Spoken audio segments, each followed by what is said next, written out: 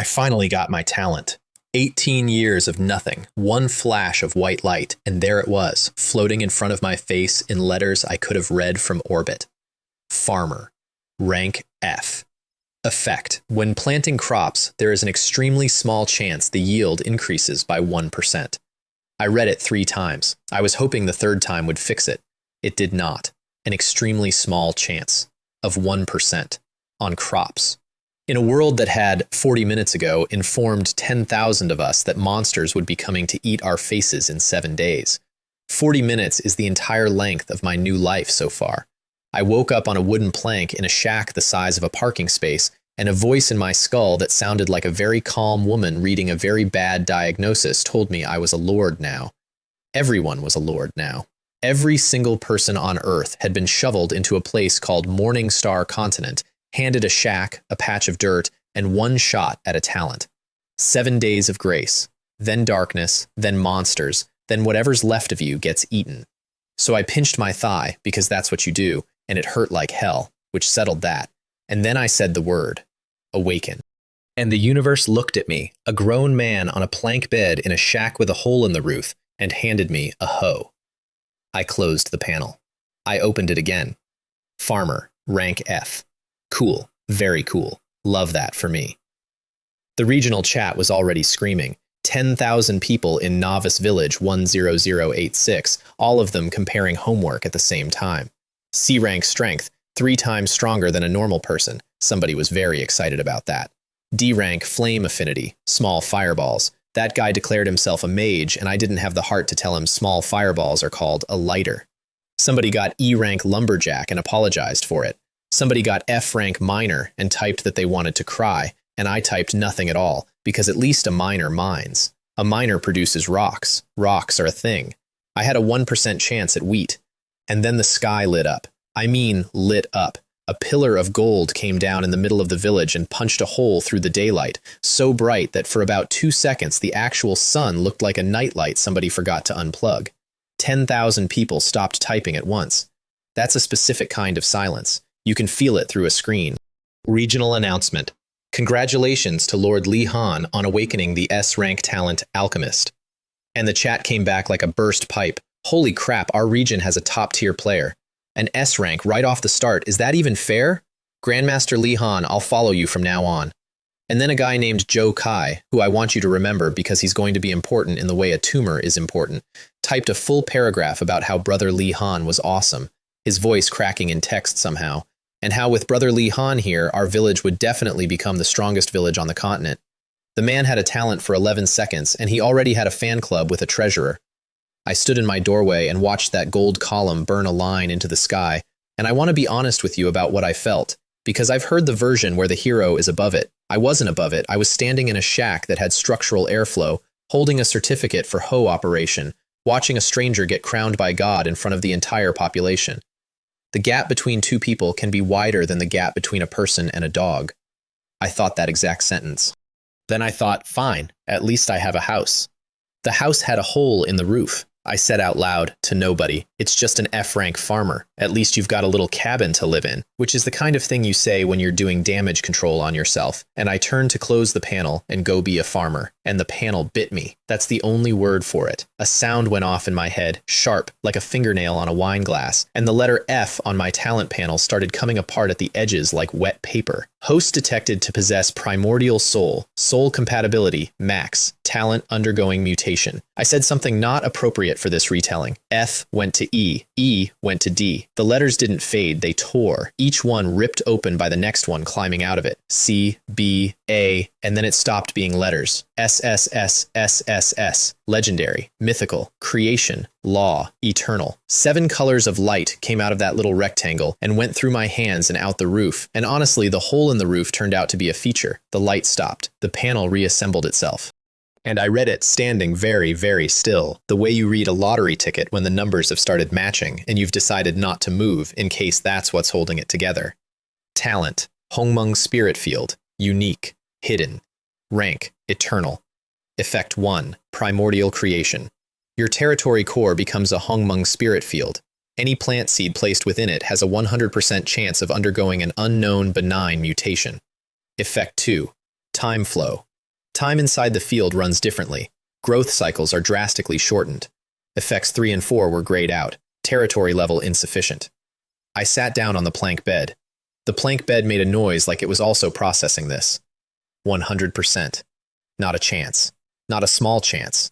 Not a small chance of 1%. 100. Every seed. Every time. The 9, whatever that meant, and the fact that the system felt the need to specify benign was itself extremely interesting. This wasn't farming. This was counterfeiting, but for reality. And outside, the whole village was still on its knees to a man who could turn lead into slightly better lead. I opened my inventory. Territory level 1. Building level 1, log cabin. Citizens 0. Resources 10 wood, 10 stone, 10 iron ore. And a little gift box shimmering in the corner like it was embarrassed to be there. Newbie Lord's gift pack. 10 common wheat seeds, 2 black breads. The bread was black in a way bread should not be, but there were 10 seeds, 10 of them. I went outside. The dirt in front of my shack, 10 square meters of it, had gone dark gold while I wasn't looking. Not brown, not black, dark gold, deep, like someone had melted down a very expensive idea and poured it out flat. I knelt down and pushed one seed into it. The seed turned green and vanished, and the ground answered. A shoot came up so fast I flinched.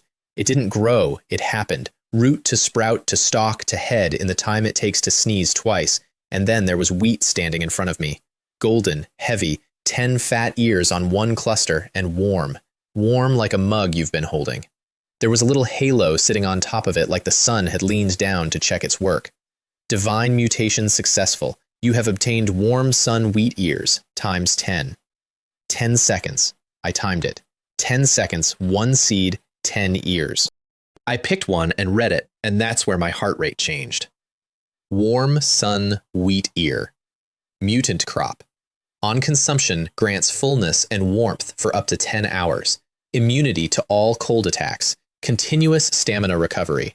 Long-term consumption may cause slight, permanent improvement to physical condition. I stood in a shack with a hole in the roof holding a piece of grain that made you immune to cold, and 100 meters away a man was being congratulated for being able to make a bucket. I ate one grain, just one, to check. A warm current started under my ribs and went out to my fingers, and every ache I'd collected from sleeping on a plank simply left, like it had somewhere better to be. Good, good stuff. I planted the other 9. 9 more pillars of gold light, 9 more clusters, 90 more ears, and my 10 square meters of dirt now looked like a bakery had exploded in it. 100 warm sun wheat ears sitting in my inventory, each one worth 10 hours of being warm in a world that had not yet mentioned anything about being cold. And that's when the world mentioned something about being cold. The epic quest came first, though, and I need to give it to you in order, because the order is the whole joke. The sky opened. Not clouds, a curtain of gold unrolled across the entire sky, everywhere, all at once, and every single person on the continent stopped what they were doing and looked up, because when the sky does that, you look up. EP main questline now available. Save the Morningstar Queen. And there she was. I'll describe her once and then leave it alone. Platinum throne, silver hair like something poured rather than grown, a face that the system had clearly spent its whole budget on, and eyes the color of an expensive stone, currently full of an amount of pain that made the whole picture wrong. Black threads were crawling up from under the hem of her dress, slowly, visibly, like the image itself was being infected while we watched. Quest background. The Queen of the Morningstar Empire, while resisting the invasion of the Abyss, was cursed by the Abyss Lord with abyssal decay. Requirement. Find a way to purify or alleviate the curse before her life fades. Duration. 32 days. And then the rewards, which is the part that broke 10,000 brains simultaneously. Give a useful clue, get a Viscount's title. Provide a way to weaken the curse, get a Marquisate and epic gear. Purify it completely, and you get the Queen's highest friendship. The title of Prince of the Morningstar Empire, 3 legendary building blueprints, resources, and glory. Failure penalty. The Queen falls, the Empire collapses, the continent goes dark forever. There was a countdown on the right. 31 days, 23 hours, 58 minutes, and under her, a black progress bar. Corruption, 5%. The global chat went somewhere I can only describe as sideways. Half of it was strategy. The other half was several billion men simultaneously proposing marriage to a projection. That's my wife, someone typed. What happened to my wife? Who did this to my wife? Guys, I think I'm in love, typed another guy. And then a third guy told him to get out, because the queen was his, and anyone who took her from him was his enemy for life. There were 900 million people in that channel, and I watched a fistfight break out in text between two of them over a woman on a screen who was actively dying. And Li Han, of course, stepped in. Her Majesty's safety concerns the entire continent, he typed. As an S-rank alchemist, I have no choice. Rest assured, I will research an antidote as soon as possible and save the queen. Grandmaster Li Han is awesome, said the chat. He is the hope of mankind. He'd had the talent for under an hour. He had not, at that point, successfully made anything. But the words came out clean and confident and in the right order. And that's most of it, apparently. I closed the channel. Saving the queen was, obviously, an excellent idea, and the reward was so good it was practically an insult. And also, I had 100 ears of wheat and 10 square meters of dirt, and no way to reach the capital, no way to get an audience, no army, and no shoes worth mentioning. So I filed her under later. Then the heavenly Tao voice came back, and it had bad news for everybody but me. Regional warning. Due to the abyssal decay curse, the first wave of climate disaster, the winter curse, arrives in 3 hours. After sunset, temperature will drop to -30 degrees. All lords are advised to secure a heat source. Prolonged exposure to cold results in continuous health loss. -30. I looked at the 100 glowing ears of wheat in my inventory that granted immunity to all cold attacks. I want to be very clear that I didn't plan this. I want to be equally clear about what I did next. The chat became a fire alarm.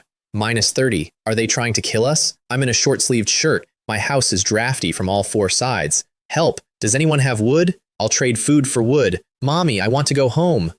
And all those poor souls who'd pulled lumberjack and miner and spent the morning apologizing for it went from the bottom of the class to the top of the market in about 90 seconds.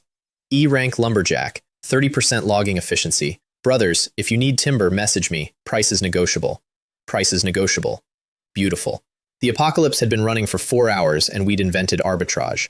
And Li Han said, "Don't panic, everyone. It's just a little hardship. I've already started researching an alchemical furnace.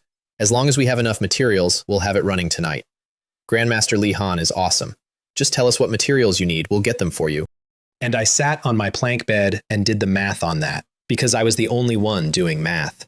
An alchemical furnace sounds advanced. Advanced things need rare materials. Rare materials, in a village where the richest man alive owns 30 units of rock, take days. By the time he's got the parts, everybody who is going to freeze has already frozen. He wasn't lying to hurt them. I want to be fair. At that point, he was just lying the way people lie when they've been told they're special and haven't yet checked whether it's true. So I lay back down on my warm plank bed in my cabin with the hole in the roof, chewing on a grain of wheat that made my bones feel like a hot spring, and I opened the chat and watched, and I waited. I waited for it to get cold. I'm not going to pretend that's noble. It's the least noble sentence in this entire story. But I'd been on this continent for 1 day, and in that day I had watched 10,000 people hand their loyalty to a man for having better letters than me, and laugh at the guy with the hoe. So I decided to find out what they thought a hoe was worth once the temperature had an opinion. Night came in on schedule. It didn't get cold gradually. A wind came across the whole village at once, carrying ice crystals sideways, and the world got shoved into a freezer, and the freezer door got shut. The chat went from complaining to a specific sound I hadn't heard before. "It's so cold, my health is dropping. I can't feel my legs. The system says I've entered a cold state and I'm losing health. It's slow, but it's really dropping. Does anyone have wood? I'll trade my starting black bread, mommy." Then somebody named Zhang Lei listed a flint and steel on the trading market. 1 flint. Price, 3 iron ore. Which was a third of everything a person owned. It sold in under a second, and the guy who bought it immediately got into the chat to gloat about how warm he was, which then created the second fastest economy I've ever witnessed. Liu Yong had a flint, 4 iron ore, hurry. Zhao San had a flint, 5 iron ore, don't worry about the price, these are lifesavers. Within 10 minutes, the price of a flint had gone up 60%, and the sellers had stopped pretending to be sorry about it. But there were 10,000 people and maybe 40 flints. Most of that village sat in the dark and watched their own health bar go down 1 point at a time, which is a very slow and very specific way to be told that you, personally, are not important. I lay in the warm and watched the number of people begging climb. Right. Time's about right. I opened the trading market and typed it out slowly, the way you write something you're going to be quoted on. Seller. Chen Yu. Item. Warm sun wheat ear, ×1. Requirements. 10 wood, 10 stone, 10 iron ore. Inventory. 10. Note. Exclusive source. Buy now while supplies last. No compensation for those who freeze to death. 10 wood, 10 stone, 10 iron ore. That was everything. That was every single thing a starting lord had in the world, to the gram. The chat went silent for 3 full seconds. I counted. And then it came apart. Is this for real? 10 each of timber, stone, and iron. Is that a price a human being could set? Who is this Chen Yu? He's got a real money-grubbing streak. And then somebody clicked my profile and found the hoe. The laughing went on for a while. It's a farmer, an F-rank farmer, the lowest trash talent there is, and he's charging that, ha ha ha ha. Someone at the bottom of the ladder wants to ride roughshod over all of us. And then Joe Kai arrived, the way he always arrived, like a man who'd been waiting his whole life for a microphone. At Chen Yu, he wrote, "Do you have any shame? A farmer who won't farm properly, raising prices during a national crisis? You selfish, low-class trash. You should be expelled from the human race." He typed that in a house with no fire in it, from a body that was actively losing health, about a man who was selling the cure. "I'd rather freeze than buy anything grown by such a heartless farmer," someone agreed. "Exactly," said someone else. "Eating it might upset my stomach." They were 40 minutes from hypothermia, and they were concerned about the digestibility of my ethics. Then one small voice, in the middle of all of it. Did any of you actually look at the wheat's attribute description?" And the entire channel stopped. Because no, they had not. They'd been so busy having opinions about me that not one of them had clicked the item. Then they clicked the item. Immunity to all cold attacks, 10 hours, continuous stamina recovery, permanent physical improvement. The silence that came back was a completely different silence than the first one. The first one had been amusement. This one had arithmetic in it. "This isn't food," someone typed slowly. "This is a life-saving artifact. Compared to this, a flint is nothing." And Zhao Kai's eyes, I imagine, went red, because what he wrote next is one of my favorite things anyone has ever written. "At Chen Yu," he said, "I order you to immediately change the price to 1 unit of wood. This strategic resource should be controlled by the strongest lord in the village. You must prioritize supplying it to our S-rank boss, Brother Li Han. Otherwise, you can expect to be despised by the entire village. I want you to understand the structure of that," he ordered me. "To sell at a 99% discount, to a third party, or he'd be disappointed in me." And a chorus of frozen people agreed with him.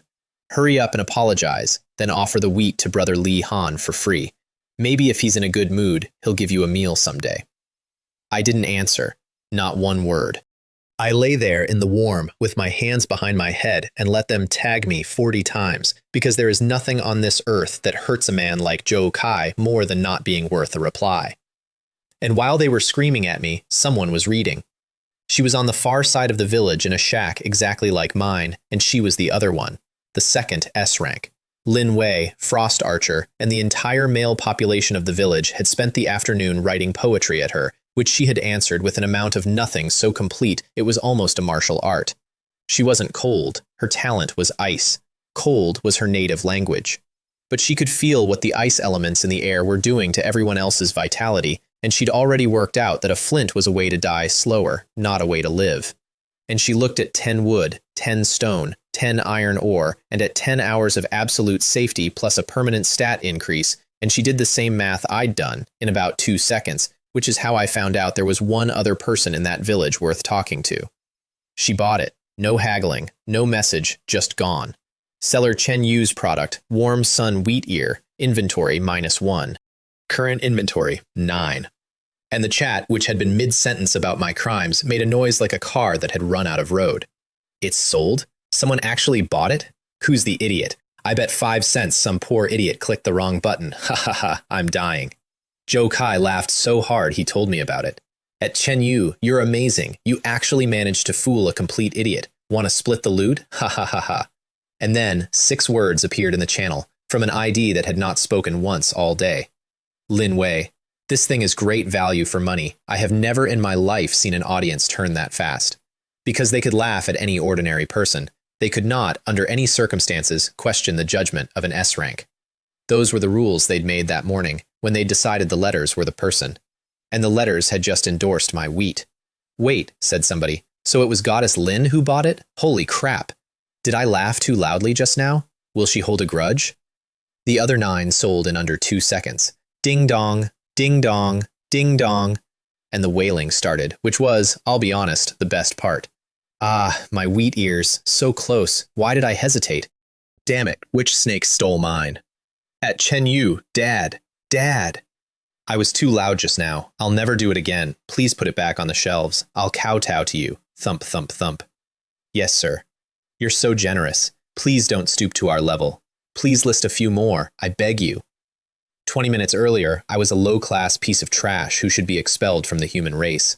Now I was Dad. I checked my resources. 90 wood, 90 stone, 90 iron ore, up from 10. And I still had 90 ears left, so I listed 10 more. Same price, not 1 unit lower. And Joe Kai, who had by this point achieved something like religious purity, jumped in front of it again. Don't buy it. Anyone who does is an idiot. Can't you see this guy surnamed Chen is price gouging on the spot? We should unite and boycott him. If we all refuse to buy, he'll panic about not selling and lower the price himself. And here's the thing, that worked a little. You could see people hesitate. Because that price genuinely emptied them, and nobody wants to be the sucker. And then the second S rank arrived and made the single worst decision of his life. Li Han, young man, I advise you to be kind. Adjust the price back to a reasonable range and I can pretend nothing happened. Don't narrow your path. He wasn't threatening me, you understand. He was giving me a chance to repent and come closer to him. That's the register. That's a man who genuinely believed he was the main character speaking to an NPC who had gotten above himself. Brother Li Han is awesome, said Joe Kai. Look, look. This is the vision of an S-rank leader. He has the world in his heart. At Chen Yu, did you hear that? Brother Li Han told you to change the price. Don't push your luck. Yes. Lower the price now, otherwise, once we get through tonight, under Brother Li Han's leadership, we'll be the first to raise your doghouse to the ground. And the market said, inventory -1, inventory -1, inventory -1. 10 times, in about a second, stacked on the screen right under his ultimatum. Silence is Cambridge tonight, somebody typed, which I still don't fully understand, but the sentiment landed. That deafening quiet came down on Li Han and Joe Kai and every single person who had backed them, and it was worse than being told off. Nobody had argued with him. Nobody had defended me. 10 people had simply gone shopping while he was talking. And then the reviews came in, which finished it. Holy crap, this wheat, it's amazing. I was freezing and seeing stars. 1 bite and I'm warm all over. It's not just the cold, my stamina's coming back. My health is going up. Totally worth it. At Chen Yu, you're my brother. Who insulted you just now? I'll insult them back. At Joe Kai, at Li Han, you idiots. Joe Kai's lips had gone purple by then. He said so. He typed, with frozen fingers, you bunch of traitors, you promised to boycott together. And nobody answered him, because they were all busy being warm. I put up 10 more. Sold in 3 seconds. 10 more. 3 seconds. I did it 9 times, at exactly 1-minute intervals, like a man feeding pigeons, and on the 10th minute I put up nothing at all, and let the market sit there empty while they refreshed it. 90 sold, 10 kept. 910 wood, 910 stone, 910 iron ore. The average lord in that village, counting everything he owned down to his boots, had 30. I sat there in the dark with the numbers glowing in front of me, and I did have one clear thought, and it wasn't a noble one either. It was, the warehouse is full. So I upgraded the house. 200 wood and 100 stone, and the shack folded itself into a real cabin. Thick logs and stone footings, twice the floor space, actual planks over the windows. Durability plus 200, defense plus 10. New traits, windproof, warmth. Congratulations, you are the first lord in Novice Village 10086 to upgrade a building. Rewards, 1 random resource chest, 200 copper coins, 100 Morningstar Empire reputation. And that announcement went out to everyone. The village came apart again. Upgrading buildings? On day 1? Chen Yu? Who's that? Where's he getting the resources? Did you just wake up from the cold? He sold the wheat. He took everything we had. Damn it, we're shivering in the wind, and he's already living in a second-class mansion. An F-rank farmer has outdeveloped both S-ranks. This world is insane. And on the other side of the village, in a level 1 cabin with the wind coming through the boards, Li Han heard that announcement. He hit the wall.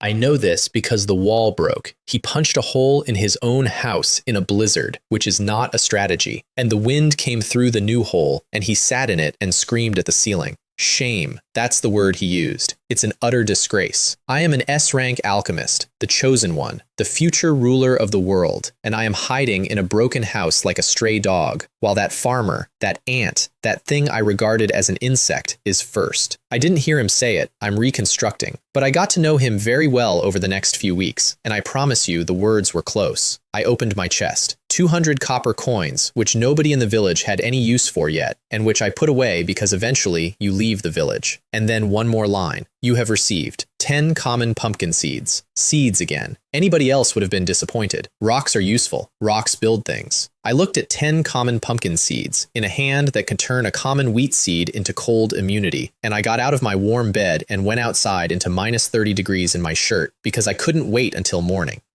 And I want to tell you what came out of that dirt, because that's the part where I stopped being a man with a good business idea and became a problem. I pushed the first pumpkin seed into the field. The light that came up wasn't gold, it was red. A vine came out of the ground like something being born angry, thick as my wrist, and at the top of it a pumpkin swelled up to the size of a basketball, dark red, with cracks across the surface that glowed and dimmed, like something in there had a pulse. Heat came off it in a wave. In minus 30, I could feel it from a meter away. Ding! Divine mutation successful. You have obtained a special crop, exploding pumpkin. I read the description with my hands very carefully at my sides. Exploding pumpkin. One-time throwable item. After being thrown, explodes violently, dealing 100 fire damage to all enemy units within 5 meters. Review. This is a fruit that explodes. We suggest you run fast when you throw it. The system had a comments section, and the comment section was giving me tactical advice. This wasn't a pumpkin, this was ordnance with a stem.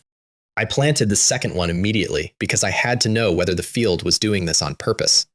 This time the light was blue, and what came up was a pumpkin carved out of crystal, so clear I could see the vine through it, glowing soft and cold. It was ice to the touch and hard as a bank vault. Crystal pumpkin, one-time use. On use, a crystal barrier instantly forms around the user, blocking all ranged attacks for 10 seconds.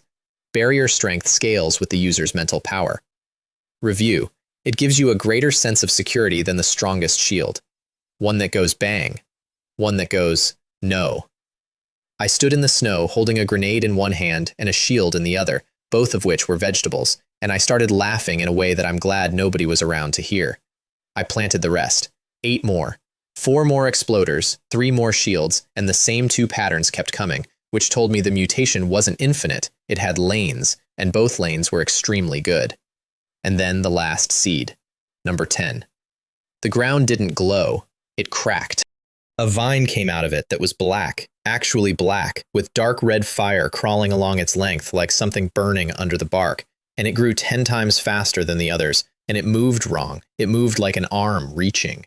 And at the top of it, there was a pumpkin the size of my fist, jet black, cracked with magma lines, and it wasn't hot. It was the opposite of hot. It felt like standing next to a hole. Ding! Congratulations, host. You have triggered a 1 in 10,000 chance of a secondary divine mutation. You have obtained a rare mutant crop, Hellfire Bursting Pumpkin. Effect, one-time throwable, explodes with Hellfire, dealing 250 fire damage to all enemy units within a 10-meter radius, and inflicting Hellfire Burn, 10 health per second for 5 seconds. Review, a gift from hell. Explosion is art, 300 damage, 10-meter radius. Out of a common pumpkin seed I'd been given for free as a consolation prize, in a village where the strongest monster anyone had seen had 80 health. I held it in both hands very gently, the way you hold something that has clearly not agreed to any of this. And I stood in a blizzard outside a cabin in a village that thought I was a joke. And I said the only thing there was to say. Cool. Behind me, the chat was still going, still arguing about whether my talent was really F-rank, whether the system was displaying it wrong, whether an F-rank could possibly do this. Somebody said if this is an F-rank, then my C-rank is a joke, isn't it? And Li Han, in his broken house, told them all to calm down, that I'd only gotten ahead through opportunistic food, and that once the newbie protection ended, the real test would begin. And at that time, a farmer with no combat power would be nothing but a lamb to the slaughter, while he, the alchemist, was the true god who would rule everything. A few people agreed with him, a lot more said nothing. Nobody's stupid. No matter how big the pie in your sky is, it has to actually arrive. And my wheat had arrived, in their hands tonight, and it was warm. I put the black pumpkin in my inventory next to 9 others and went back inside, into my windproof cabin, and lay down on my plank bed and listened to 100 meters of blizzard trying to get through walls that it couldn't get through anymore. 7 days until the dark came down and the monsters came out. I had 101 hours of warmth, 5 grenades, 4 shields, 1 small nuclear device, and a patch of dirt that could turn garbage into miracles at 100% conversion rate. And out there somewhere, a man with a golden pillar of light was telling everyone he was going to save the queen. I fell asleep smiling, which in hindsight tells you everything about how the next month was going to go. The next morning, the sun came through my window and I woke up rested, which after one night in this world already felt like cheating. Level 2 cabin, windproof, warmth. I'd slept like a man with a mortgage and a good job. Outside, the village was digging itself out of a blizzard and counting who was missing. I ate a grain of wheat, felt my bones go warm, and pushed open a door that no longer had a draft. Time to go see the world. Here's the thing about the newbie protection period that most of those 10,000 people never worked out. Lords couldn't attack lords. Nothing stopped a lord from walking into the forest. And the forest is where things live, and things that live have stuff. Yesterday I'd have been careful. Today I had 5 grenades, 4 shields, and 1 item that the system had personally described as art. I walked into the trees. It got dark fast under that canopy. Quiet in the way that isn't peaceful, just empty of anything that wants you to know it's there. A few hundred meters in, I stopped, because 3 pairs of eyes were looking at me out of the bushes with a red shine that does not occur in nature. They came out together. Big black wolves, bigger than anything that should be called a wolf, foul stuff dripping off their teeth. Demonized wild wolf, level 1, health 80, attack 15, skill, bite. Oh, you've brought me a housewarming gift. I'd been genuinely worried about where to test my new toys, and here were 3 volunteers. I took out one of the red ones and weighed it in my hand. Go on, pumpkin beast. I threw it into the middle of them. It wasn't a bang. It was a very short conversation that ended. The flash went up through the branches. When the smoke cleared, there were 3 wolves on the ground, all of them extremely finished, and a small crater where they'd been standing, and I was standing about 8 meters back with my arms still out like an idiot. 1 pumpkin. 3 level 1 monsters. It wasn't a fight, it was a product demo. And that was the moment the sky did the thing again. Announcement from Novice Village 10086. Congratulations to Lord Chen Yu for successfully hunting a monster and reaching level 2. First lord in the village to level up. Rewards: 1 random weapon chest, 500 copper coins, reputation plus 100. Now, I want to be fair and tell you what was happening 2 kilometers away at that exact second, because the timing on this is so good that if I'd written it, nobody would believe me. Li Han had spent the entire night in his broken cabin, burning every single resource he'd been given, and he'd built something. A puppet. Bronze and steel, 2 meters tall, alchemy puppet, level 1, health 200, attack 20, defense 15. Which is, and I'll be honest, genuinely good for day 2.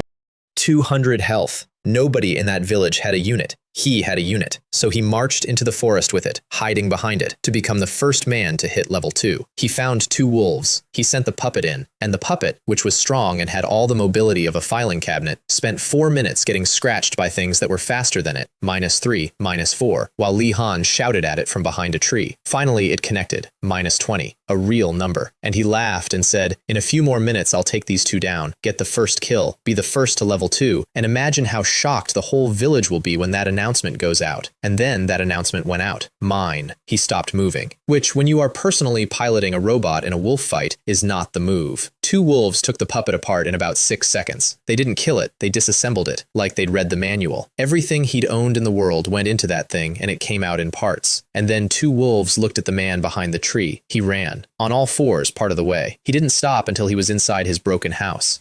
I didn't know any of this yet. I found out later because the whole village found out later. And I'm giving it to you now because the shape of that man's entire life is in it. He built something real, and it broke. Because he was watching my scoreboard instead of his own fight. Meanwhile, the chat was trying to work out how a farmer kills monsters. Isn't he a farmer? How do farmers kill things? With a pickaxe? F-rank farmer. Pshaw. If that's an F rank, I'll live stream myself eating dirt while doing a handstand. God Chen. Forever God. They'd promoted me from dad to God overnight. Costs nothing to say. I'd remember who said it. And then somebody asked where Li Han was, since he'd announced he was going hunting and would be first to level, and there was a pause, and Joe Kai arrived to explain that brother Li Han was holding something big, and that we should let the bullets fly a little longer. Let the bullets fly a little longer. He'd been chased home by 2 dogs. I opened my chest. A dagger came out of it, a foot long, black, with a curve to the edge that looked less like a design choice and more like an opinion, and blood-red patterns cut into the flat of it. Scarlet Fang. Excellent quality. Attack plus 25, agility plus 2, 10% chance on hit to cause bleed, 3 health per second for 5 seconds. Review: a deadly blade thirsting for blood, a favorite of assassins and wandering knights. I checked my panel while I had it open, and this is where I found something the system had been quietly doing to me all along. Level 2, health 120, magic 130, strength 12, agility 11, constitution 12, spirit 13, charm 18. Everything else had gone up by 1. Charm was 18. It had started at 18. Nobody's charm starts at 18. I hadn't asked for that, and I never found out where it came from. And about 2 weeks later, it caused a monster to fall in love with me. So, foreshadowing. I looted the wolves. 3 hides, 6 meat, 3 copper coins. Not glamorous. Everything's a supply chain. And I went deeper because I'd killed 3 wolves with 1 vegetable, and I wanted to know what the ceiling was. I found out 400 meters in when the noise came. It wasn't a howl. It was lower than that, and the wind that came with it smelled like something that had died and then kept walking. And out of the dark came a wolf 3 times the size of the others, gray-white, and its eyes had something in them that the others hadn't had. They weren't just savage, they were interested. Giant demonic alpha wolf, elite, level 2, health 300, attack 25. Skills: fierce pounce, alpha wolf roar. Review: king of the pack, greater strength, more cunning mind. Please be extremely careful when dealing with him, 300 health. On day 2, when a normal lord was still deciding whether to leave his house, my hand went to the black pumpkin before I'd decided anything. That's instinct. And then I made myself stop, because using the 1 in 10,000 nuclear option on a village elite would be like paying for a coffee with a house. Let's find out what the cheap ones can do. It came at me. Not slowly. I went forward instead of back, which is not bravery, it's just the shortest way to get the thing where I needed it, and I slammed the crystal pumpkin into the ground. The wall came up out of the dirt in front of me, blue and half-transparent, and the alpha hit it at full speed. Crack! The barrier fractured all the way across and held, and 300 kilos of wolf bounced off it and sat down hard, and for about a second and a half, it was visibly trying to remember what its own name was. That second and a half was the whole fight. I threw 3 exploders into its face, -100, -100, -100, 300 health, gone, in one breath. The wolf went up and came down black and smoking and did not get up, and the forest went completely silent in a 100-meter circle, and I stood there with my hands still out. I said to the corpse, it doesn't seem that strong. Congratulations, first kill of the level 2 elite monster, giant demonized alpha wolf, in Novice Village 10086. Rewards: 1 random resource chest, excellent quality, 800 copper coins, reputation plus 100. And the sky told everyone. I have to describe the chat, because from here on, the chat is a character in this story, and it never once shuts up. First kill on an elite? I'm dumbfounded. What even is a giant demonized alpha wolf? The name alone is terrifying. Is he human? We can't fight normal monsters, and he's killing elites. God Chen, how did you do that? Please help us. I hereby declare that from this day forward, Chen Yu is my father. My biological father. At Li Han, where's Grandmaster Li Han? Why is he so quiet? Probably scared out of his wits. Yesterday, he was pretending to advise God Chen. Today, his face is swollen from slapping. I heard someone saw Grandmaster Li Han's alchemy puppet get dismantled by 2 little wolves. Don't know if it's true. Pfft, really? That's too embarrassing. Is that all an S rank can do? Somewhere across the village, a man with a hole in his wall read that, and started to understand that the hole in his wall was going to be the least of it. Joe Kai messaged him privately. I know what it said because Joe Kai's private messages became public later in a way that I'll get to, and which he did not enjoy. Brother Li Han, he wrote, Chen Yu is in the news again. Hasn't your big one come out yet? There's a particular flavor of cruelty in being asked that by your own fan. I looted the alpha. 2 elite fangs, 1 tough white hide, 10 copper, and something else. Skill fragment. Collect 3 fragments of the same type to synthesize a complete lord skill. A skill. An actual skill for me, not for a unit. I put it away like it was made of eggshell. And then I opened the excellent quality chest, and the chest gave me the thing that changed the entire shape of my life. 20 seeds. Not resources, not gear. A little cloth bag with a leaf embroidered on it in gold thread, and inside it 20 seeds of excellent quality. I want you to appreciate the position I was in. Common wheat had produced cold immunity. A common pumpkin had produced a bomb, and then, on a 1 in 10,000 roll, a better bomb. That was common. This was 2 full tiers up, 20 of them. I did not walk home. I'm not going to pretend I walked home. I stood in front of my 10 square meters of dark gold dirt, out of breath, and took out the first one. It was green all the way through, and it had a feeling to it, a sort of low hum you get in your palm, like holding a cat that's asleep. Come on then, let's see where your limits are. I planted it. A shoot came up and put out a fist-sized fruit, bright green, and the smell of it made my mouth water from a meter away. Wind-riding fruit. Effect. Permanently increases agility by 2 points upon consumption.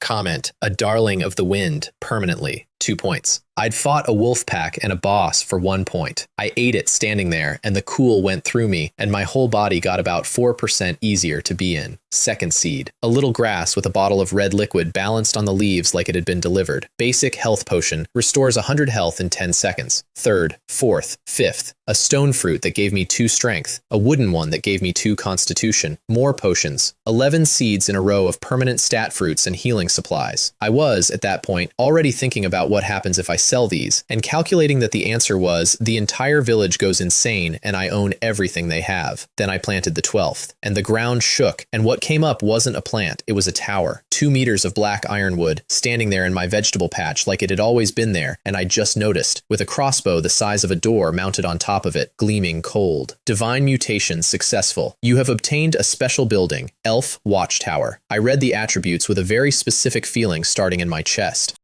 Elf Watchtower, Level 1, Attack 30, Range 100 meters, Attack speed 1 shot per 2 seconds. Trait, requires 1 archer unit to activate. Evaluation, Elven race standard defensive fortification, precise and deadly. You can grow buildings. In 6 days, darkness was coming down and monsters were coming out of the trees, and the single most valuable thing in the world was going to be a structure that shoots at things on its own. And I had just grown one out of the dirt like a turnip. I put it at the entrance to my land. It looked absurd. It looked like a gun emplacement in a herb garden. It was the most beautiful thing I'd ever owned. 13th seed. Another watchtower. I put that one on the opposite side, and now I had a crossfire covering the entire front of my territory. 180 degrees, with 2 automated weapons on day 2. 7 seeds left. My hands weren't steady. 14th seed. The light that came up wasn't green. It was pink. A bud came out of the ground the size of a barrel and opened, and something stood up inside it. I want to tell this part carefully because it's the part where the story stops being about resources. She was tall, taller than me, and she came out of that flower already armed. Cherry blossom hair down her back, green eyes that went across my whole field in one pass, cataloging it, checking the tree line, checking the towers, checking me last.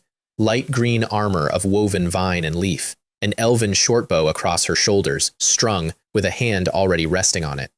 She looked at me the way a professional looks at a new commanding officer they have not yet decided about. Then she went down on one knee, all business, and said one word. Master. Congratulations, divine mutation successful. You have obtained a special unit, Elf Archer. I stood in my vegetable patch with dirt on my hands. I had grown a person. Unit, Elf Archer, Level 1. Loyalty 100, Die Hard. Health 150, Attack 25. Skill, Precision Shot. Evaluation, a gift from the ancient elven tree. They are natural archers and absolutely loyal to their master. 25 attack. That's the same number as the level 2 elite alpha wolf I'd needed 3 bombs to kill, and it was ranged, and it had come out of a seed in 10 seconds, for free. Get up, I said, because she was still kneeling, and my voice did a thing on the second word that I'm choosing not to describe. She got up and stood at my shoulder and waited for instructions, and I did not have any, because my brain was still filing the sentence, I have grown a person, and it kept coming back, rejected. So I planted the next 5 seeds all at once. 5 more flowers. 5 more of them. Same green eyes, same bows, same absolutely unbothered competence, and they lined up next to their sister without being told to, which told me something about what came pre-installed in that seed. 6 archers. On day 2. In a village where the second-place lord was a man with a broken robot. And then there was 1 seed left, number 20. I picked it up and I already knew, because the field had gone quiet under my feet in a way it hadn't before. The light came up white and it didn't stop climbing. Congratulations, host. A 1 in 10,000 chance has been triggered. Secondary divine mutation. The flower that came out of the ground that time wasn't pink. It was a white lotus, wider than I am tall, and it opened slowly, like it was in no hurry at all, and there was someone standing on it. Hair like poured moonlight down to her waist, skin that had never had a bad day, and eyes the color of rubies that looked at the world, and then at the towers, and then at the 6 archers, and then at me. And she came down off the flower 1 step at a time, and knelt on 1 knee like an officer reporting for duty. Ilara greets her master. She said it the way you read a line off a form, and then she stayed down on that knee, waiting until I told her to get up. She would have waited all night. That should have told me more than it did. I opened her panel and had to read it twice. Unit, Moon Elf Ilara. Quality, S-rank, unique hero, upgradable. Level 1, 0 of 1000. Health, 500. Attack, 50. Skill 1, Luna Aura, passive. Ilara's presence inspires all elven race units, increasing all their attributes by 10%. Skill 2, Moonlight Arrow, active. Consumes spirit power to form an arrow of moonlight, dealing 200% damage and inflicting slow for 3 seconds. Cooldown, 10 seconds.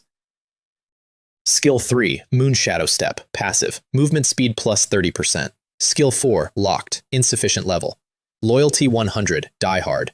Evaluation. Born bathed in primordial energy and the essence of moonlight, she is a born hero, a queen of the battlefield, and possesses limitless potential for growth. A hero unit, not a soldier. 500 health, double the 6 behind her, an aura that buffed all of them, a nuke on a 10-second timer, and a growth ceiling described in a system evaluation as limitless. I hadn't struck gold. I'd brought home something with a will of its own that had decided, for reasons nobody ever explained to me, to be on my side. You 6, I said, and I was surprised by how steady it came out. Are under her command. The 6 said, yes, master, in unison, which was slightly alarming. Ilara went down on 1 knee again. Ilara will never betray my master's trust. Right, 2 of you, in the towers.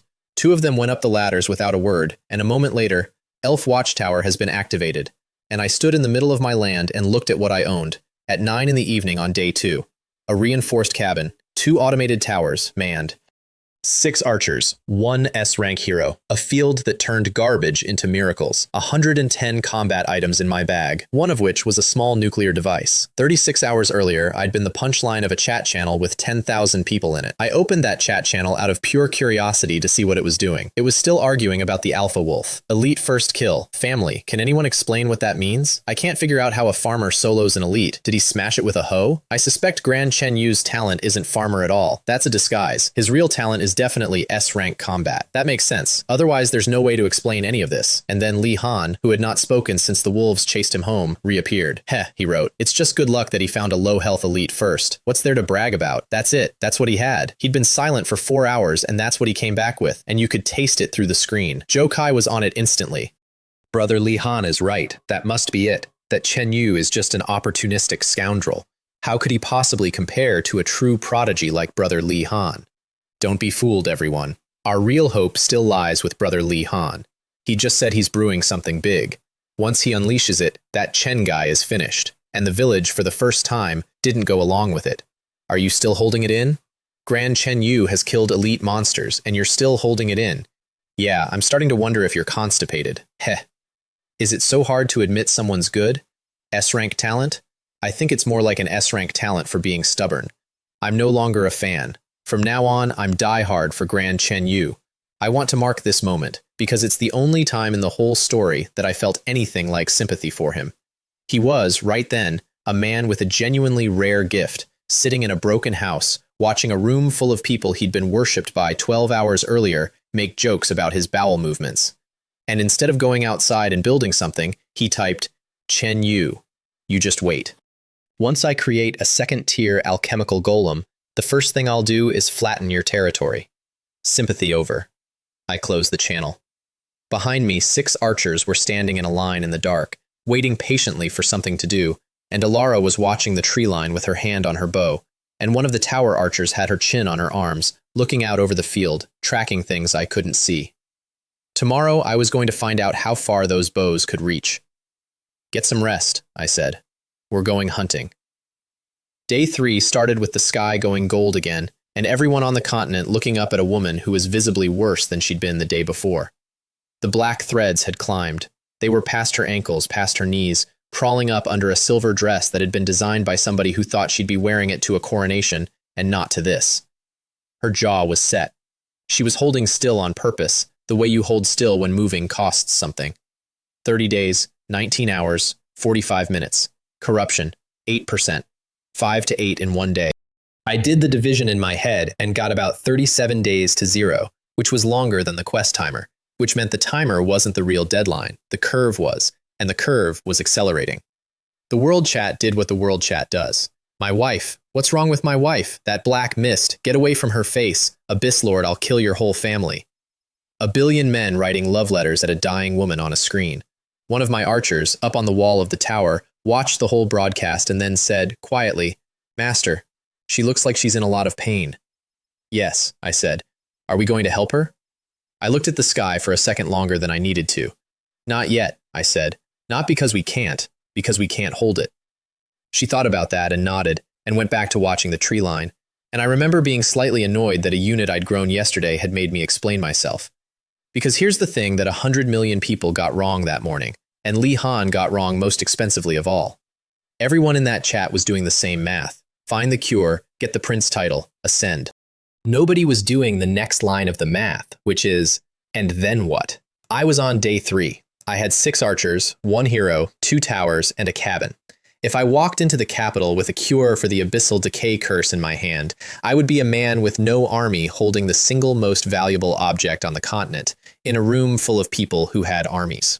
There's an old line about that. A common man is innocent, but possessing a treasure is a crime. So, not yet. Li Han did the opposite, and to his enormous credit, he did it fast. I watched it happen in real time, and I want to lay it out properly, because it's the single best piece of work that man ever did, and everything he built after it was built on this one afternoon. He came out of his broken house and posted, "At everyone, don't panic. I've seen Her Majesty's condition. As an S-rank alchemist, saving the queen is my duty. Please rest assured. I have some clues about the curse. However, to concoct an antidote, I need to consume a huge amount of basic materials for experimentation. I hope you can lend me a hand. Trade any surplus resources you have to me. I assure you all.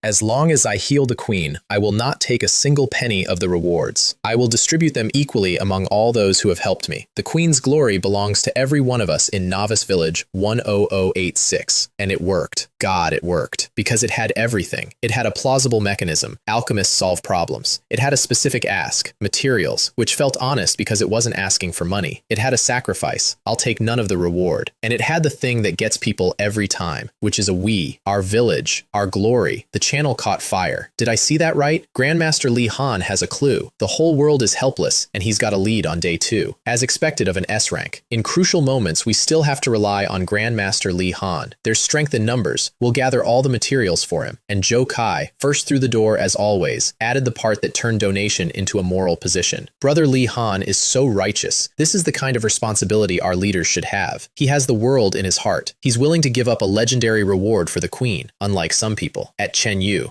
Yesterday, taking advantage of a natural disaster, you sold wheat at those prices, profiting from human suffering. Today, you only care about killing monsters and leveling up. You don't care about Her Majesty at all, and the village turned on me again, in about 90 seconds, from the same mouths that had called me dad the night before. Damn it, I thought Grand Chen Yu was great yesterday, but he's not a very good person. Chen Yu's a bit selfish, no sense of collective honor. At Chen Yu, you'd better give back all the money you embezzled from us and hand it to Brother Li Han for research. Otherwise, you're a sinner against all mankind. Chen Yu, get out of 10,086. The word embezzled is my favorite thing in that entire paragraph. I had sold a product at a listed price to voluntary buyers who were, at the time, publicly thanking me for it, and the trades started. Lord Li Hua is trading with you. 5 timber. Lord Zhou Jun is trading with you. 3 stone, 2 iron ore. Lord Zhao Guozi is trading with you. 1 black bread. 1 black bread. Somebody gave that man his food. Timber, 358. Stone, 267. Iron ore, 199. Inside 2 hours. From people who 36 hours ago had thought 10 units of wood was a fortune worth screaming about.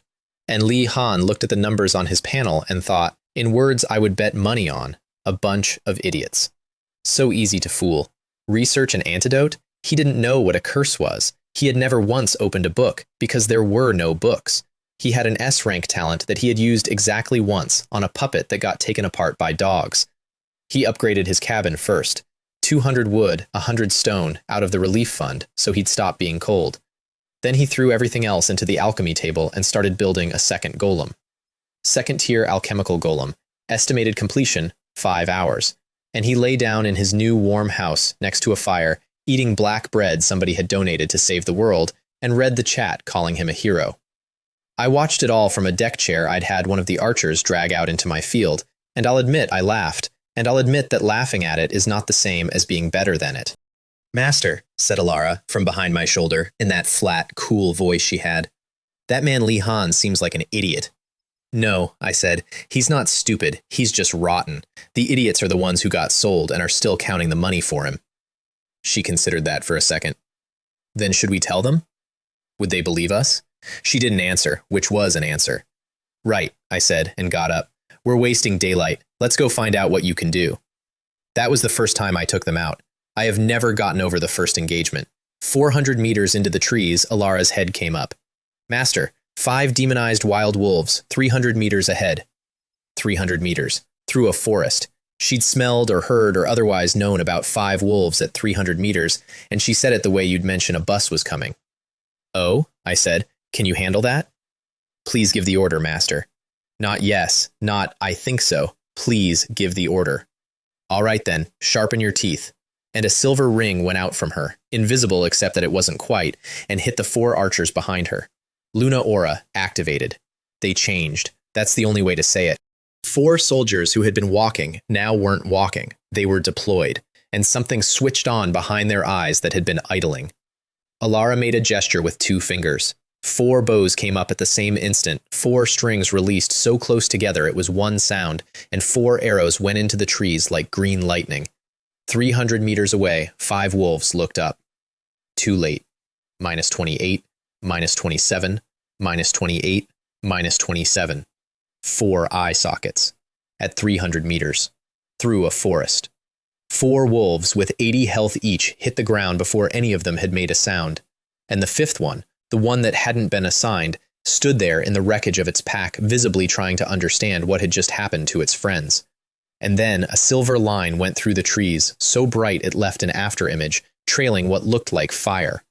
Moonlight arrow. -102. Critical. That poor animal didn't get a last word. 3 seconds, start to finish. I hadn't moved. I hadn't drawn anything. I had walked into a forest with a squad and stood there while the forest was cleaned. Pretty, I said. And Alara, S-rank hero, queen of the battlefield, born bathed in moonlight, went slightly pink in the face and looked at the ground and made a noise like a mosquito clearing its throat. I have thought about that a lot since. A woman who could shoot the eye out of a wolf at 300 meters, who had come out of the ground fully formed with the fighting instincts of something ancient, could not process being told good job. That's the moment she stopped being a unit. We hunted for 4 hours. The forest belonged to us. Small packs, big packs, it didn't matter. Nothing got within 50 meters of me. 2 of the archers hit level 2 and went gold for a second. My experience bar was climbing like a rocket with a bad attitude. And then something roared out of a cave that wasn't a wolf. 3 meters of black bear came out of that hole. Muscle stacked on muscle, and it didn't run at us. It walked, which is worse. Demonized giant bear. Elite, level 4. Health 550. Attack 35. Defense 30. Skills. War roar, earth-shaking strike. Defense 30. That was the number that mattered, and I saw it half a second too late, because Alara was already stepping in front of me with her arm out. Master, step back. Its aura is dangerous. Fire arrows, she said without looking away from it. Its eyes. 4 arrows hit it. -8, -9, nothing. 30 defense ate them. 4 shots that had been one-shotting wolves bounced off a bear like gravel off a truck, and that's when I learned the shape of this world in one sentence. Numbers stop mattering the second the other number is bigger. The bear stood all the way up, and both front paws came down. The shockwave went out flat across the ground, and everybody moved, and one of the archers didn't move fast enough. She went down. Not dead, stunned, sprawled in the dirt with her bow 2 meters away, and that paw the size of a millstone came up over her. I was too far. I want that on record. I was 12 meters away, and I was not going to make it, and I knew it while I was running. Silver light went past me. Alara was just there, in the space between the archer and the paw, with no travel in between, and the longbow was already drawn, and she put a moonlight arrow into the joint of that paw at a range of about 4 feet. -85. It didn't stop the paw. It moved it. Half a hand's width, maybe, but the paw came down beside the girl instead of on her and put a crater in the ground, and the wind of it rolled her over twice. And that's when I got there. I came in behind the bear while it was still committed, and Scarlet Fang went across the back of its neck. -52. Critical. Bleed took. I saw the little icon come up over its head, and its health bar started ticking down on its own, which is when I fell in love with that dagger. It turned around and swung, and I was already gone, because the one thing I'd worked out about big things is that they only get one direction at a time. The archer got up. Her sisters got her bow back to her. She was shooting again inside 8 seconds, at eye level, with her hands steady. Between the two of us, Alara at range and me at the neck, the bear lasted about a minute and never touched me. You have defeated the level 4 elite monster, Demonized Giant Bear. Your level has increased to level 3. It fell over and burst, and a small mountain of loot came out of it. Elite Giant Bear's Soul of Might. Thick Bear King Fur, ×3. Blueprint, Bear King Boots. Skill Book, Heavy Strike. 58 copper coins. A skill book, for me. Heavy Strike. After learning, your next melee attack deals 150% damage with a chance to briefly stun. Cooldown 30 seconds. I learned it standing there and felt something new arrive in my arms. Like a muscle I'd been issued rather than grown. Then I crafted the boots out of the hide, plus 20 iron ore and 50 copper, and put them on. Defense plus 15, strength plus 2. And then the last thing, which was the reason that fight was worth it. The brute force of the elite giant bear. Special item. Permanently increases the Lord's strength attribute by 3 points on use. 3 points. Permanently. I got 1 point per level, and levels were getting expensive. I used it and it went through me like being pushed down a hill. My bones popped. Something in my forearms rearranged itself. Level 3. Strength 20. Agility 14, Constitution 15, Spirit 20, Charm 19, 20 Strength. A normal person on day 3 had about 10. Master, your spoils. Alara came over with everything the bear had dropped, sorted, in her hands, and held it out. She'd been picking it up off the forest floor while I was standing there feeling my own arms. Well done, I said. She went pink again. She was going to have to sort that out at some point, or the whole army was going to notice. The 4 archers came over, having watched this exchange with great interest, and puffed up and said, Master, we want a reward too. Fine, I said. Everybody gets a share, which is how I ended up handing out a wolfskin soft hat, defense plus 3, description, at least it'll keep your head a little warm, to a soldier who had 90 seconds earlier been half a second from death, and having her put it on and turn around twice to show her sisters. I'm aware of how that sounds. It was day 3. Nobody had told me yet that this was going to end with 4 demon gods discussing me by name. We kept going. An hour later, Alara stopped again and pointed at a rock face. Master, there's an energy fluctuation on that cliff, 200 meters left. I looked. It was a rock face. It had moss on it. It had vines on it. It had every single quality a rock face is supposed to have. I'd known her for a day and a half, and I'd already stopped asking. I walked over and knocked on it. Solid, all the way through. It's inside the wall, she said. Inside. I set my feet and pulled everything I had into my right hand, and Heavy Strike came up like a load coming off a truck. Open. I put my fist through a rock wall. 22 strength and 150% damage, and the stone came apart and sprayed out into the trees and left a hole the size of a door, and behind it there was a cave the width of a man, and in the cave there was a rotten wooden box.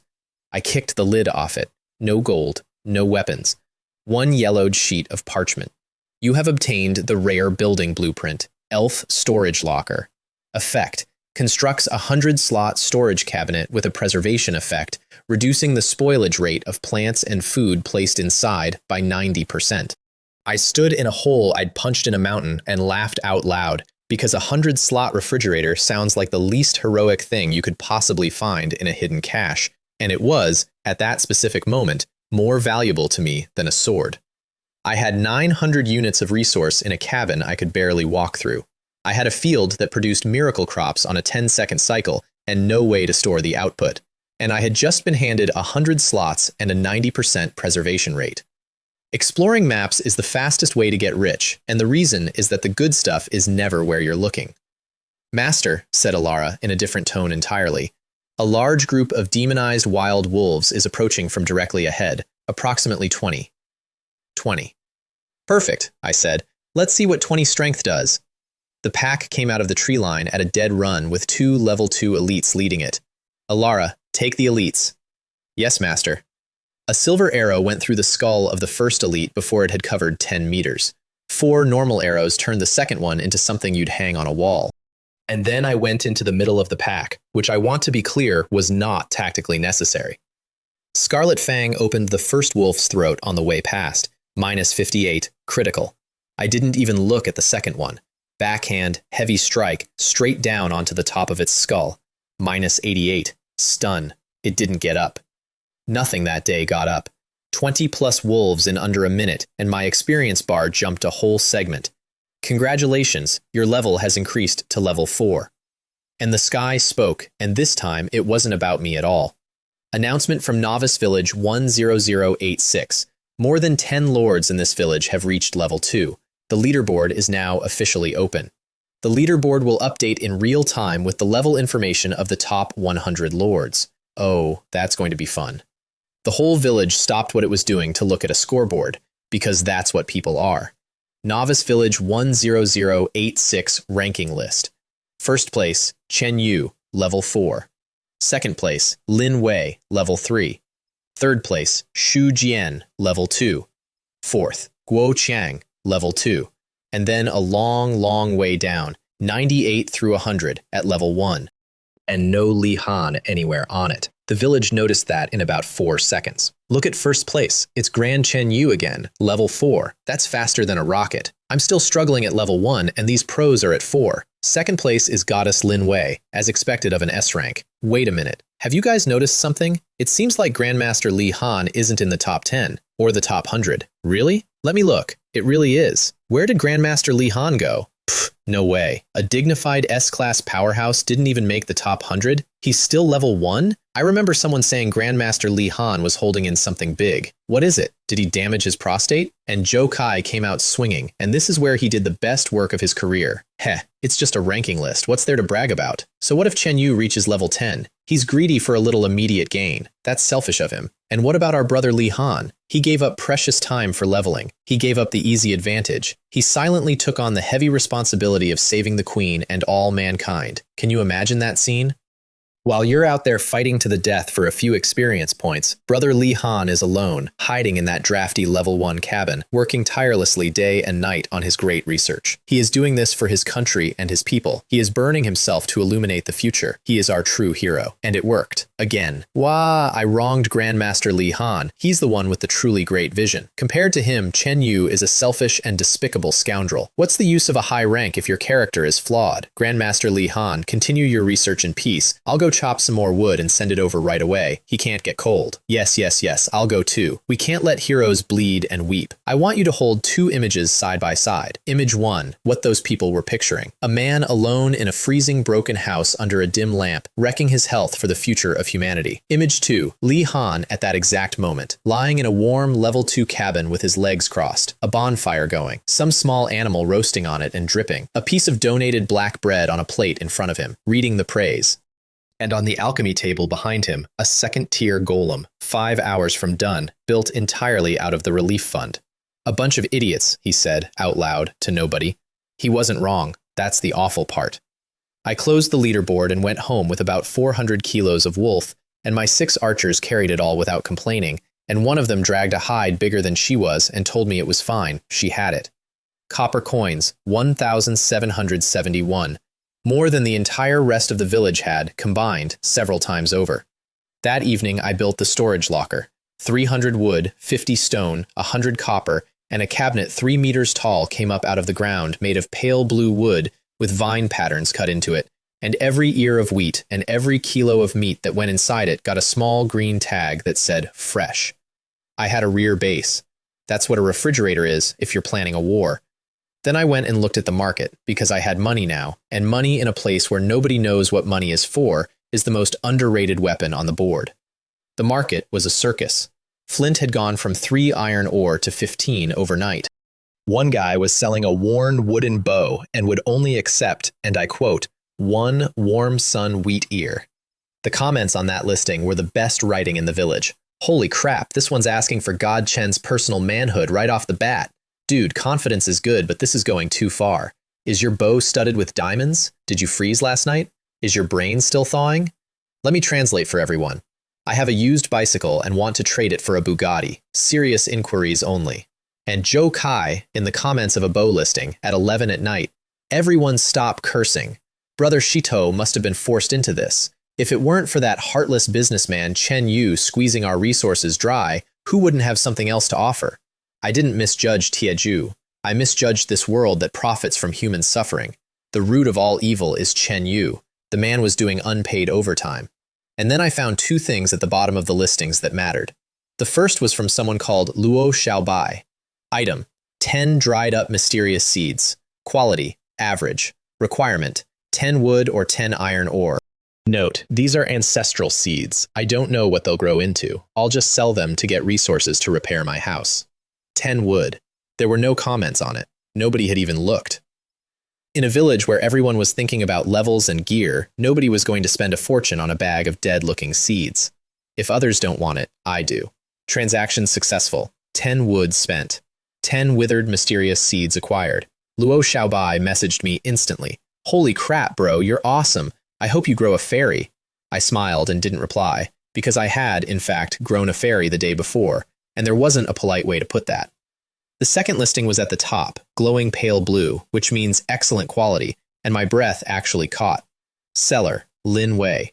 Item: seed of the tree of life. Quality: excellent. Requirement: 50 copper coins.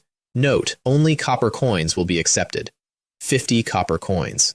In a village where trade was still barter, where most people had never seen a copper coin and had no concept of one, she had priced a top-tier item in a currency nobody used. The comment section under it was a shrine. Goddess, look at me. I'd give all my resources for your seed. 50 copper. What are those? How about 100 wood? If that's not enough, I'll go chop more. I'll offer 100 stone. I just want the goddess to add me as a friend. And she wouldn't move. Copper only, which locked out every single one of them. That's when I understood who she was. She'd worked out, on day 2, that basic resources were going to depreciate to nothing, and that copper was going to be the only thing that crossed the village boundary. She'd rather sit on an excellent quality item indefinitely than trade it for wood. That vision was worth 100 Li Tians. I bought it without haggling. Transaction successful. 50 copper coins spent. And the market said sold, and the comments section experienced a small death. Holy crap, it's sold. Sold in under a minute? Who did it? Which tycoon? Damn, 50 copper, you just buy that without blinking? Wah, my goddess's seed was just bought by another man. Ding dong. Lin Wei. Thank you. 2 words. That's it. That's the whole message. Chen Yu. You're welcome. The food is good. She didn't answer that, which was correct. I took the seed out to the field. It was emerald green all the way through, and there were threads of gold moving slowly inside it. And when I closed my hand around it, I felt something come up through my palm that was warm and calm and enormously alive. I planted it in the center of my field. The light that came out was green, and it did not stop. It went up like a spear. The whole field shook. A wave of life force went out across my entire territory, and the 4 archers who'd been asleep on the warm soil at the edge of the plot sat bolt upright with their mouths open in perfect O's. "Master," said one of them in a very small voice. "What is that?" The light faded and nothing grew. Excellent quality seed of the tree of life detected. Undergoing divine mutation. Estimated ripening time, 2 hours. 2 hours.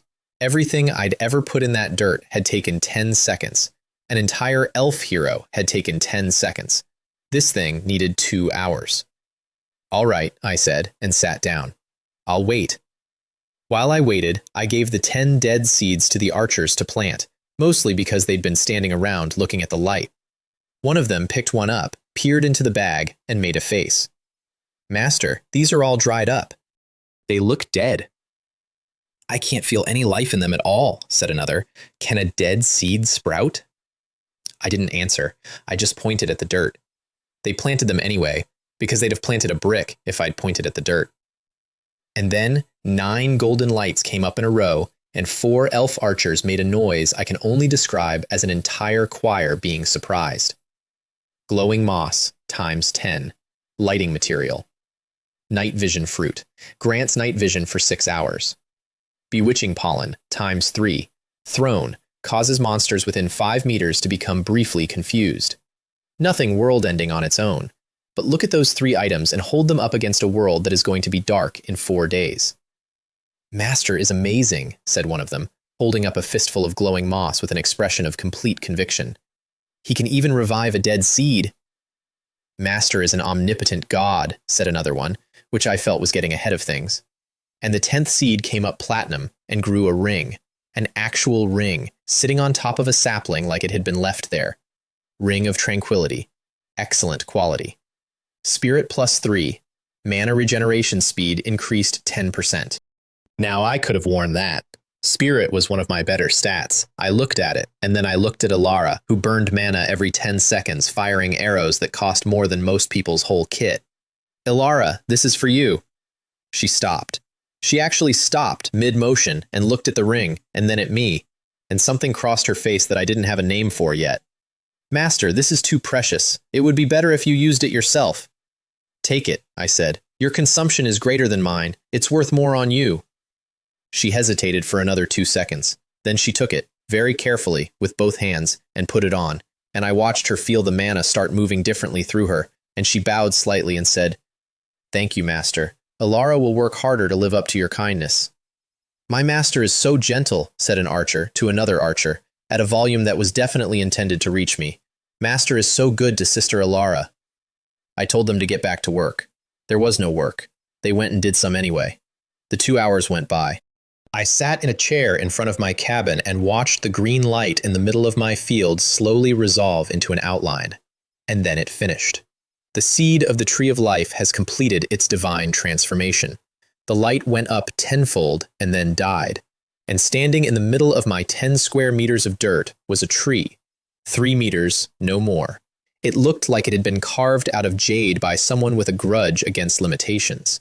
Every leaf was translucent, and inside every leaf something moved, slow, like light through water. The air around it was different, cleaner.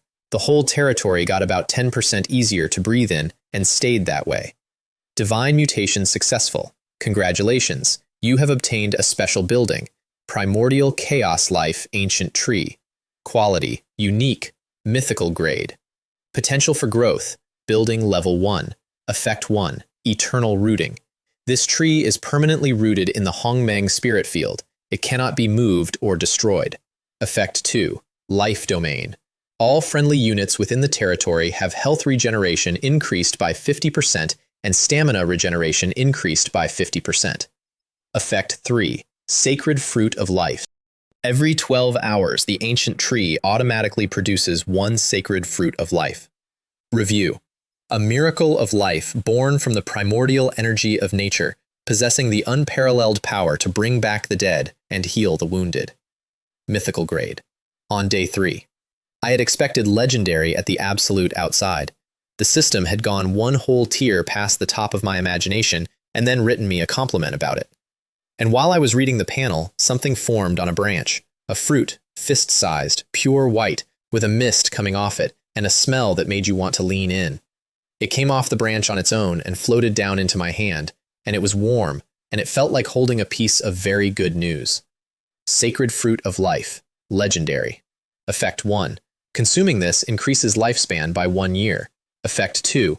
Slows the rate of decay caused by the abyssal decay curse, lasting 24 hours. Effect 3. Long-term consumption purifies the body and enhances resistance to negative conditions. Review: the essence of the ancient tree of life, a divine object coveted by mortals.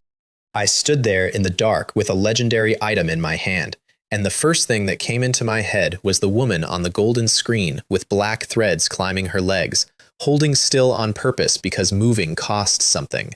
Slows the rate of decay caused by the abyssal decay curse. I could do it, right now, tonight. Post it in the World Channel, get an audience within the hour, walk into a palace and be made a marquis by lunchtime. And I stood there and I thought about it properly, and I want to walk you through it because this decision is the whole reason I lived long enough to have this story. Point 1. Look at the wording. Slows. Not cures, not purifies. Slows. Which meant the maximum I could get for it was the second tier reward. The marquisate. Not the prince title, not the legendary blueprints, not the thing at the bottom of the reward list that I'd be needing later. Point 2, and this is the one that mattered. The second anyone found out I owned a tree that produced one of these every 12 hours, forever, I would stop being a lord and start being a resource.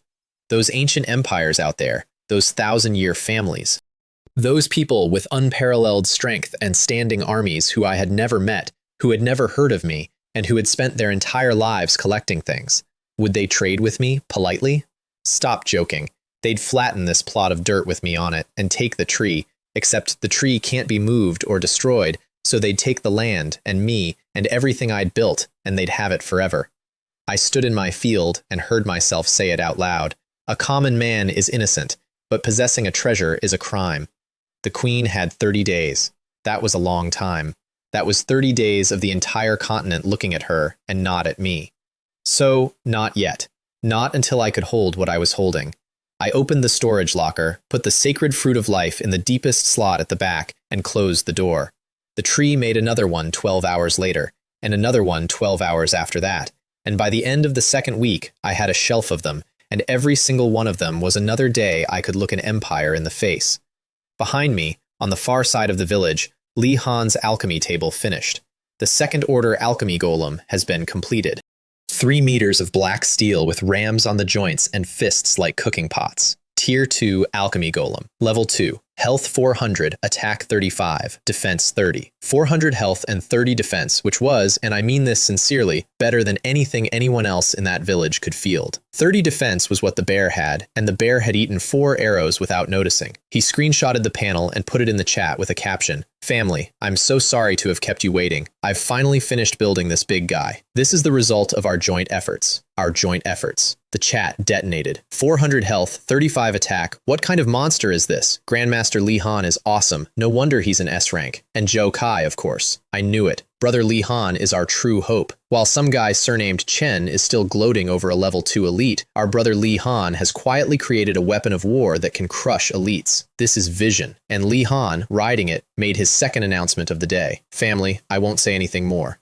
To thank everyone for their support, and to improve my strength so as to share Her Majesty's burdens, I've decided to take my Tier 2 Golem and challenge a Level 3 Elite monster right now. Once I get some good gear and loot, I'll give it to the brothers who helped me today first. And they went insane. Challenging a Level 3 Elite, my god. Wah, I didn't misjudge him. Grandmaster Li Han really cares about us. Long live Grandmaster Li Han. And then, in the middle of all that noise, one small voice. I don't quite understand. Didn't Grandmaster Li Han say he was going to give up his precious upgrade time and work tirelessly to research an antidote for Her Majesty? The channel went quiet. Oh, right. I almost forgot. Didn't he say that yesterday? Why is he suddenly going to kill monsters and level up again? And the resources he used to build this thing, weren't those donated for antidote research?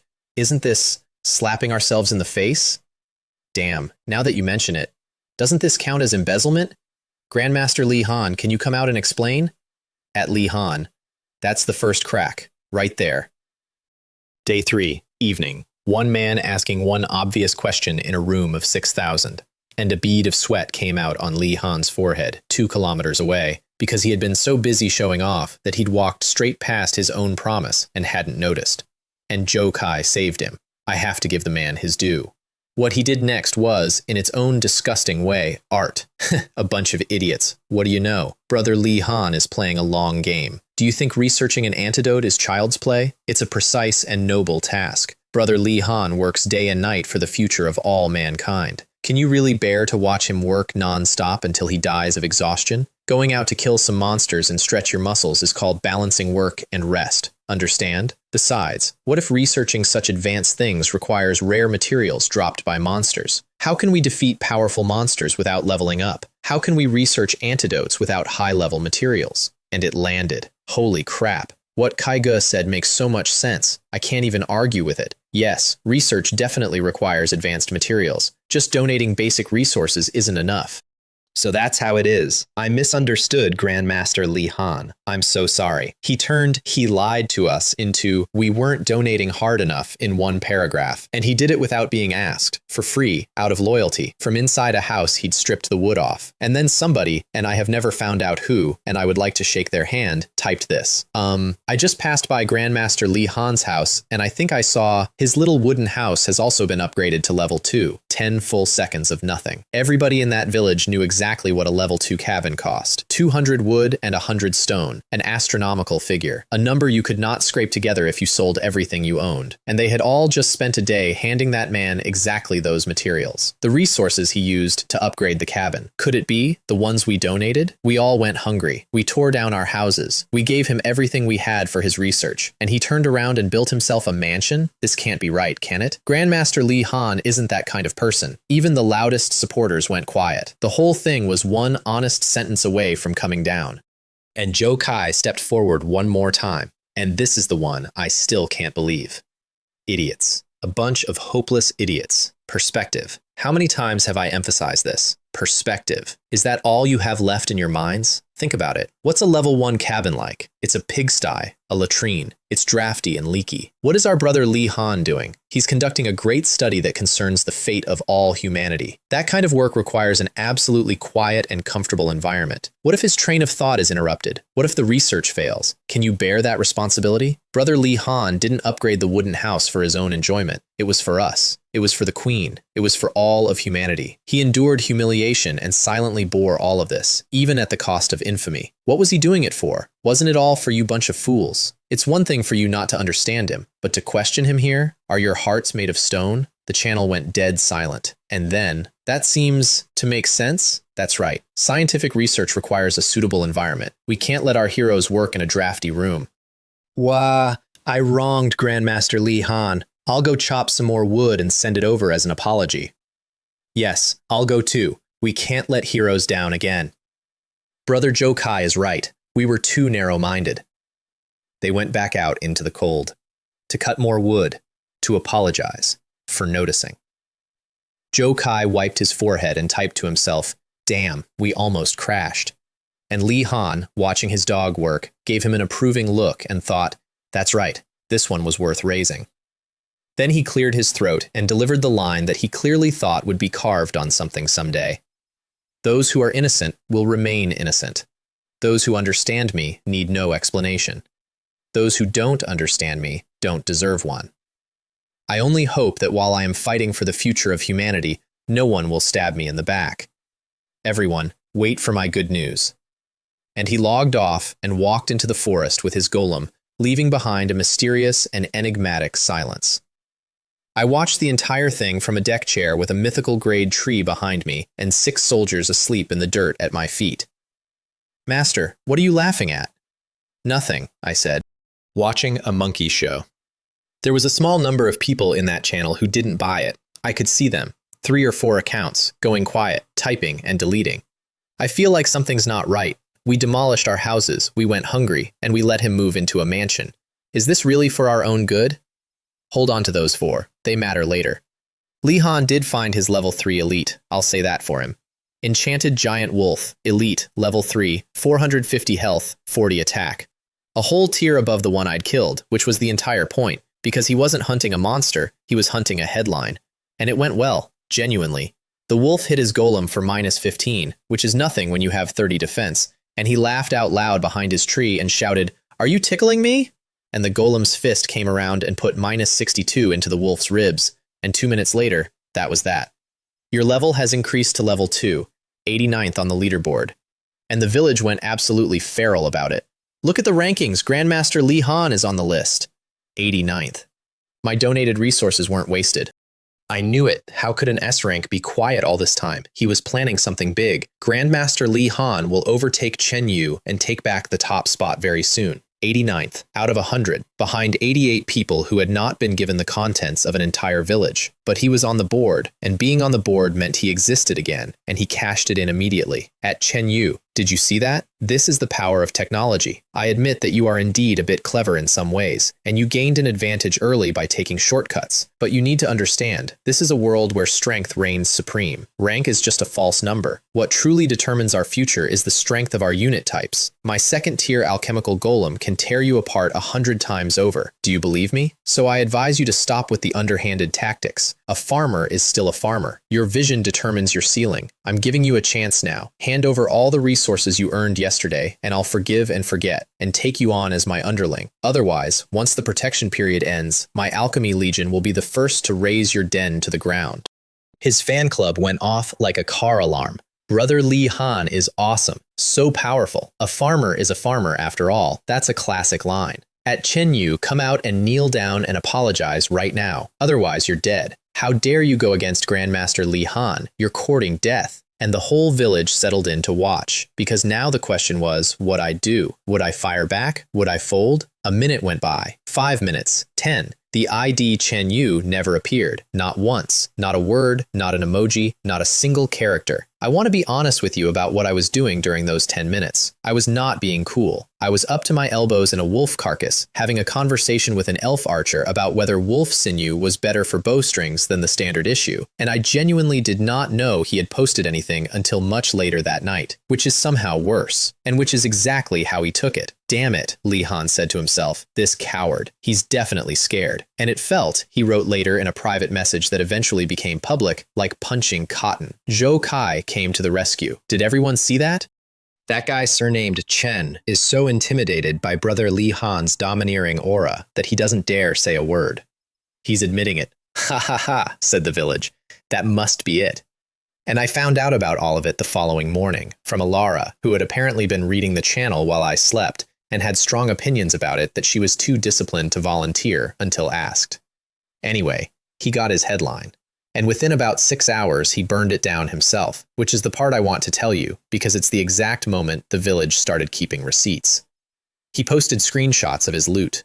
Wolf King's Claw, excellent quality, plus 22 attack with a tearing effect. Blueprint for a Wolf King breastplate, plus 20 defense. Real gear, better than anything anyone else had. And the channel praised him for it, and he sat in that praise like a man in a hot bath. And then a lord named Liu Tian, very carefully, tagged him. Grandmaster Li Han, congratulations on your victory. You're truly amazing. It's like this. This morning, I donated the last 200 units of timber and iron ore I had at home to you for your research. So, could you give me the Wolf King Claw? I can trade you something else for it. Please, I really need a weapon. He was polite about it. He was almost apologetic about it. And everybody in that channel remembered, word for word, what Li Han had promised before he left. Once I get some good gear and loot, I'll give it to the brothers who helped me today first. So the whole village leaned in to watch a man keep his word.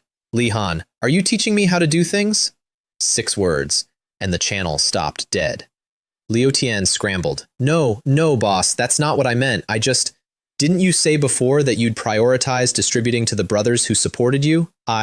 Li Han. Brother? Heh. Li Han. Li Han, don't have a brother like you. Li Han. The brothers I'm talking about are those who have a sense of the big picture and know how to sacrifice for the collective, not those who only think about their own petty gains. Li Han. What era are we in? It's a critical period concerning the life and death of all mankind. Everyone should endure hardship. Only by concentrating the best resources in the hands of the most capable people can we maximize their value. Li Han, do you understand now? He didn't just refuse. He rewrote the man for asking. He took someone who had handed over everything he owned and turned him in 4 lines into the selfish one. And Zhou Kai, who I am now convinced had no other function in the universe, jumped on the body. Brother Li Han is right. At Liu Tian, do you have any shame? We all donated resources so you could ask for benefits. It's for the future of all mankind. A selfish person like you doesn't deserve to be Brother Li Han's brother at all. Exactly, said the fans. We donate willingly without ever expecting anything in return. This selfish snake doesn't deserve it. Liu Tian, get out of 10086. A man asked for one dagger and got exiled.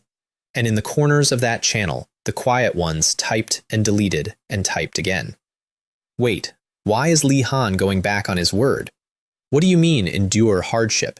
We gave him everything and went hungry ourselves, and he's calling us selfish? I feel like I've been scammed.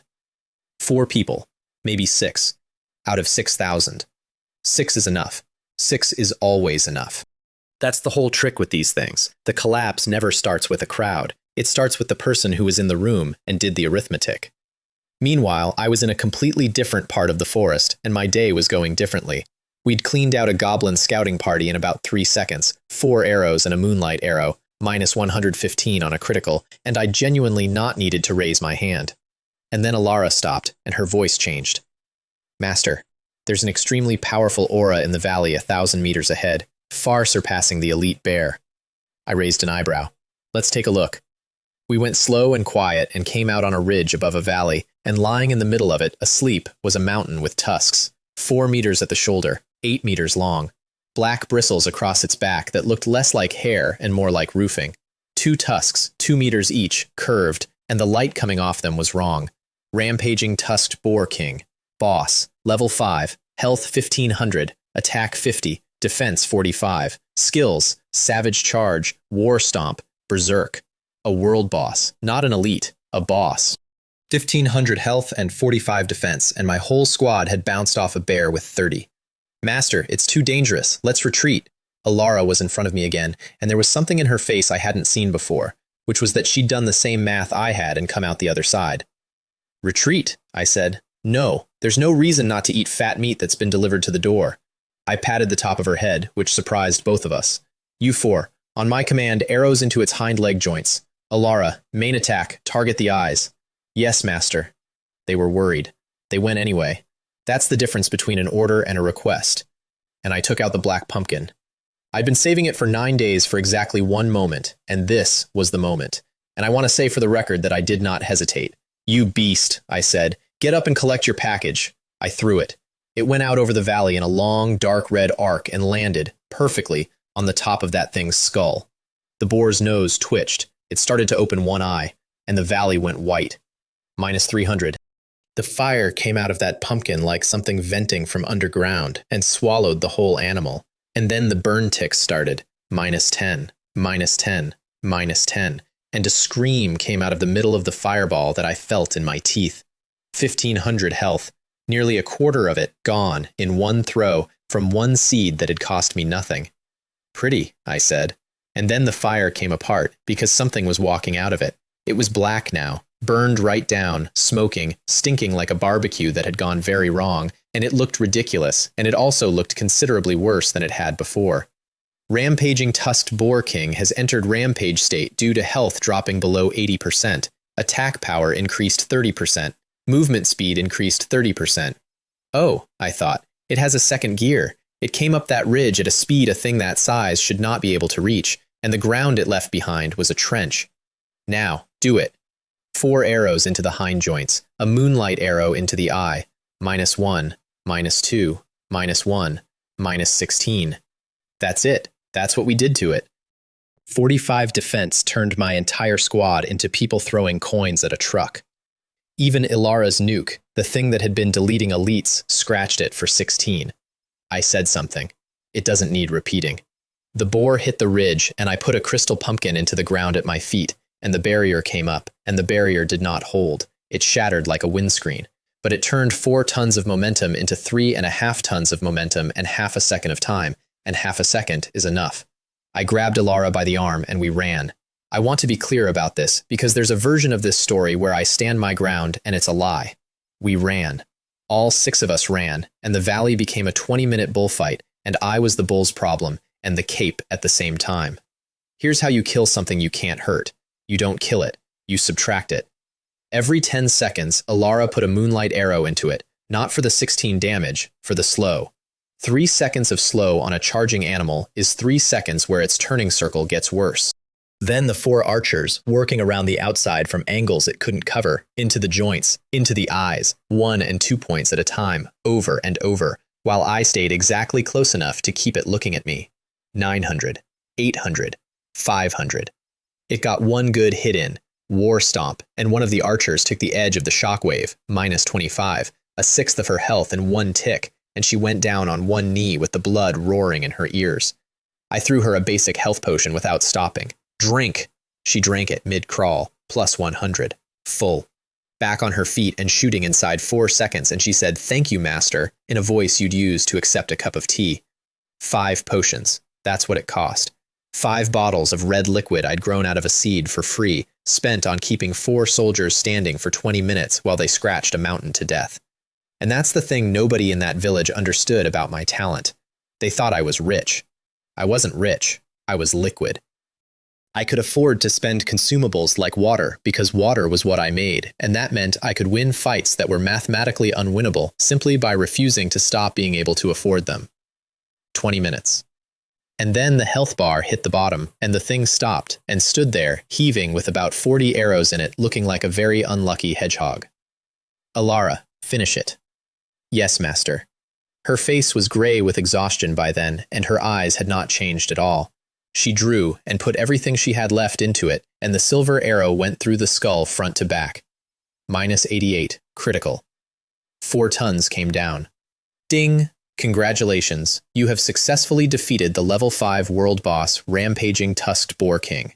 Your level has increased to level 5. Your hero, Moon Elf Alara, has reached level 3. Your unit, Pink-Haired Elf Archer, has reached level 4. And then the sky did something it had not done before. The gold that came down that time didn't cover the village. It covered everything. Continental announcement.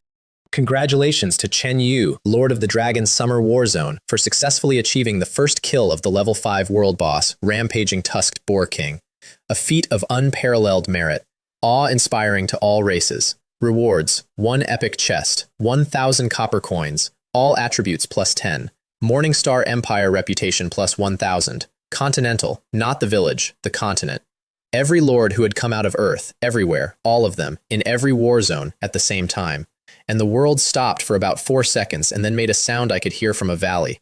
I'm not seeing things, am I? A level 5 boss? I've never even seen a level 2 elite. Chen Yu? Who's that? A big shot from Dragon Summer? That's incredible. An epic chest. Plus 10 to all stats. I'm so envious I could die. Mom, come out and see God. And in the other war zones, it went differently, which was educational.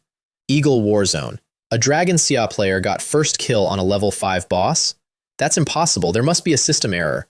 Our strongest, Thor, is only level 3. How did that guy do it? Is he cheating? Sakura War Zone. A mainland announcement? That idiot Chen Yu can already hunt bosses? Our strongest sword saint is still being chased down by level 3 elites. Yosh. This Chen Yu is a terrifying man. We must find out about him at all costs. India War Zone.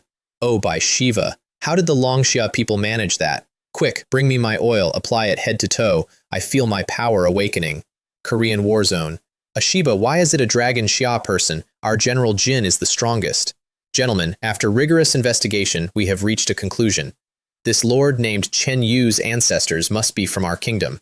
That's right, we checked the ancient books. His surname is Chen, and there was a great general with the surname Chen in ancient times. They must be related by blood.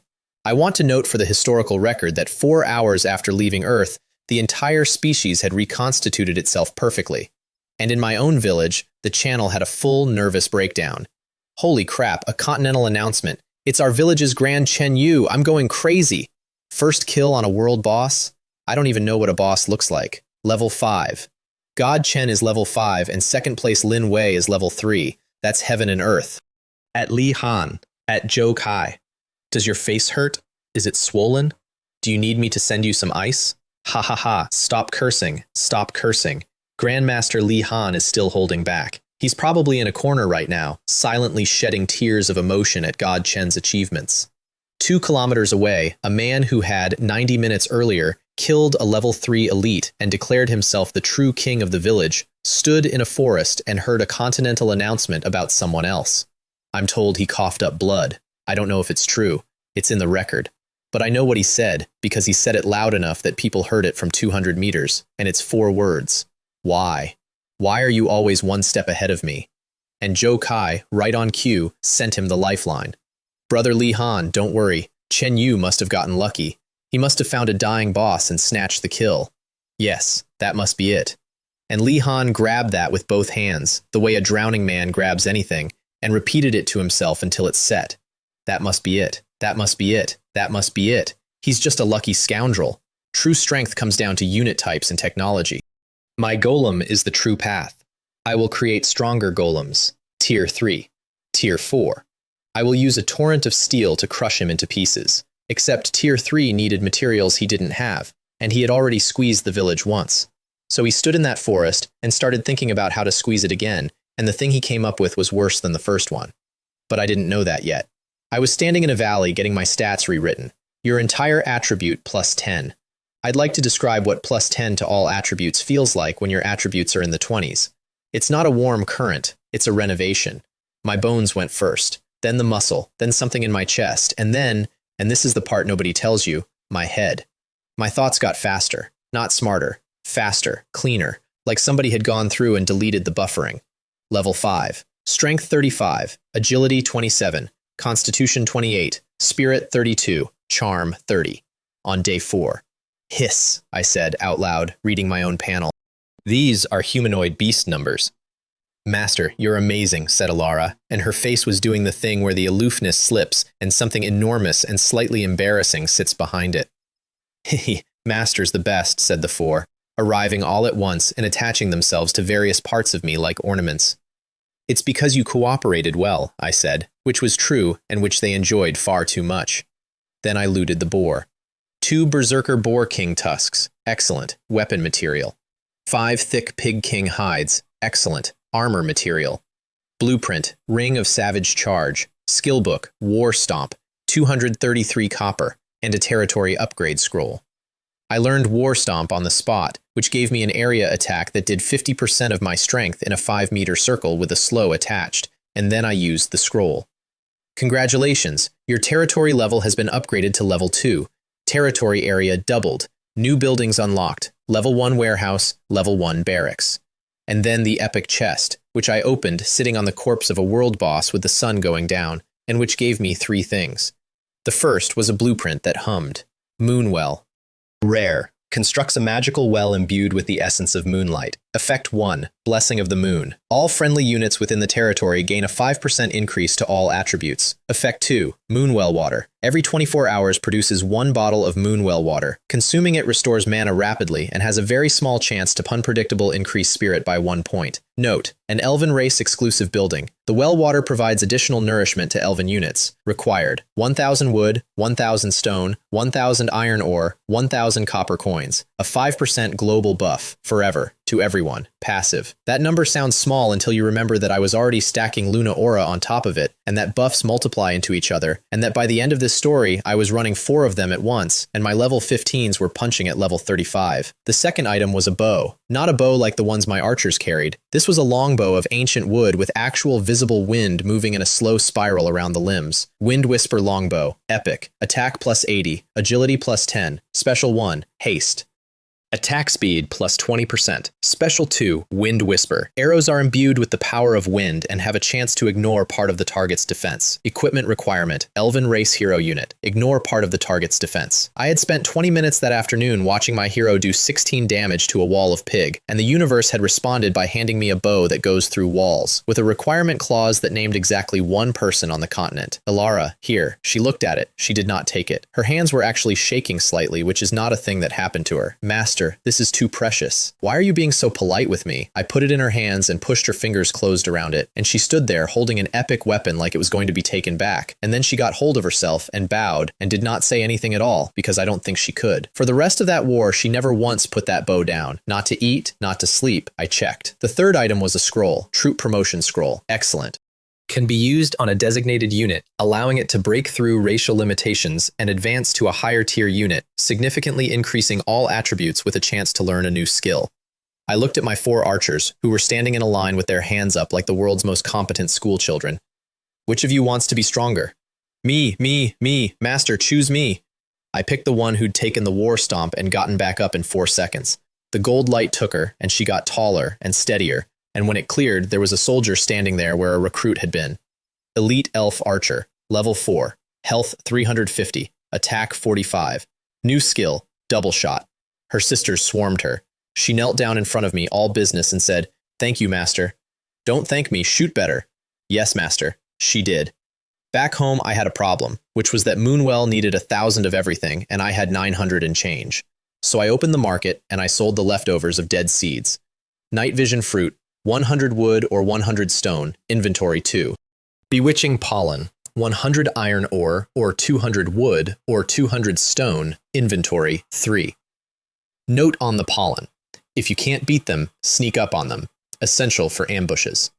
100 units of resource for 1 consumable, at a time when 100 units was more than most people would earn in 3 days.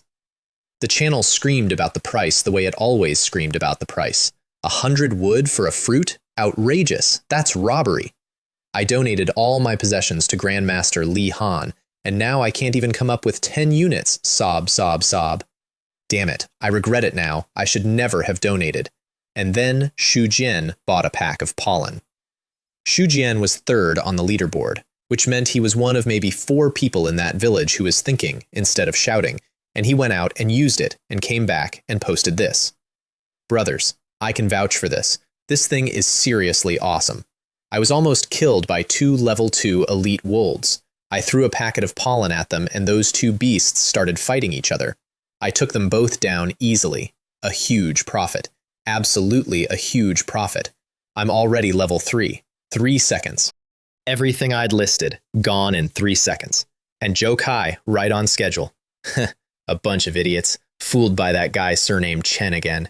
These are low-grade gadgets. How can they compare to brother Li Han's alchemical golem? Short-sighted, narrow-minded, and for the first time it backfired on him in public. Learnings, all you know is lack of vision. I'm about to die, and you're talking to me about vision? Exactly. No matter how powerful Grandmaster Li Han's golem is, can it help me fight monsters? God Chen's items can actually save lives. At Joe Kai, are you Li Han's dog? Stop barking here, it's annoying. Build, Moonwell. A column of moonlight came down onto the open ground in the middle of my territory, and everything I owned came apart into light and got rebuilt as something else. And when it cleared, there was a well there. Moonstone and elvenwood, glowing soft, and a pool of clear water gathering at the mouth of it with silver mist coming off the surface. And when it finished, a cool wave went out across my entire land, and everybody standing in it stood up straighter. The archers went quiet. One of them closed her eyes and stood in the moonlight and said, in the smallest voice, "It feels so good." The elves in particular caught the light. Their skin picked up a faint glow that stayed. I don't know what that was. I never found out.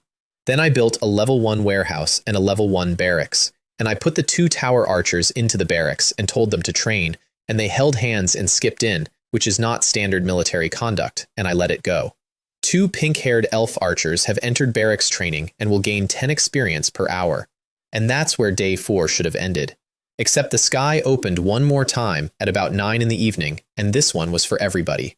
Announcement from Novice Village 10086. An extraordinary adventure is about to begin. A goblin merchant, carrying a huge pack and moving mysteriously, has spawned at random coordinates somewhere in the forest. The goblin merchant carries rare blueprints, mysterious items, and special building materials from another world, awaiting discovery by a destined individual. 6,000 people got out of bed at once. Rare blueprints, mysterious items. My chance to make a fortune has arrived. Brothers, forget the queen. Let's find the merchant. Find the goblin, marry her majesty, reach the pinnacle of life. Damn it, I shouldn't have donated everything yesterday. What am I going to trade with? Ha ha ha, my E-rank stalker talent is finally going to come in handy. The entire village went into the trees in the dark, and Li Han, who had woken up in a warm cabin and heard the words rare blueprints, had the best idea of his life. He knew he couldn't find a randomly spawning NPC in 6 hours by himself, needle in a haystack, but he didn't need to. At everyone, don't panic, listen to me. The appearance of the goblin merchant is not accidental. This must be a revelation from the heavens. The artifact in his possession is very likely the key to researching the queen's antidote. Hereby, I, Li Han, propose. All my brothers who have supported me before, and all my comrades who hold justice and yearn to save the queen. Let us unite. Send a search party of 100 people, centered on my territory, to conduct a thorough search of the entire forest. With our numbers, we will surely find the goblin merchant before anyone else. I assure you all. Once we find him, all the blueprints and tools will be used first for Her Majesty's antidote research. After the queen is cured, as I said before, I will not take a single penny of the rewards. They will all be divided equally among the brothers who participated. I, Li Han, swear that I will do what I say. It's beautiful, isn't it? It's the same Khan, and it's better, because this time he isn't asking for their resources. He's asking for their legs. He asked 500 hungry, cold, broke people to spend the night walking through a forest for free, and he framed it as an honor, and they did it. 500 and change. They assembled in front of his cabin in rags with broken gear and their eyes shining. Count me in. I'd die for the queen. No matter how awesome Chen Yu is, can he find it faster alone than 100 of us? We must unite. And Zhou Kai, from the front. Let that selfish little man who only cares about his own development see what true collective power is. Li Han stood on the step of his level 2 cabin, looking down at 500 people he'd hollowed out, and felt like an emperor going to war. Family, for the queen, for glory, let's go. And they went, screaming, into the dark. And he took the position of commander-in-chief at the center, which he called overseeing the overall situation, and which in practice meant sitting still where a report could reach him fastest, so that whoever found it, he'd get there first and take everything. He'd worked that out. That part was genuinely clever. I want to give him it, because it's the last clever thing he ever does. Meanwhile, in my territory, I had considered the same problem for about 90 seconds and dropped it. Then, master, shall we go find that goblin merchant? Alara, head tilted, genuinely curious. Find it, I laughed. We have no idea how big this forest is. Finding a randomly spawning NPC in 5 hours is a complete waste of time. Better to kill a few more elites. But that Li Han gathered more than 500 people. And I want you to hear my exact answer, because I was wrong in the most satisfying way possible. I know, there's strength in numbers. I actually sighed. His tactic is despicable, and it's effective. 500 people searching gives him much better odds than us. It looks like this round, the clown gets there first. I said the words, this round, the clown gets there first. And behind me, Alara's head snapped around like a gun turret. Who's there? Her hand was on the Wind Whisper longbow, and the S-rank aura came off her like heat off tarmac. I turned. The bushes at the edge of my territory were shaking, and something was standing in them. It was under a meter tall, green, with ears like leaves and eyes that never landed anywhere for more than a second. On its back was a burlap sack twice the size of its own body, bulging. The goblin merchant. Standing in my hedge, and it hadn't even noticed us, because it was staring, with its mouth open, at the moonwell glowing in the middle of my land, and the primordial chaos life ancient tree standing behind it, and it was drooling. Actually drooling, onto my grass. A miracle, it was muttering. It's a miracle. I stood there with an S-rank hero and 5 archers and a mythical tree, and I could not speak. 500 people were, at that exact moment, on their hands and knees in a forest at night, in the cold, with no food, searching 100 square kilometers for this creature, under the leadership of a man who had promised them a share of it. And it had walked to my house. Because my garden was nice. You search high and low and find nothing. Then it comes to you. Cough, I said. It jumped about a foot in the air, and then it saw us properly, and its whole demeanor changed, and it came out of the bushes rubbing its hands. Greetings, Your Excellency, the powerful Lord. I am a mysterious merchant who travels through countless worlds. My name is Kale. I have rare and precious treasures from all over the world here. As long as you have enough copper coins, there is nothing you can't buy. Show me what you've got. It heaved the sack down and rolled it open, and the contents of it lit up my whole field. Hero Summoning Scroll. Rare. After use, randomly summons a hero unit from the void to serve you. The hero's quality is related to your luck stat. Price, 1,000 copper. Architectural Drawing. Elven Workshop. Rare.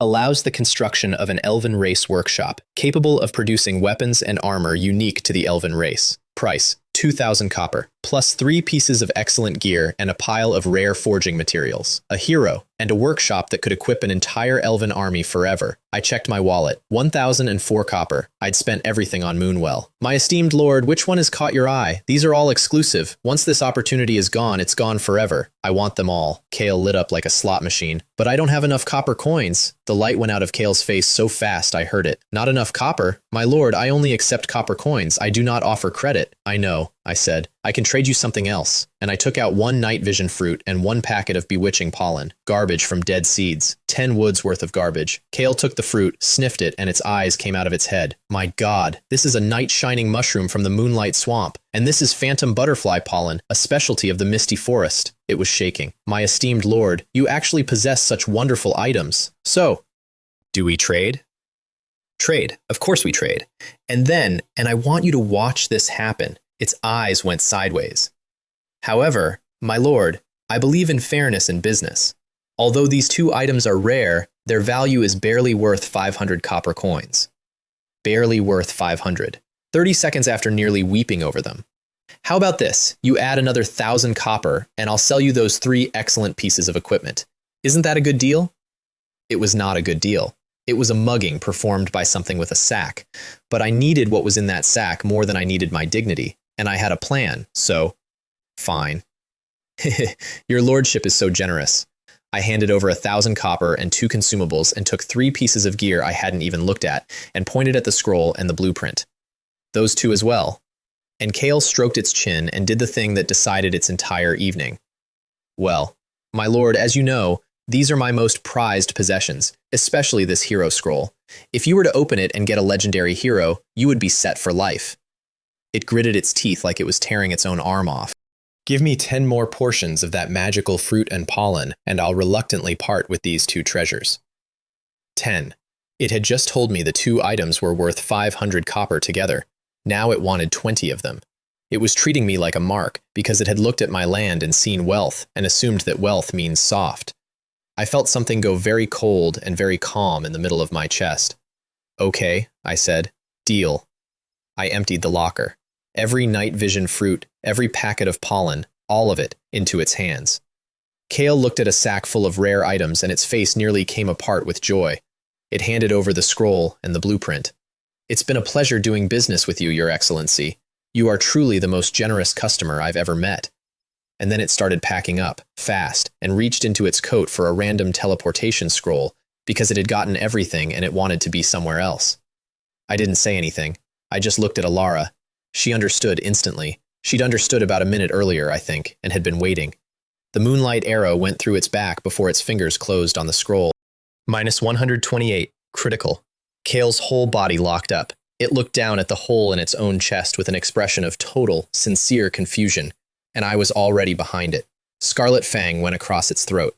-92, vital attack. It went down, clutching its neck, staring up at me, and I could see it, right at the end, trying to work out where the transaction had gone wrong, because in its head we'd had a deal, and I'd been so agreeable. Then it came apart into light, and everything in its bag hit the grass. All 3 pieces of gear, the scroll, the blueprint, every fruit and every packet of pollen I'd just handed over, every copper coin I'd just paid, and its own float, 1,200 coins on top, and one thing extra, sitting on the pile, glowing gold. You have successfully killed Goblin Merchant. You have obtained a special item, Goblin's Greedy Money Bag. Rare. Effect. Automatically generates 100 copper coins daily.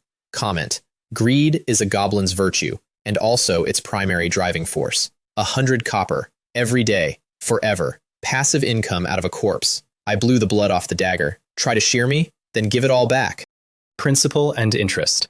Master, you're amazing, said Alara, and there was something almost like outrage relaxing out of her, because she'd been quietly furious on my behalf for the entire negotiation. I never expected you'd just turn around and rob him. Learn from this, I said, and then the sky, one more time. Announcement from Novice Village, 10086. The adventure event has ended early. Goblin Merchant has died unexpectedly. Somewhere out in that forest, 500 people stopped walking. Li Han was standing on a high rock at the time, in the exact center of his search grid, in his role as commander-in-chief, imagining the moment the report came in, And his face, I am told, did something complicated. Is it over? Goblin Merchant is dead?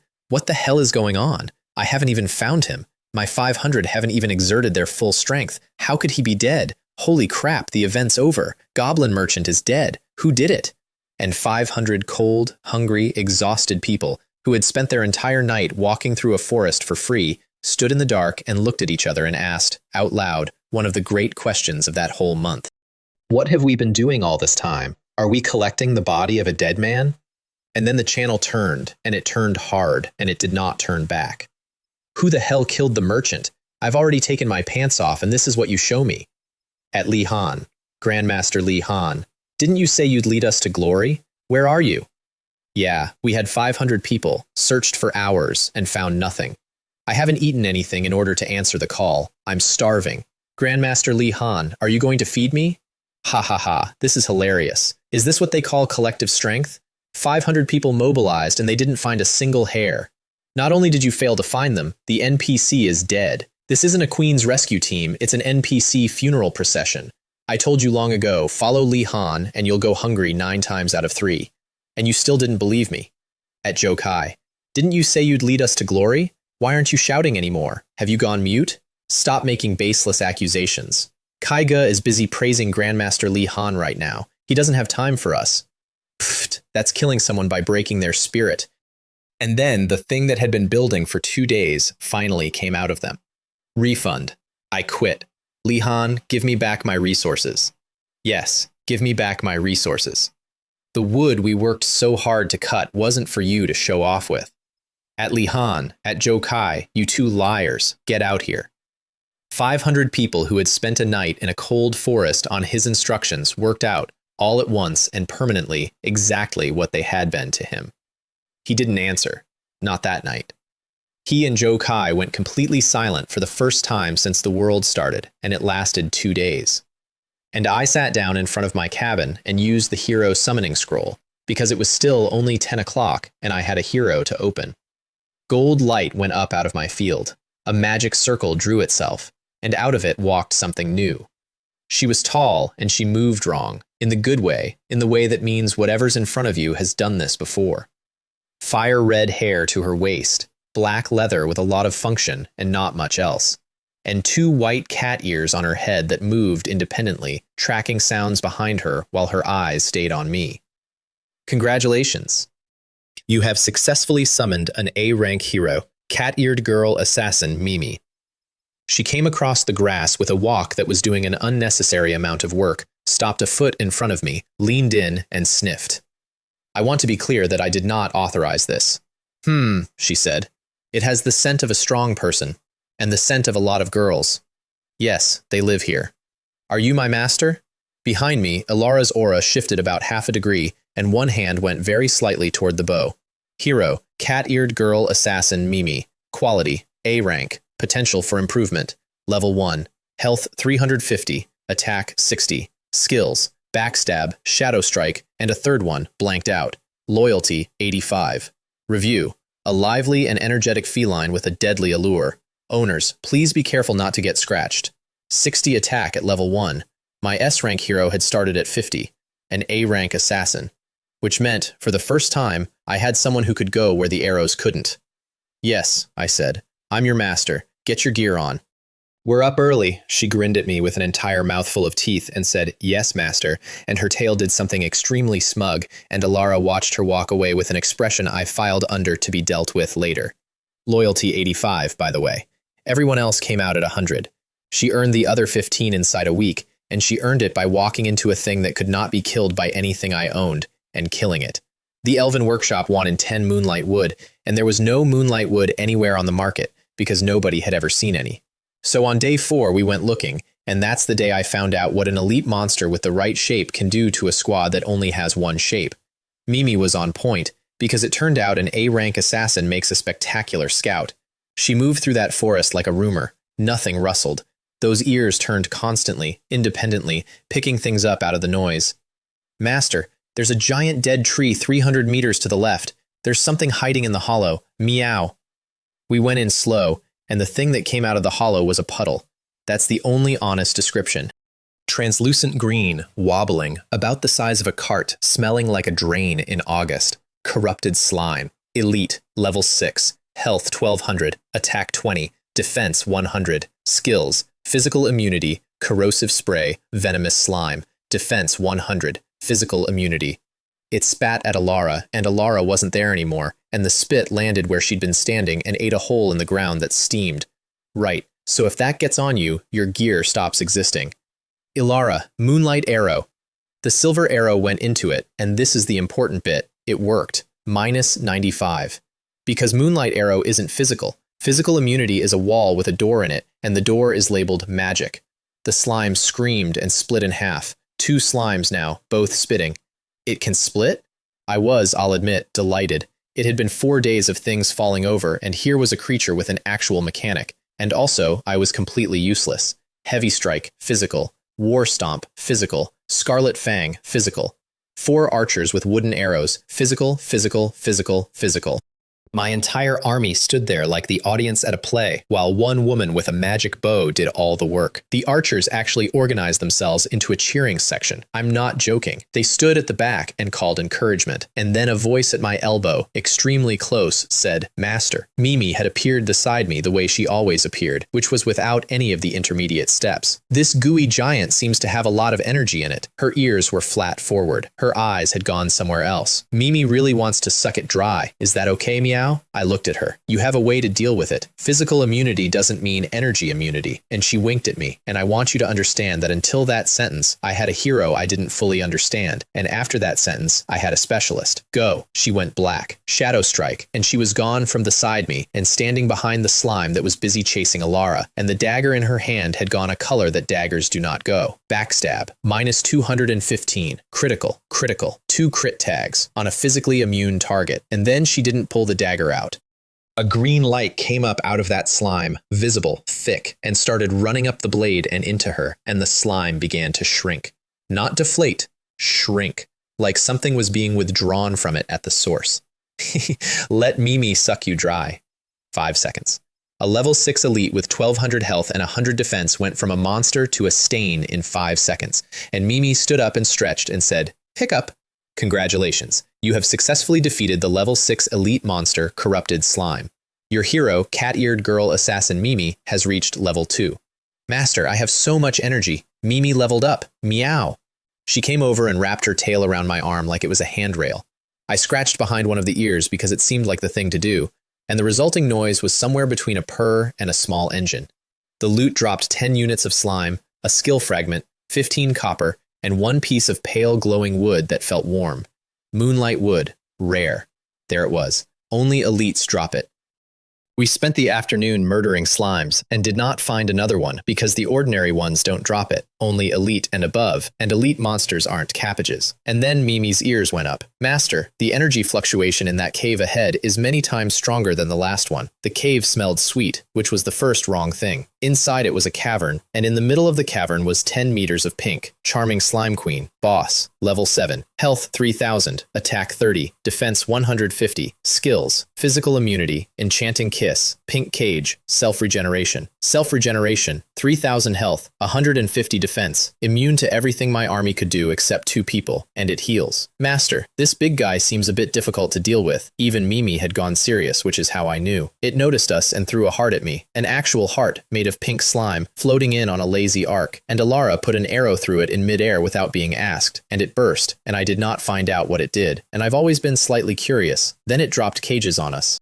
Pink slime bars. A dozen of them. Straight down. And the whole squad got boxed. Mimi, mid-lunge. Caught. Alara, Mimi, attack first. Minus 85. Minus 188 critical. And the thing went green. And plus 150. Right back up. Holy crap, I said. That's so blatant. 20 seconds of watching a health bar go down and then up again, and my brain finally caught up with my eyes. Because there was something in the middle of that pink mass. Deep inside, faint, glowing pink. A core. Everything else was jelly. That was the animal. Ilara, shoot its core. Yes. She put everything she had into it. Everything. Her whole mana pool and the ring on her finger, and 80 attack of epic longbow behind it. Minus 455. Critical. Critical. And the healing cut off mid-cast, like a phone call dropping.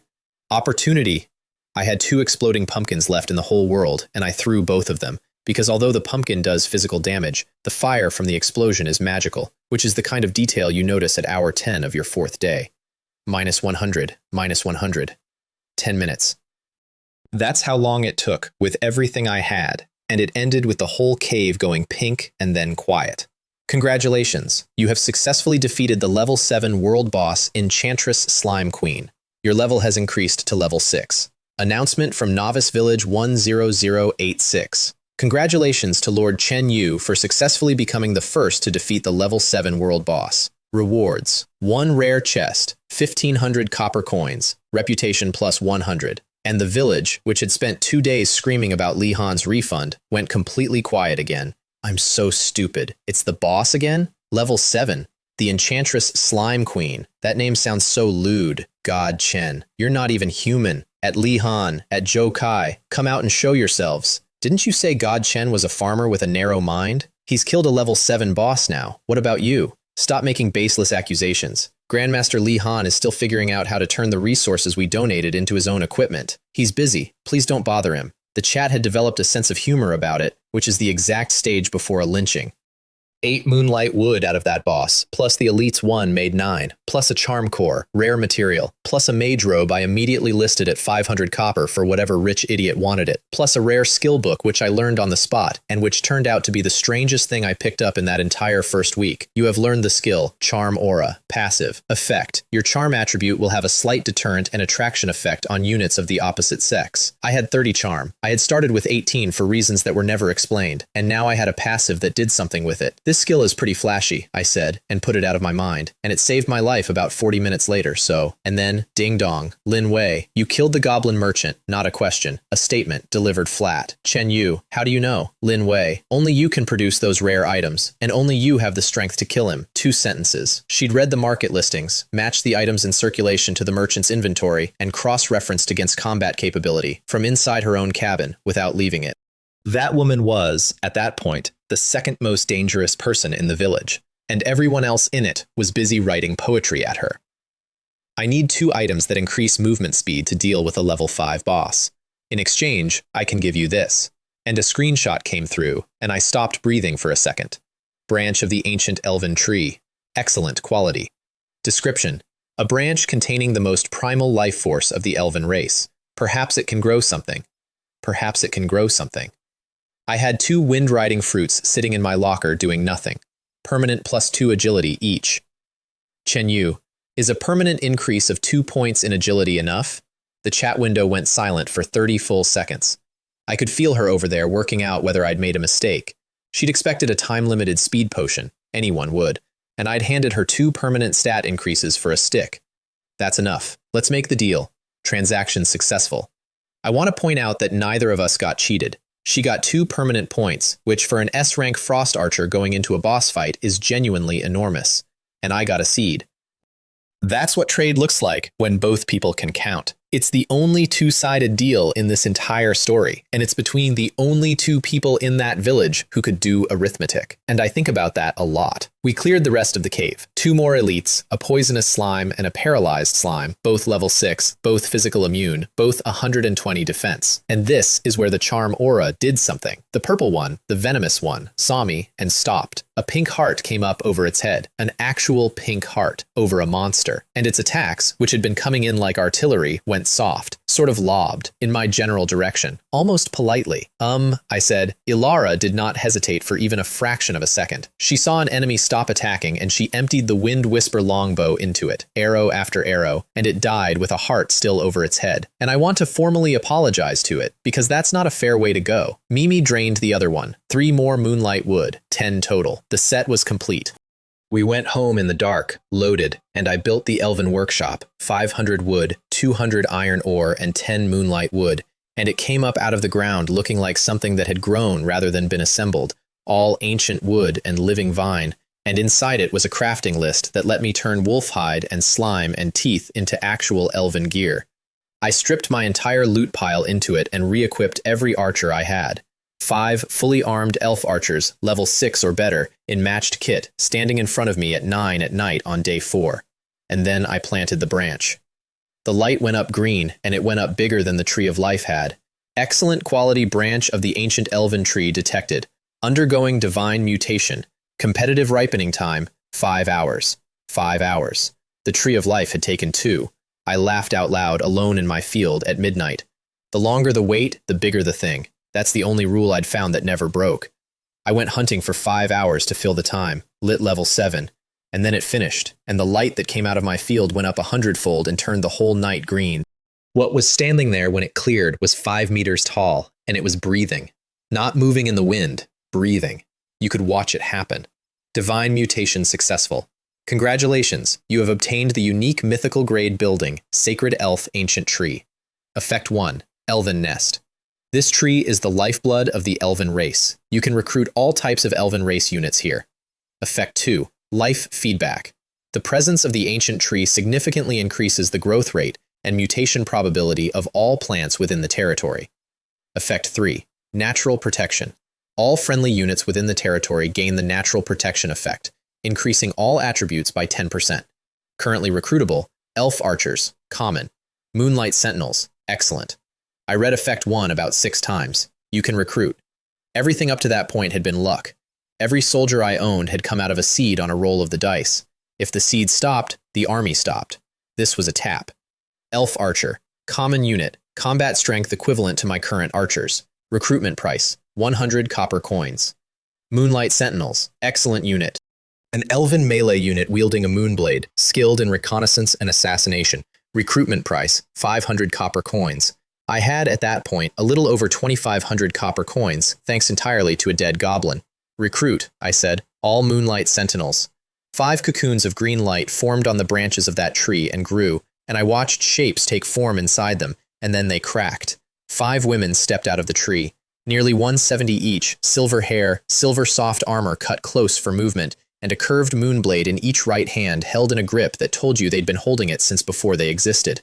Their faces weren't like Alara's. There was no aloofness there and no curiosity either, just a flat, professional calm.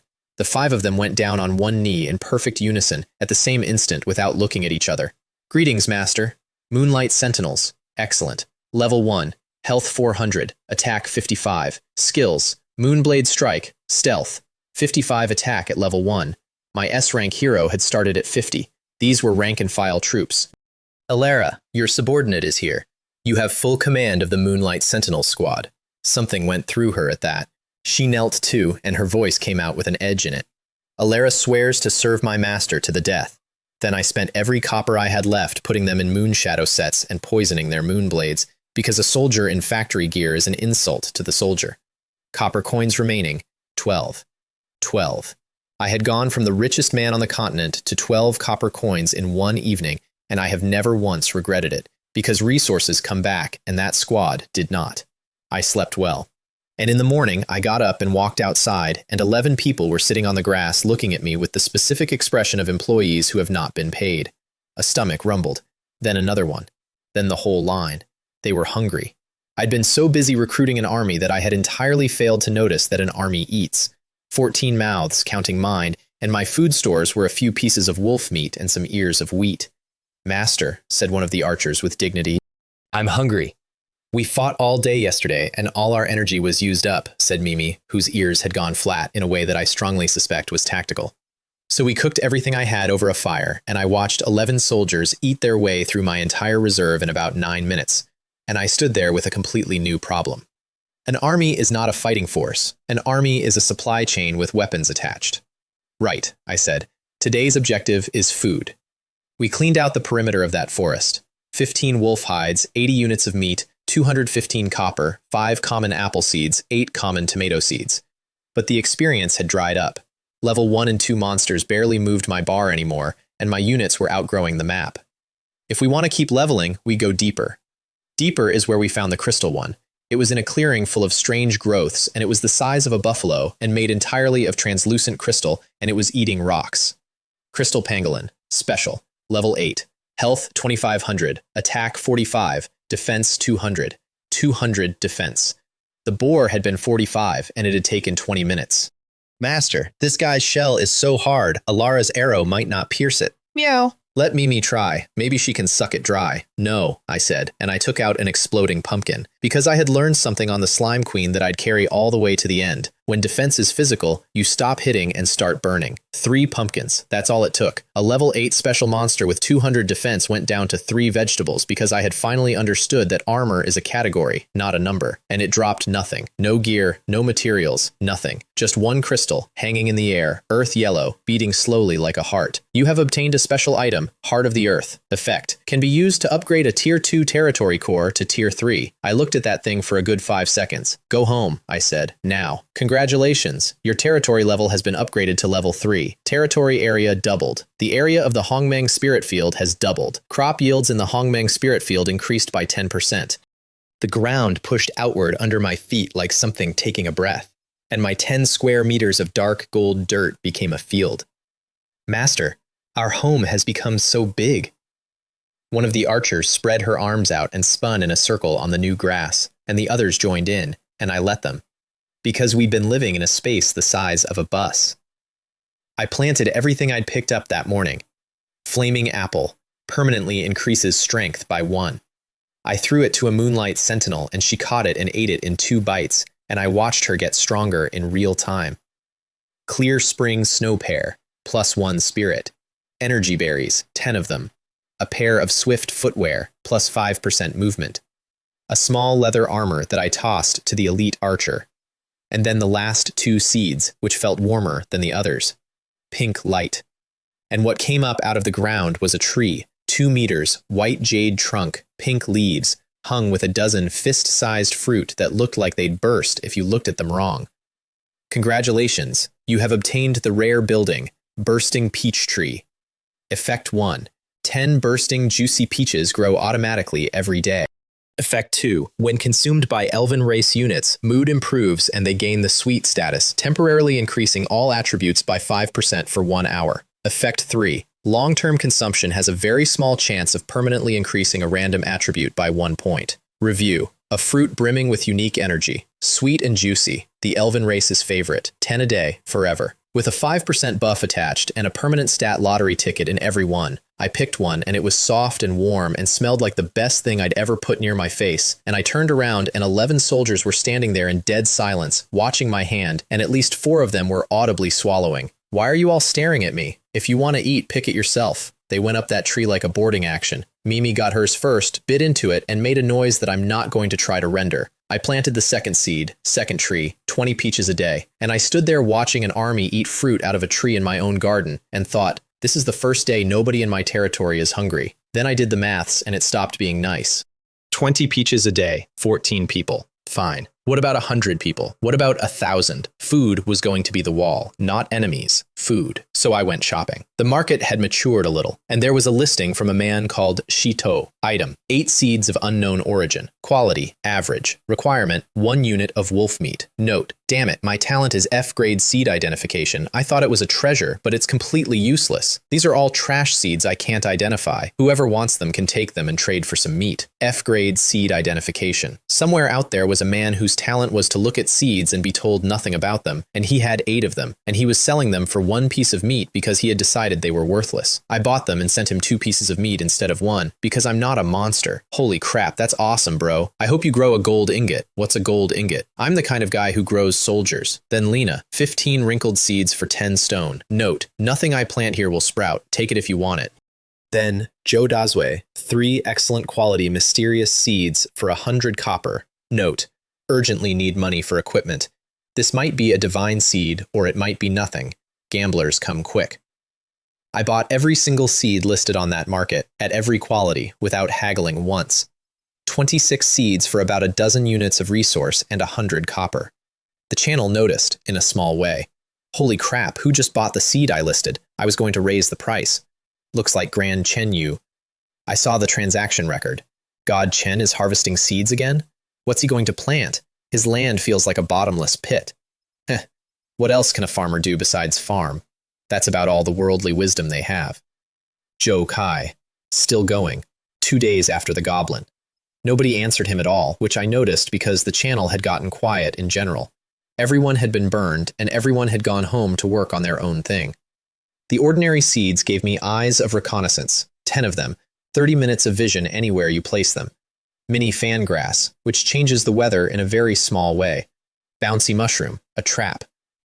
Bouncy bean, which enhances jumping and, per the description, makes you unable to stop. Mimi ate a bouncy bean immediately, without asking, because of course she did, and spent the next 4 minutes bouncing 3 meters into the air across my entire field, screaming, "It won't stop, master, help me," while 11 soldiers fell over laughing. I want that on the record as an actual event that happened in the middle of an apocalypse. And then the 3 excellent seeds. The first one didn't grow a plant. The ground cracked open and a mine entrance appeared, glowing softly, with clean, cold air coming out of it. Excellent quality seed detected. A 1 in 10,000 chance of triggering a secondary divine mutation has been achieved. Congratulations, you have obtained a special building of excellent quality, fluorescent ore vein. Effect 1. Automated production. Automatically produces 1 unit of fluorescent ore per hour. Effect 2. Fluorescent domain. The presence of the vein continuously emits a soft fluorescence, enveloping the entire territory, dispelling darkness and increasing the growth rate of all plants within the territory by 20%. Dispelling darkness. I want you to hold that phrase for exactly 1 more page. I put the mine in the middle of my land, and my whole territory came up out of the night, soft and even, no shadows, permanent. It never went dark there again, not once in the entire rest of this story. "Master is amazing," said Alara. "Even the ground can grow shiny stones." "I'm not afraid of the dark anymore," said an archer, peering down the hole with her whole upper body. That was day 5. On day 6, the sky opened for the 4th time, and this time, everyone was already braced. 26 days, 15 hours, 12 minutes. Corruption, 20%. 10 to 20 in 3 days. It had doubled. She was worse than the numbers too, and by then you could see it. The black had reached her shoulders, and the arm resting on the throne wasn't resting, it was bearing weight. And then the heavenly Tao came in over the top of her, and ruined everything. Global announcement. Due to the curse of abyssal decay, the laws of Morningstar Continent are being distorted. After the 7-day newbie protection period ends, the darkness will last for 24 hours instead of 12. Eternal night is approaching. Lords, prepare yourselves. I have never seen a channel do what that channel did. 12 hours of darkness was survivable. 12 hours you hide. You put your back against a wall and you hold your breath, and at dawn you find out who's left. 24 hours is not hiding. 24 hours is a full day and night of monsters with no sunrise in the middle to break it. 24 hours. What's the difference between that and suicide? I don't want to die. Help. Does anyone have lighting equipment? I'll trade everything I own, please. How the hell are we supposed to fight monsters for 24 hours in pitch black? Wah, Mom, I want to go home. This world is too dangerous. They had nothing. Not because they were stupid. Because 2 days earlier they had given every single thing they owned to a man who told them it was for the queen. That's what he'd cost them. Not the resources, the margin. They'd have been fine with the margin.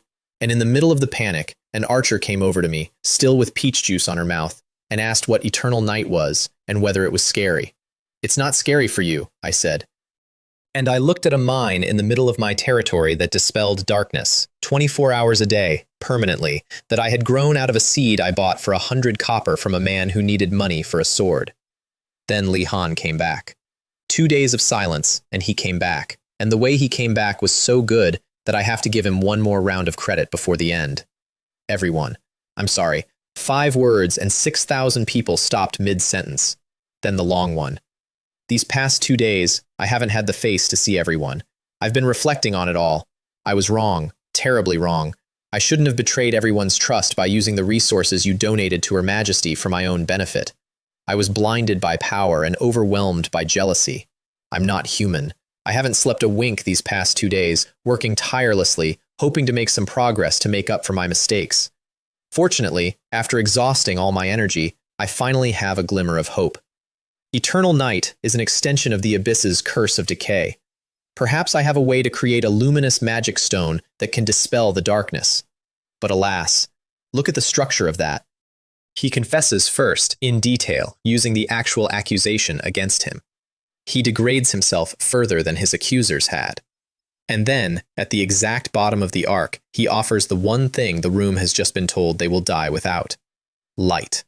And they took it. God help them. They took it. Grandmaster Li Han, you've finally come out. Wah, I knew it. He isn't that kind of person. He was just confused for a moment. To err is human, to forgive divine. We're willing to believe in you one more time.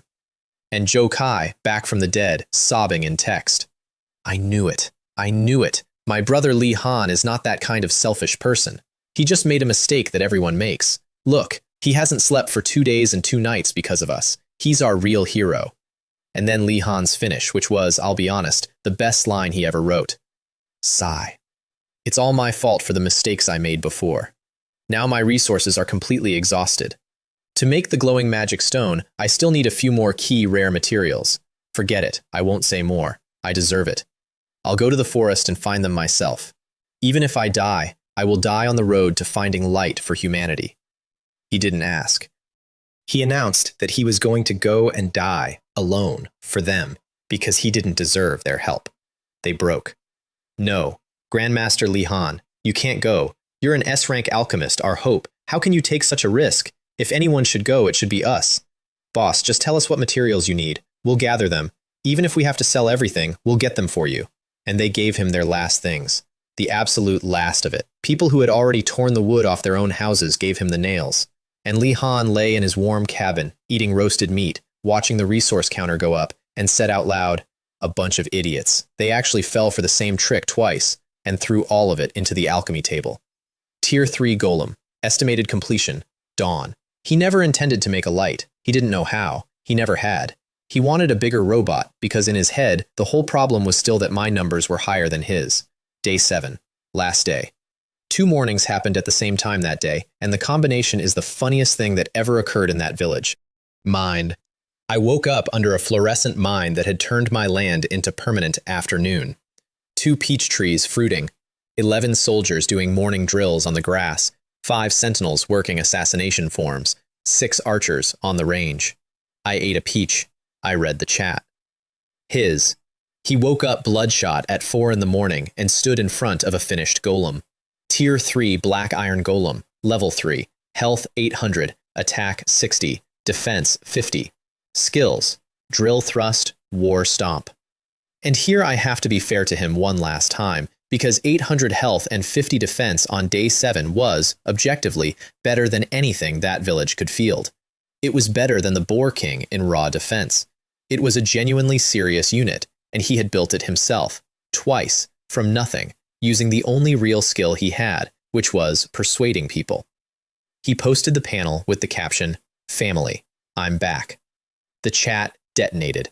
800 health, 60 attack, 50 defense. What kind of monster is this? A tier 3 Black Iron Golem? Is this the ultimate move he's been holding back for 2 days? With this big guy here, what's there to be afraid of tonight?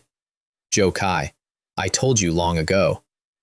With this tier 3 golem, one punch is enough to knock that farmer surnamed Chen back to level 1. And Li Han, coolly, rank is just a false number. True powerhouses never care about these things. More praise. And then from the corner, I have a feeling that God Chen doesn't seem to care about you at all. You're all jumping around here like clowns while he hasn't said a single word to you from beginning to end. Is this what true vision looks like? Silence. And 2 faces going purple in 2 separate cabins. Because that was the thing they couldn't fix. Not the losses, not the leaderboard. The fact that I never once replied. They were 2 stray dogs barking at a man who hadn't looked up. And then the questions started again, because the golem, however impressive, was not a light. The golem is awesome, but it doesn't seem to have anything to do with us, right? Wait a minute. Grandmaster Li Han, we donated resources for the glowing magic stones. Why did you build a golem instead? Yeah, boss. Eternal night is in 10 hours. Where are our glimmering magic stones? And he had this one ready. Family, don't panic. Let me explain. Do you think I don't want to? I want to create the glimmering magic stone more than any of you. I've made a breakthrough. However, to manufacture it, I need one last, most crucial core material, fluorescent ore. And this ore is only produced in one extremely dangerous instance, Black Wind Cave. The monster in that cave is incredibly powerful. My 2nd tier golem was no match for it. That's why I had to exhaust all my resources to upgrade to a 3rd tier golem. I created the golem not for myself. It's to clear the dungeon, so that we can all get the glimmering magic stone and survive tonight. And it was airtight, that's the thing. It explained the golem, it explained the delay, it explained the donations, and it made him a martyr again, all in 6 lines. So that's how it is. I misunderstood him. Wow, the boss really went to great lengths for us. Boss, what are you waiting for? Go raid the dungeon. And then Li Han, riding the highest wave of his entire life, made the single worst decision any human being made on that continent. Family. I will say no more. I am going there not for fame, not for profit, but only to obtain the ore, to light a beacon of hope for all of us in the eternal night. However, in order to put everyone at ease and to show those petty people who only hide behind the scenes and gossip what true responsibility is, I've decided. I'm starting a Lord live stream. I'll be live streaming my entire challenge of the Black Wind Cave. Let the whole village witness how we regained our sight. He live streamed it. He put a camera on it. I have thought about why, and I've settled on this. He genuinely believed it. That's the part people get wrong about him at this stage. He wasn't planning to fake it. He had 800 health and 50 defense, and he had watched that golem punch a level 3 elite to death. And he had decided that the thing that made me better than him was that I got attention, and so he went and got attention. 10,000 people opened that stream. I opened it too, from a deck chair, with a peach. Master, this Li Han is so shameless, meow, said Mimi from somewhere around my elbow. It's not just thick, I said, it's bulletproof. But I'll admit I was curious, because I hadn't known there was a dungeon. The stream. Li Han standing in front of a black cave mouth with a 4-meter golem behind him, arms up. Family, I've arrived. For the light. For the queen. For the glory of village 10086. Charge. And in he went. And for 11 minutes, it was genuinely, legitimately impressive. A dozen elite cave spiders came off the walls and sprayed venom that could dissolve rock, and it hit that golem and did -1, -1, -1. Sparks and nothing. Ha ha ha, did you see that? This is the defense of a tier 3 golem. It's absolutely invincible. And the drill arm came around and tore 3 of them apart at once. -155. -162. Your level has increased to level 3. 9th place on the leaderboard. And the chat lost its mind. Level 3, he's in the top 10. Holy crap, is this the power of an S-rank alchemist? I'm in love. Wah! My donated resources weren't wasted. Grandmaster Li Han, you're my god. And Joe Kai commentating like a man possessed. Chen Yu is nothing. He's still hammering monsters with his primitive hoe, while our brother Li Han is already piloting a Gundam. This is the difference in perspective. I want to freeze that moment, because right there, at 11 minutes into that stream, Li Han had actually won. He had a real unit, a real level, a real crowd, and a genuine claim. If he had walked out of that cave right then, he'd have been the second most powerful man in the village, and nobody could have taken it off him. He went deeper, and at the back of that cave, in front of a wall of glowing ore, something was lying down. Black Wind Wolf King. Boss. Level 6, health 1800, attack 55, defense 30. Skills, Shadow Strike, Deadly Claw Strike, Wolf King's Roar. And Li Han laughed, on camera, in front of 10,000 people. Ha ha ha, I thought it was something amazing. With these stats, it doesn't even deserve to be called a boss. He was, in a narrow sense, right.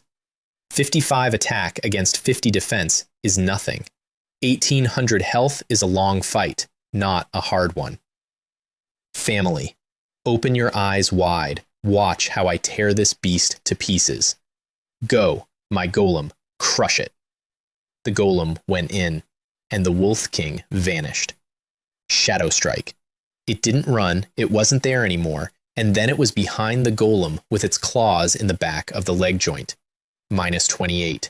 Weakness attack. The chat paused. 1 frame of hesitation across 10,000 people. What? It broke through? Turn around. Punch it. But the golem turned like a fridge. And by the time it had come around, the wolf was behind it again. Same spot.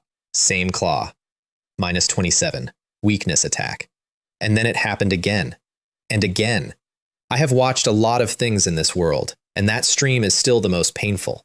It was 8 minutes of a 2-man comedy routine. A slow, armored thing turning in circles while something faster than it disassembled 1 leg joint from the same angle over and over, and a man behind it screaming, "Turn around, turn around." 800 health went down at maybe 30 a hit, unhurried, with no risk to the wolf at all.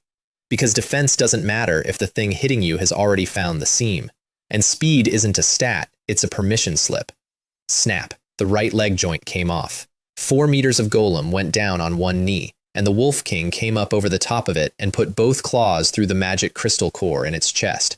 Bang, the light went out of it. Everything he had ever been given by that village, twice, was scrap metal on the floor of a cave. And the Wolf King turned its head and looked at the man standing behind it. He screamed. I mean, he actually screamed on the stream and turned and ran and left every single piece of loot on the ground, and the camera caught his face on the way past. 10,000 people saw it. The stream cut to black. Lee Han has ended his broadcast. Half a minute of silence went through that channel. 10,000 people with nothing to say at the same time. And then it came.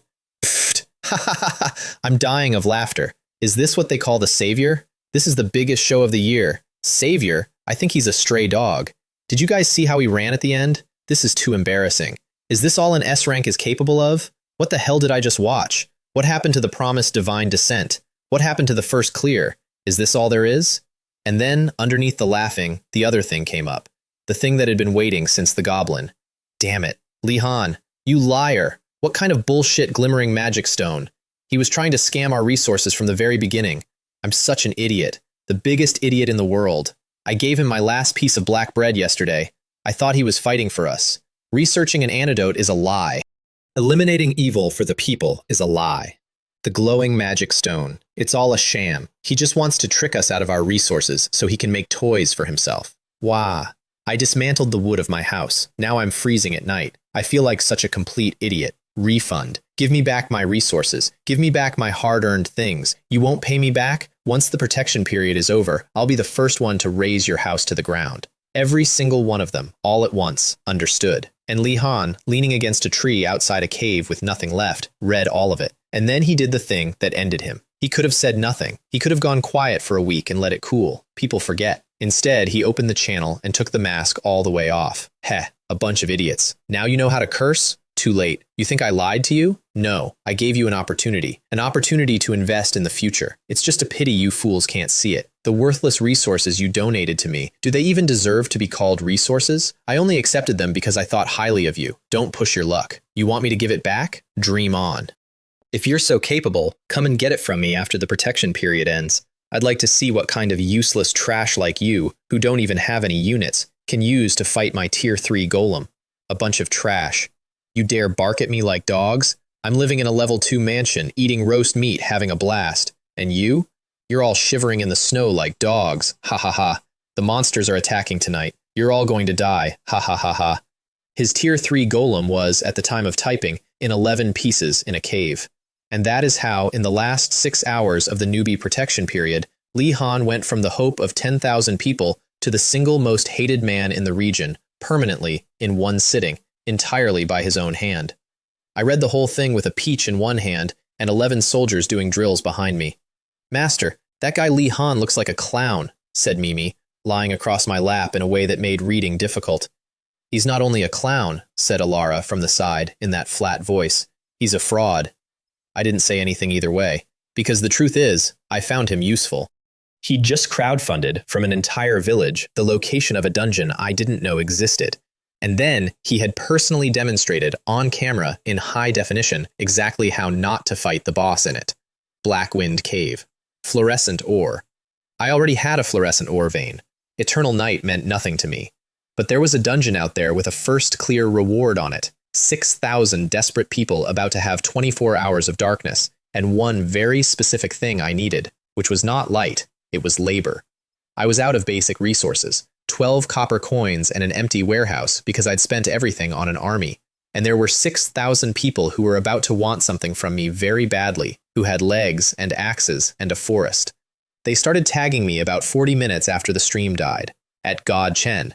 Brother Chen, you're first on the leaderboard. Can you clear Blackwind Cave? At God Chen, I know we have no right to ask, but there are 10,000 people here and none of us are going to see the morning. Some of them tried pity. My kid's 4, she's scared of the dark, I've got nothing. Some of them tried morality. If you have the power and you don't use it, how are you different from him? That last one, I want to note, came from a man who had personally donated 300 wood to Li Han while calling me a narrow-minded farmer on day 3. People are amazing. I had said exactly nothing in that channel since day 1. Not one word, through the boycott, through the goblin, through 2 rounds of Jokai explaining that my talent was garbage. I typed 3 lines. Chen Yu, stop howling, you're disturbing my rest. Chen Yu, if you want to live, go gather resources. Wood, stone, iron, anything. Chen Yu, I'll be back before dark. And then I closed the channel because I did not want to see what happened next. What happened next was that 6,000 people went into that forest with axes like it was a holiday. God Chen spoke. God Chen actually spoke. He said before dark. He said he's coming back before dark. Go, go, go, chop, what are you standing around for? He said gather resources. I want to be honest about what that was, because I've heard it described since as mercy, and it was not mercy. I had 12 copper coins and an empty warehouse. I had an army that ate. And there was a dungeon out there with a first clear reward, which I wanted, and a boss whose entire moveset had just been broadcast to me in high definition by a man who paid for the camera himself. I was going in either way. The difference was that now 6,000 people were going to spend the afternoon cutting wood for me, voluntarily, at maximum enthusiasm, and would consider themselves lucky to do it. Charity is when you give something away. This was a supply contract with better marketing. Li Han, from wherever he was sitting next to 11 pieces of golem, could not leave it alone. Heh. Found yourselves a new master already? Fast work. You saw what happened to my golem with 50 defense, right? Go collect its corpse. Maybe you can sell the scrap. That farmer is going to walk in there and get torn apart the same way. And then who are you going to beg? Nobody defended him, not one person. For the first time in 7 days, Jokai didn't even show up. Shut up, get lost, nobody's talking to you, go away, liar. He'd been the center of that village for a week, and he ended it talking to himself. We went in at 2 in the afternoon, and I'd like to describe the entrance sequence because the contrast is the whole point. Mimi, you and the sentinels go in first, in stealth. Kill anything with its back to you. Don't engage anything that's looking at you. Yow. Ilara, you and the archers hold 30 meters back on the left. Anything that turns around, you make it stop turning. Yes. I'm at the back. If something gets past all of you, that's my problem. 6 meters in, the spiders came off the walls. The same spiders. Elite cave spiders, level 5, venom that ate rock, a dozen of them. The exact ones that had spent 4 minutes bouncing off a tier 3 golem while 10,000 people cheered. They lasted about 10 seconds. 5 moonlight sentinels came out of stealth simultaneously, one behind each of the front 5, and there were 5 moonblades in 5 nerve clusters before any of them had turned around. Poison-coated, -140, -155, 5 times over, and then Ilara's line opened up on the ones that tried to come off the ceiling, and they came down as furniture. Mimi took 2 by herself and sucked the second one dry for the fun of it. 10 seconds. Not one of us took a hit. That's what a squad is. He'd had a big number. I had 11 people whose jobs didn't overlap. We went down the tunnel and there was scrap metal on the floor of it, and we walked over that too. The Black Wind Wolf King was where he'd left it, in front of a wall of glowing ore. 1,800 health, 55 attack, 30 defense, and Shadow Strike, which is the one that mattered. That's the whole reason the golem lost. It could vanish and reappear behind a slow target. Nothing I owned was a slow target. Ilara, eye. Moonlight arrow. Straight through the left eye at 40 meters. -188. Critical. It went into Shadow Strike immediately, out of pain, straight at her, and it did get behind her. And behind her was 5 moonlight sentinels standing in a loose ring, waiting, with poisoned blades, because that was the whole plan. They did not go for the body. They went for the joints. All 5 of them, at 4 separate joints in under a second. The Wolf King's speed was its entire kit, and it lost its speed in the first exchange. Then I walked up and war stomped it, which put it on the ground, and Ilara put 425 into it at 8 meters, and it stopped. 11 minutes on his stream to get himself killed, 2 minutes and 10 seconds for us, and the only thing I contributed personally was 1 stomp. Congratulations, you have successfully defeated the level 6 boss, Black Wind Wolf King. Ding, hidden condition met. Killing the Black Wind Wolf King within 3 minutes of entering its chamber without any unit taking damage has awakened the Guardian. The ore wall went dark, all of it. All 400 meters of glowing rock at once, like a switch, and a shadow came up off the floor. It came up the way smoke comes up if smoke had shoulders, and it kept coming. 3 meters, 4, and where the Wolf King's body had been lying, there was now a wolf made out of missing light with 2 white points where eyes go. Shadow of the Black Wind Wolf King. Hidden boss. Level 8. Health 4,000. Attack 80. Defense 60. Skills. Wraith Roar. Shadow Form. Death's Harvest. 4,000 health. 80 attack. 60 defense. My archers did 55. Master, said Alara, and her voice had changed, which had not happened before. That defense. I know. Meow. Master, this one feels bad. I know. I want to be clear about the position we were in, because it's the only fight in the first week I nearly lost. 60 defense against 55 attack means my archers did nothing. Not a little. Nothing worth counting. Alara put a moonlight arrow into it to test, minus 15. 266 arrows to kill it, at 15 a hit from the only person in my army who could hurt it at all. A sentinel closed and got minus 18. And then it opened its mouth. Wraith Roar.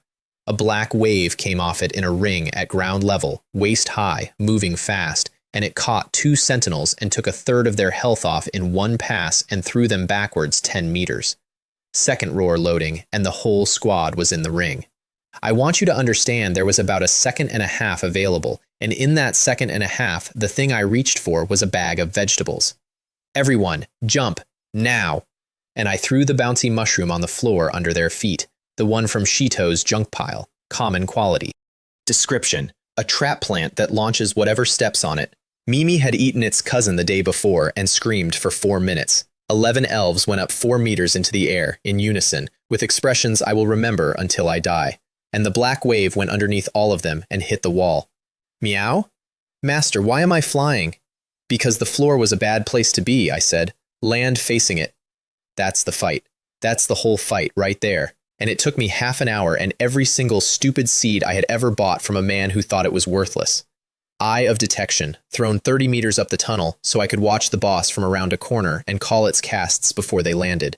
10 of those. I used 7. Bouncy mushroom every time the roar came, which was every 20 seconds, and my entire elite squad spent that fight airborne roughly a third of the time. Boils. Bewitching pollen, which the description said caused hallucinations in low-intelligence creatures, and which I had bought because it was cheap. Half an hour of kiting a level 8 hidden boss in a circle doing 15 damage a hit, while an S-rank hero shot it in the eye once every 4 seconds, and 11 women took turns being launched into the ceiling. 4,000 health at 15 to 20 a swing is not a fight, it's a shift.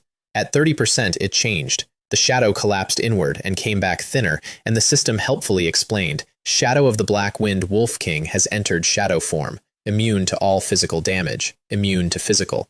And my one magic damage source, Alara's Moonlight Arrow, has a cooldown, because of course it does. Master, Alara, dead flat, still firing. I can only use it once every 4 seconds. 10 damage a second against 4,000 health with 3/4 of it left. We were going to lose. Not dramatically. We were going to lose on the clock, slowly, while the sun went down outside on 10,000 people who had spent the afternoon chopping wood for me. So I put grass in the ground. Mini fan grass, common. From Lena's 15 wrinkled seeds, cost 10 stone. Note, nothing I plant here will sprout. Description: generates a small, continuous directional breeze. A small breeze, absolutely useless, cannot move a leaf. I planted it at the mouth of the tunnel, pointed at the boss, and it started blowing, and it was pathetic. And then I emptied every unit of bewitching pollen I owned directly into the airflow. The pollen went out over the floor in a low cloud, and the fan pushed it, and the cloud rolled into the shadow. And the shadow, which was immune to all physical damage, breathed it, because shadow form makes you immune to being hit. It does not make you immune to being in a room. It stopped. Its head came up. And then a 4-meter wraith made of pure darkness, a hidden boss, the guardian of the Black Wind Cave, started to dance. I need you to picture it properly. It went up on its hind legs. It rotated, slowly, in a circle, batting at things that were not there, with an expression of enormous concentration. 11 elves stopped shooting. Master, Mimi's voice, very small. What is it doing? It's having a lovely time. Keep shooting. They shot it for 6 minutes while it danced. It never came out of shadow form. It never had to. It just spun, gently, at the center of my army, taking moonlight arrows in the ribs every 4 seconds and not noticing. 4%. 3. 2. 1. And at 1%, the pollen wore off, and it changed again. The shadow pulled in and up, and what stood up out of it was a shape holding a scythe. 2 meters of curved black nothing with a hood and no face under the hood. Death's Harvest activated. Death Aura. All enemies within 20 meters lose 1% of maximum health per second. 20 meters. My whole squad. Everything I owned dying at 1% a second, and it had 11 meters of scythe reach and 100% of nothing left to lose. 10 seconds, and Mimi would be at 90. 100 seconds, and my entire army would be dead standing up. It came for me first, straight at me, floating, scythe up, because I was the Lord, and the aura tells them. And I did the only thing left, which was that I reached into my inventory, and I threw fruit at it. A bursting, juicy peach, rare. Description, sweet and juicy, the elven race's favorite. Underhand, from 6 meters into the hood. I have no idea why I did it. I want to be completely honest with you.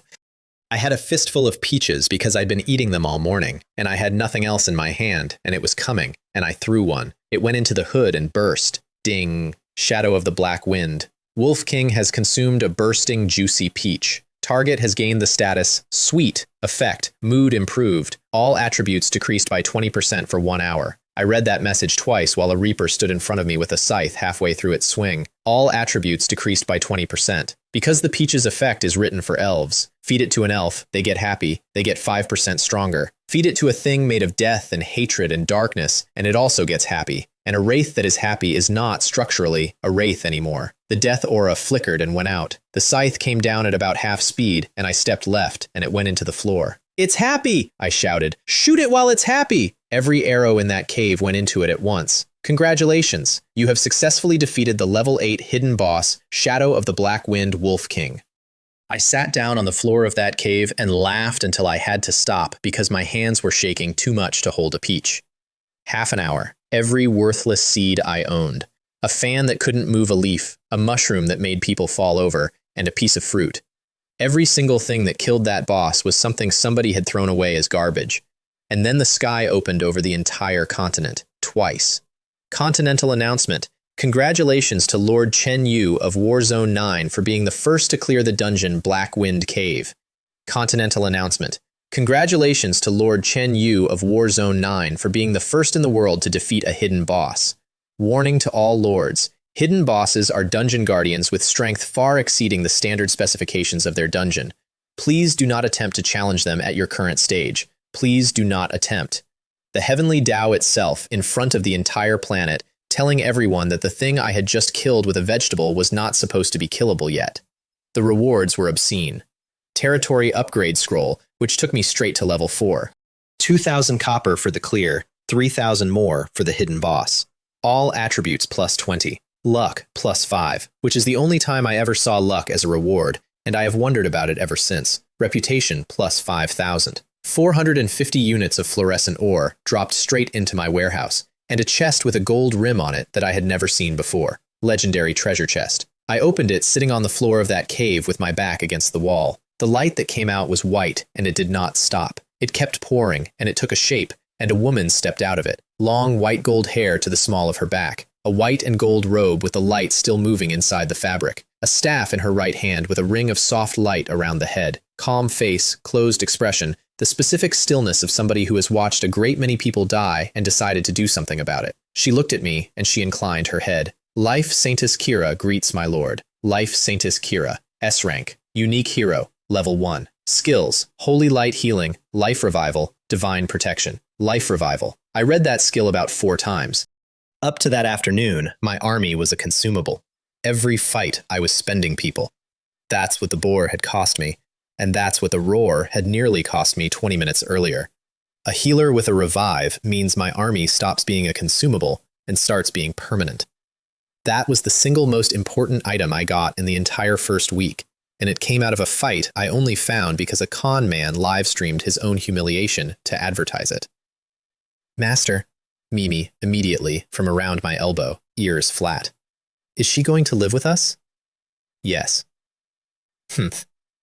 Meanwhile, about 4 kilometers away, Li Han was standing in front of 11 pieces of golem when the second announcement went off, and according to 3 separate people who saw it, he coughed and had to sit down. Why? Why him? My golem was taken apart in that cave.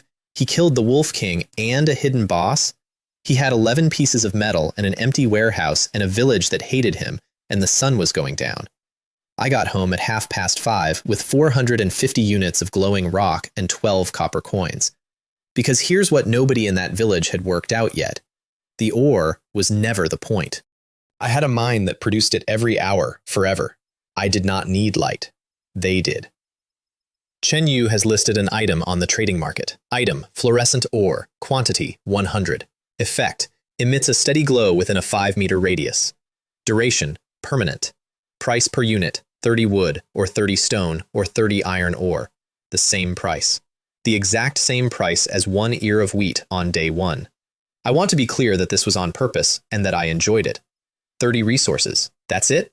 That's nothing. Buy. God, Chen really went and got it. He said before dark, and it's not dark. Wait, he's not even charging copper? He's charging in wood and stone? He doesn't want our money. He wants materials. He's building something. I don't care what he's building. My daughter isn't sitting in the dark tonight. Buy. 100 units gone in about 30 seconds. I listed another 100. Gone. Another 100. Another. 5 rounds, and the last 100 went faster than the first, because by then people were buying spares. Resources afterwards, 5,150 wood, 5,080 stone, 5,020 iron ore. From 12 copper coins and an empty warehouse to a full one in 11 minutes, selling a rock that grows out of my garden by itself while I sleep. And every single person who bought it thanked me. I spent all of it before the sun touched the trees. Alchemy workshop, because I had 100 kinds of plant and no way to process them. Warehouse to level 2. Barracks to level 2. And then I stood in the middle of my territory as the light went orange and had the strangest half hour of the whole week. My territory at 6 in the evening on day 7, 40 meters across. A mine in the center of it throwing soft white light in every direction so that nothing in that space had a shadow. 2 peach trees. A 5-meter tree breathing at the north end with elves coming and going under it. A fire with an entire boar carcass on it, because Kira had taken one look at my food situation and started cooking without being asked. 11 soldiers, 1 cat, 1 saintess, 4 towers, walls. Outside my wall, in every direction, 10,000 people in huts with holes in them, holding 1 torch each, watching the sky. Some of them were watching my territory instead. You could see them. A ring of faces at the edge of the light. I did not invite them in. I want to be honest about that, too. I had a wall, and I stayed behind it. Kira handed me a piece of meat on a stick without a word and went back to feeding the archers. Attention all lords. The 7-day novice protection period will end in 10 seconds. 9. 6,000 messages a second in that channel, and then, at 4, nothing. 3. 2. 1. Attention all lords. The novice protection period has ended. Eternal night has arrived. Duration, 24 hours. The sun did not set. The sun was removed. It went from evening to absolute black in about 2 seconds, everywhere, at once, and the temperature dropped so hard you could hear the trees. And then the screaming started in the channel. Something's in my yard. Oh God, there's something in my yard. Help! Help! My torch went out. Lord Liu Yong has died. Lord Chen Lin has died. Lord Marcus Reyes has died. The names started scrolling and did not stop scrolling for an hour. I looked around my territory. The mine was still going. Soft white, 40 meters, no shadows anywhere. 11 elves eating peaches. A cat girl asleep on a rock with her tail over her nose. It was, from the inside, exactly as bright as it had been all week. All right, I said, that's enough playing around. Dinner's ready. I put the meat down. But first, we should take out the garbage. They came at the wall in the dark, and my towers saw them first, because my towers were sitting in a floodlight. Shadow Goblin, level 4, health 300. It came out of the tree line at a dead sprint, and both arrow towers tracked it before it had covered 10 meters. Minus 355. Minus 362. It never touched the wall. Then 40 more, and Mimi went over the wall backwards to meet them, and 5 sentinels went with her, and Alara stood on the tower and picked the ranged ones out of the back of the pack, and Kira stood in the middle of my territory with her staff up, throwing shields on people from 90 meters away. A sentinel took a hit that should have hospitalized her, and Kira had her back to full before she'd finished stumbling. That's what changed. That's the entire difference between day 7 and day 8. Nobody was spending anymore. Eternal Night Points event has begun. Kill monsters during Eternal Night to earn points. Points can be exchanged for rewards. Rankings will be settled at dawn. Current Warzone rankings. 1. Chen Yu, 1,888 points. 2. Lin Wei, 105 points. 3. Shu Jin, 89 points. Lin Wei was doing fine, incidentally. She'd bought 2 permanent agility points off me for a stick, and she was alive and killing things all night in her own quiet way, and she never once asked me for help. I respected the hell out of that. 5 waves. The 5th one had a level 6 troll boss in it that hit like a bus and lasted 90 seconds, because 90 seconds is how long it takes 11 elves with a healer to remove 3,000 health from something that can only be in one place at a time. And then, at about 11 at night, the monsters ran out. There was nothing left within 400 meters of my wall. My squad was standing around, fully healed, mildly bored, eating peaches. And I looked at the points table and at the names still scrolling past in the channel, and I had a thought that I would like credit for, because I think it's the single most profitable thought I have ever had. The points are for killing monsters. It doesn't say whose territory the monsters are attacking. Get up, I said. All of you. We're going for a walk. Master? Ilara, already reaching for the bow. Where? Out there, I pointed at the dark. Everyone else has monsters. It seems unfair that they should have to keep them. Mimi's ears came straight up. We're going to go and carry some warmth, I said. Sun Ming's place was the nearest, 400 meters east. I'd never spoken to Sun Ming. I knew his name because it was on the leaderboard around 80th, and because he'd been one of the people in the channel calling me narrow-minded during the boycott. When we came over the rise, he had about 4 seconds left. 3 elite wolves. He was on his back with a hunting knife, in the dark, with a broken hut behind him and his torch on the ground burning out. Moonlight Arrow took the first one's head off at 90 meters before he even knew we were there. 6 shadows went past me on both sides. It took under 2 seconds, and then there were 3 dead wolves and 11 silver-haired women standing in a loose ring around a man lying in the mud in a village that had gone completely dark. He looked up at me with the fluorescent glow off my gear, lighting the whole clearing, and he burst into tears and grabbed my leg and said, "Father, Father, you came to save me." "I'm not your father," I said. "I'm 18. "Father!" I just saw that everyone was having some problems. I want to state for the record that I did not say that to be kind. I said it because it was true, and because I had a points table open, and because that man's yard had 4 more wolves coming out of the tree line behind him that were worth about 90 points. We killed those 2. Then we walked to the next one. That's what I did for the rest of that night.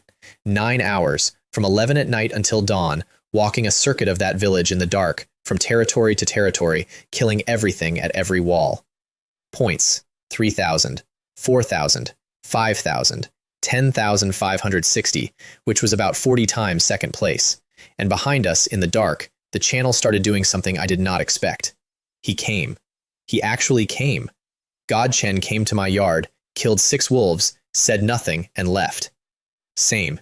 He didn't even stop. He just went past. There's a line of light moving through the village. I saw them. 11 elves and a cat. They went through the Zhou family's yard like a lawnmower. You can see it coming. If you're still alive, wait. There's a glow moving down the east road.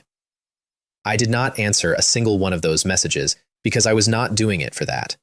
But I did notice, somewhere around 3 in the morning, that I had stopped choosing the richest yards.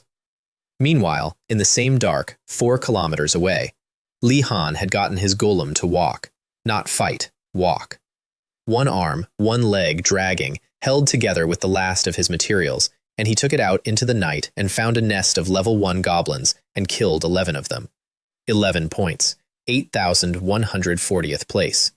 And then Zhou Kai messaged him privately. "Brother Li Han, brother, help me.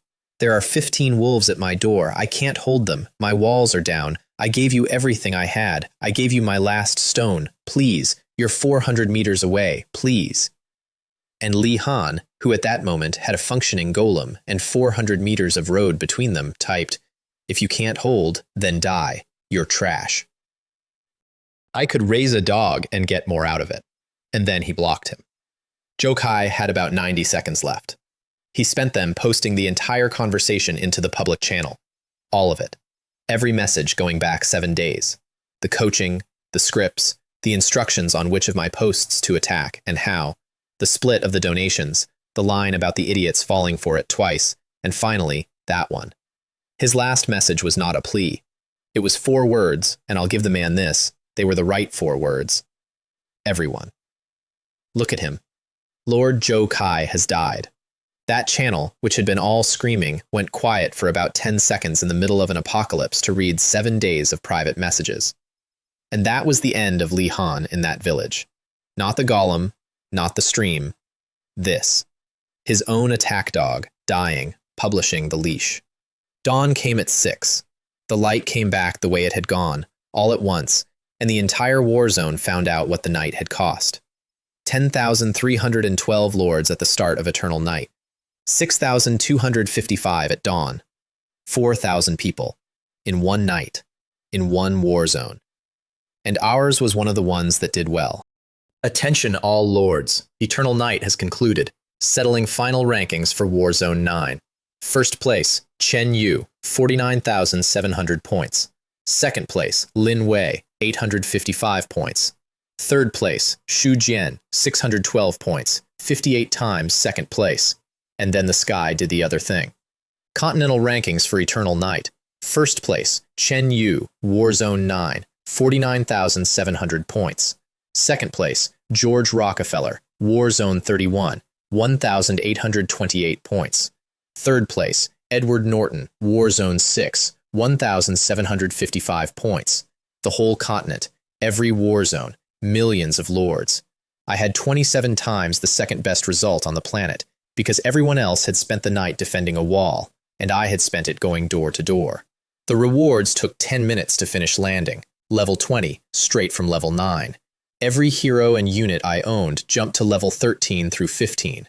10 treasure chests, 49,700 copper coins, 1 for each point. All attributes plus 40, reputation plus 5,000. And 1 S-rank hero summoning scroll. My panel, day 8, 6 in the morning. Strength 128, Agility 100, Constitution 99, Spirit 105, Charm 102. 8 days earlier, those numbers had all been in the single digits, and my talent had been a joke that a woman in a fur coat laughed at. I used the scroll standing in my own field. The light that came out of it was black, which I had not seen before. It landed and spread, and a woman walked out of it in dark plate that fitted like it had opinions, black hair, and eyes that were doing something no human eye does. Behind her, the shadow on the grass was the wrong shape. It was a cat's. She looked at me for a long moment. Then she went down on one knee, and the shadow behind her went down too, and it was still the wrong shape. Shadow Queen Xylia, at my lord's command. Shadow Queen Xylia, S-rank hero, level 1. Skills, Shadow Bolt, Curse of Agony, Black Panther transformation. Transformation? She stood, and where she had been standing, there was a black panther the size of a horse, and it turned its head and looked at me with the same eyes and made a low sound that I chose to interpret as amusement. My lord may ride, if it pleases him. Mimi's ears went completely flat. Master, she's a cat too. Mimi was here first. The chests gave me 55 varieties of seed, a promotion scroll, and a pair of ranger's boots. And the last one, the epic one, gave me a building. Moon God Altar. Unique. Epic. Effect 1. All heroes within the territory passively gain 10 experience per hour. Effect 2. Lunar Baptism. Heroes may be baptized at the altar for a chance to awaken new skills. Passive experience. My heroes now leveled while I slept. And out of the 55 seeds came 2 more buildings. A moonlight tower, which housed 10 elves properly instead of under a tree, and a thing called a nekopara, which the description said was housing for feline units, and which Mimi moved into within about 4 seconds of it finishing, and which Xylia looked at for a long moment and then walked into without comment while Mimi made a sound like a kettle. I stood in the middle of it at 7 in the morning on day 8. A 4-level territory with a mine, an altar, a breathing tree, 2 peach trees, a workshop, a tower, walls, and 18 people in it who all worked for me. 49,000 copper in the bank, and out past the wall, 6,000 survivors sitting in the wreckage, counting who was gone. I remember thinking that the hard part was over. I would like to formally apologize to myself for that, because at that exact moment, 300 kilometers away, the Empire was reading the continental rankings over breakfast and asking who the hell was in War Zone 9. The announcement came at noon. Attention all lords, the Morning Star Empire has taken note of the awakening of the war zones. Envoys have been dispatched to every novice village to identify and recruit talents of S-rank and above. S-rank talents are requested to present themselves at the village square, and Li Han came back from the dead in about 4 seconds flat. Ha ha ha ha! Did you all see that? The Empire is here. And who is the only S-rank in this village? Me. Say what you like about me, curse me all you want. But my rank is certified by the heavenly Tao itself, and none of you can take it away. He was right. That's the horrible thing. He'd lost his golem, his materials, his reputation, and his one friend, and the letter S was still stamped on him by the universe, and no amount of hating him could scratch it off. He walked into that square with his chin up, past people who had watched him tell a dying man to die. Viscount Gideon, level 30, on a horse, in silver plate with a family crest, with 5 royal knights behind him in matched armor, and every single one of them was looking at that village the way you look at a wet floor. He had a scroll, and he read 2 names off it. Li Han, S-rank alchemist. Lin Wei, S-rank frost archer. That's the list, said Gideon. Are these the only 2? And someone in the crowd, a man whose yard I'd walked through at 4 in the morning, said it before he could stop himself. No, our strongest is God Chen. Gideon looked up. Chen Yu, first on the continental board, 49,700. Gideon laughed. Not cruelly. That's what I keep coming back to. He laughed the way you'd laugh if someone told you the best surgeon in the city was a horse. I have his file, he said. F-rank, farmer. He handed the scroll back to a knight without looking at it. Talent is the foundation of everything. It is the shape you were born in, and you do not outgrow it.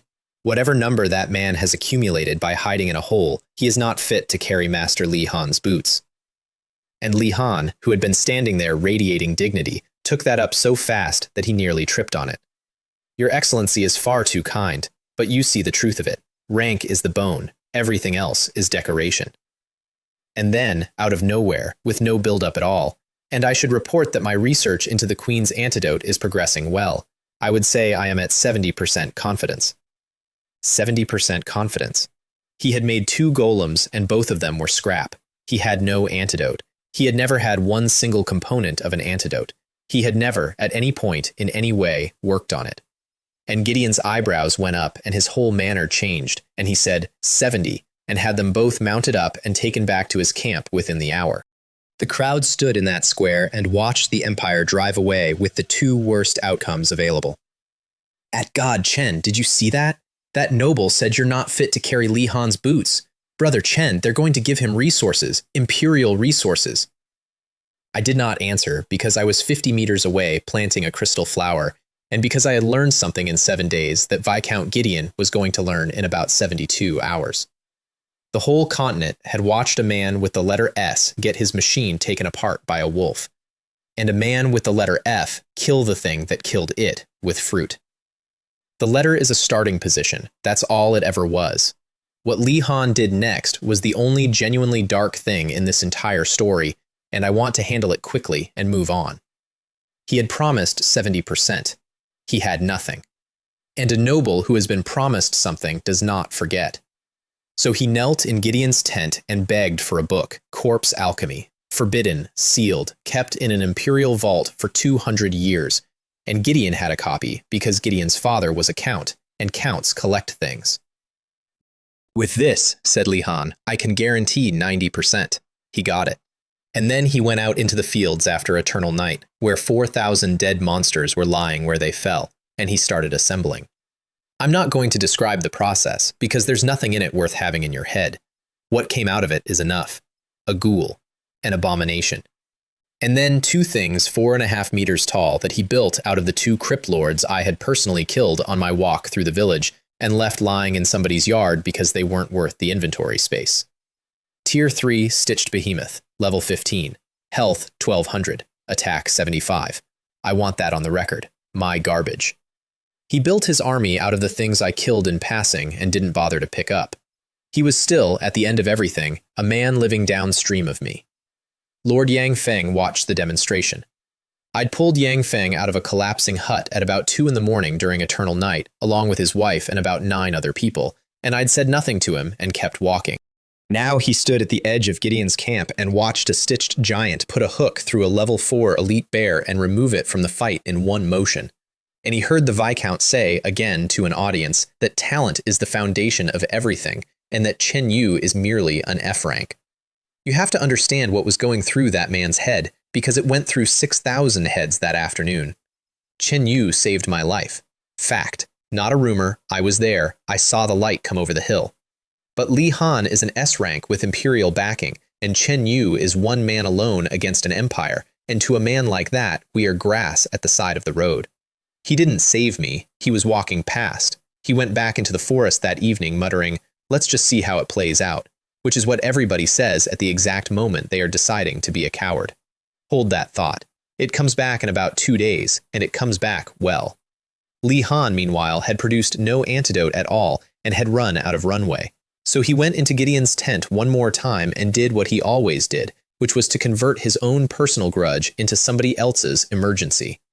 "Your Excellency, there is an obstruction." He was on his knees. "Chen Yu, that man gnaws at my heart like a demon. My concentration is destroyed. My hands shake at the alchemy table. Give me his head, and I will hand you the antidote within a single day."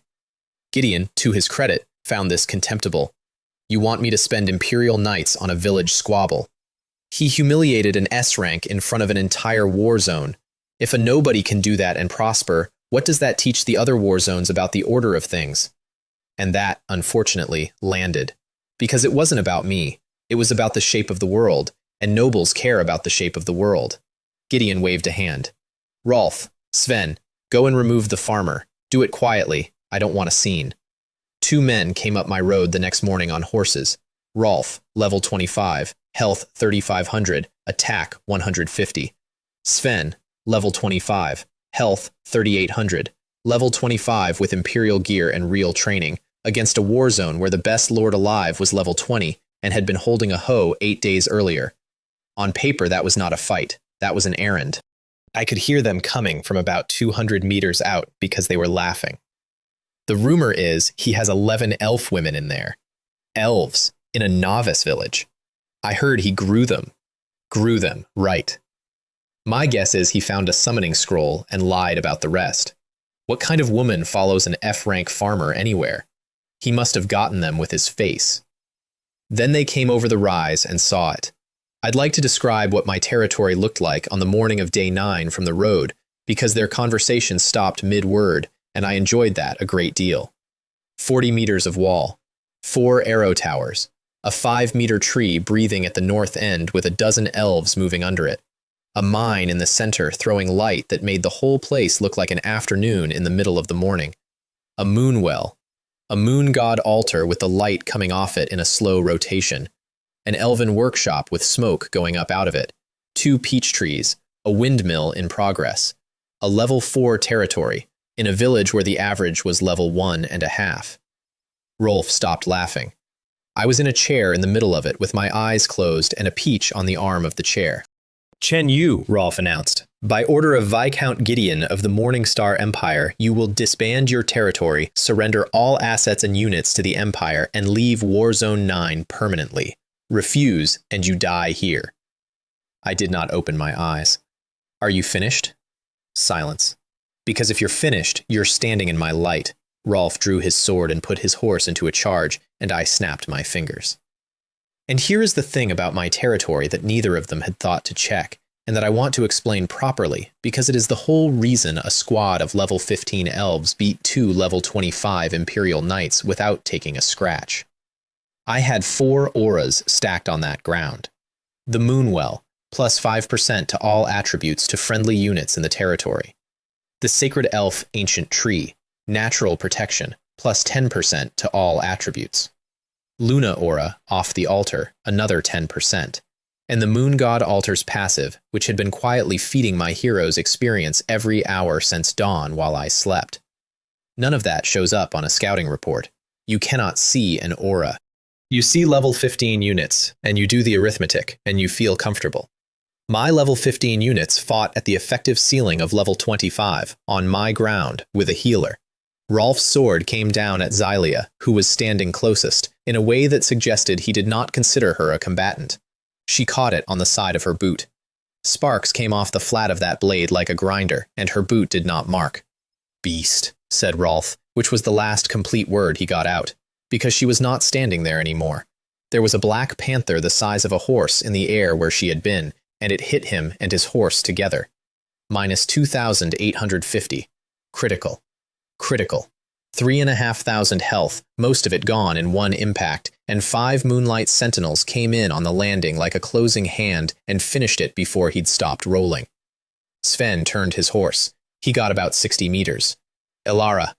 Moonlight arrow through the back of the knee at 60 meters, and 890 damage arrived at a man who had 400 health left. He went down and crawled and started begging, loudly.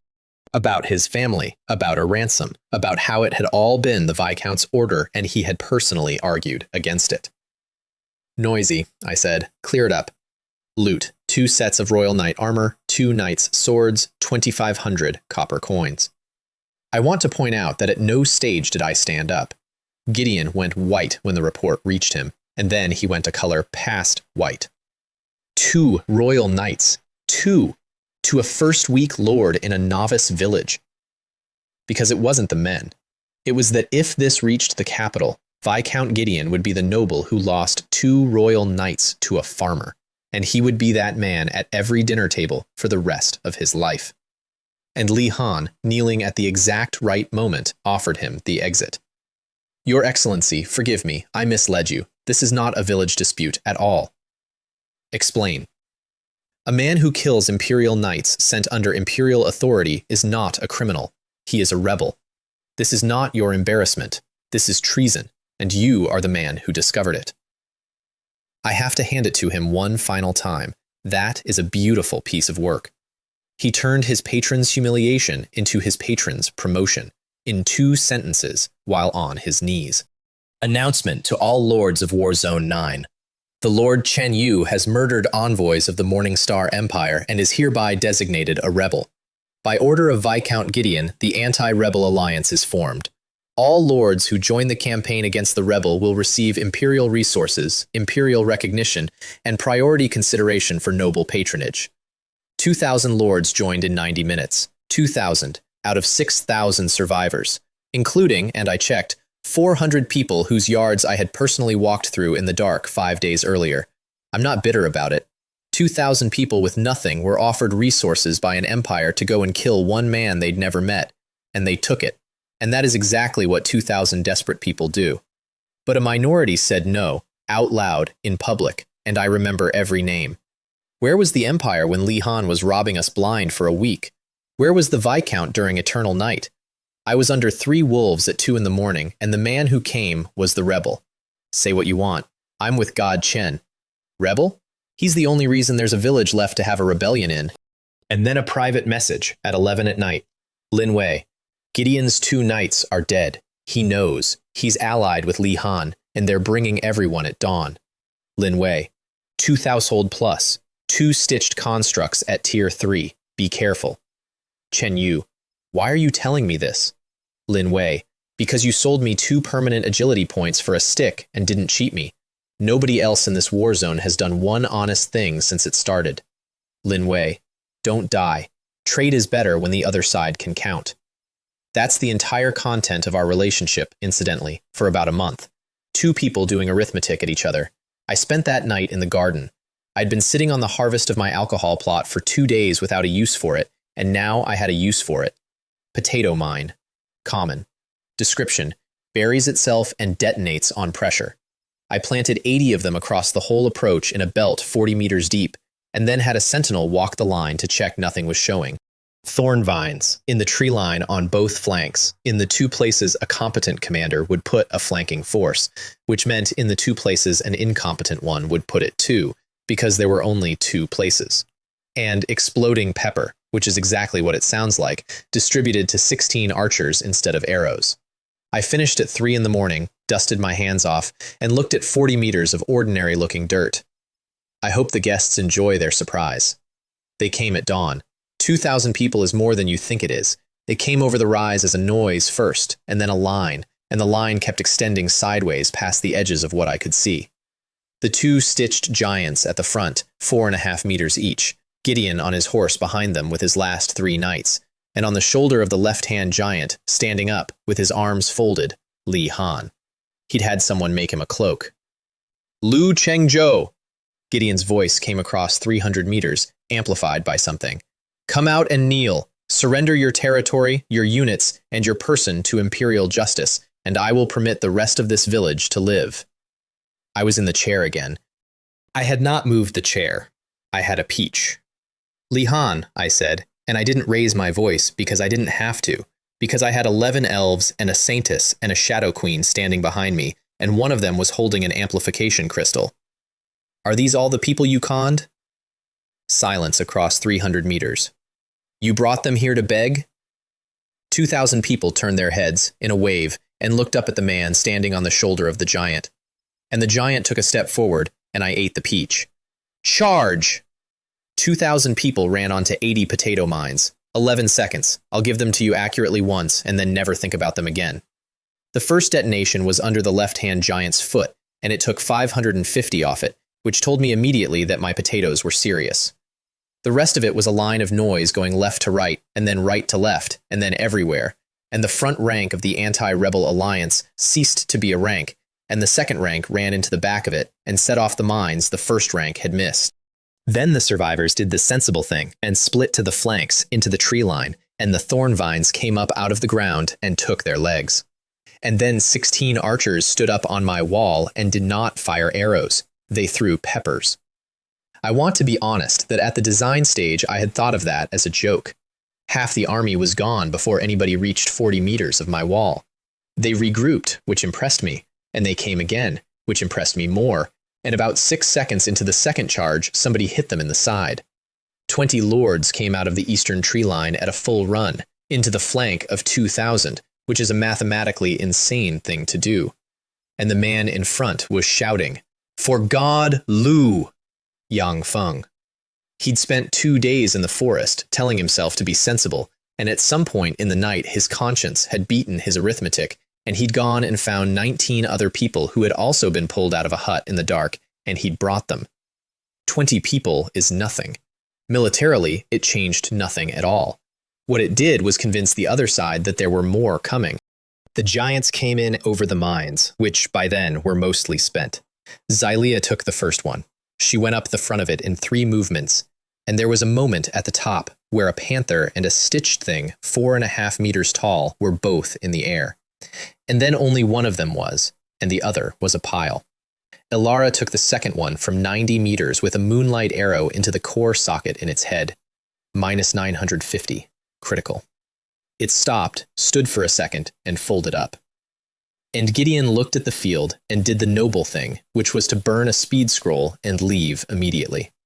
Li Han had been standing on a giant's shoulder and was now standing on the ground with 2,000 people's worth of nothing around him, and he ran after the horse and caught it. He got both arms around the horse's back leg, and Gideon did not stop, and Li Han was dragged out of that battlefield through the mud for about 60 meters before he got a knee up. 10,000 people were watching that battle on the village feed. New nickname for Li Han, the horse hugger. I refuse to elaborate. It's simply the funniest thing I have ever seen. The alliance broke. 1,500 people ran in 15 directions, and I did not chase a single one of them, because I never wanted them dead. I wanted them gone, and I wanted them to remember it. Yang Feng came and knelt in the mud with his 20. My lord, we were wrong. We hesitated. We swear to serve until death. I looked at him for a while. Get up, I said. You don't work for me. He looked stricken, which was not what I wanted. Go and collect the equipment off the field. All of it. 30% is yours. He stared. You came late, I said, but you came uphill into 2,000 people, which nobody else in this war zone did. 30%. He collected trophies for 4 hours with a face like a man who'd been given a knighthood. Some of the village got scared afterwards instead of happy, which I expected. He beat a viscount. That means tomorrow they send a count. And after the count comes the army.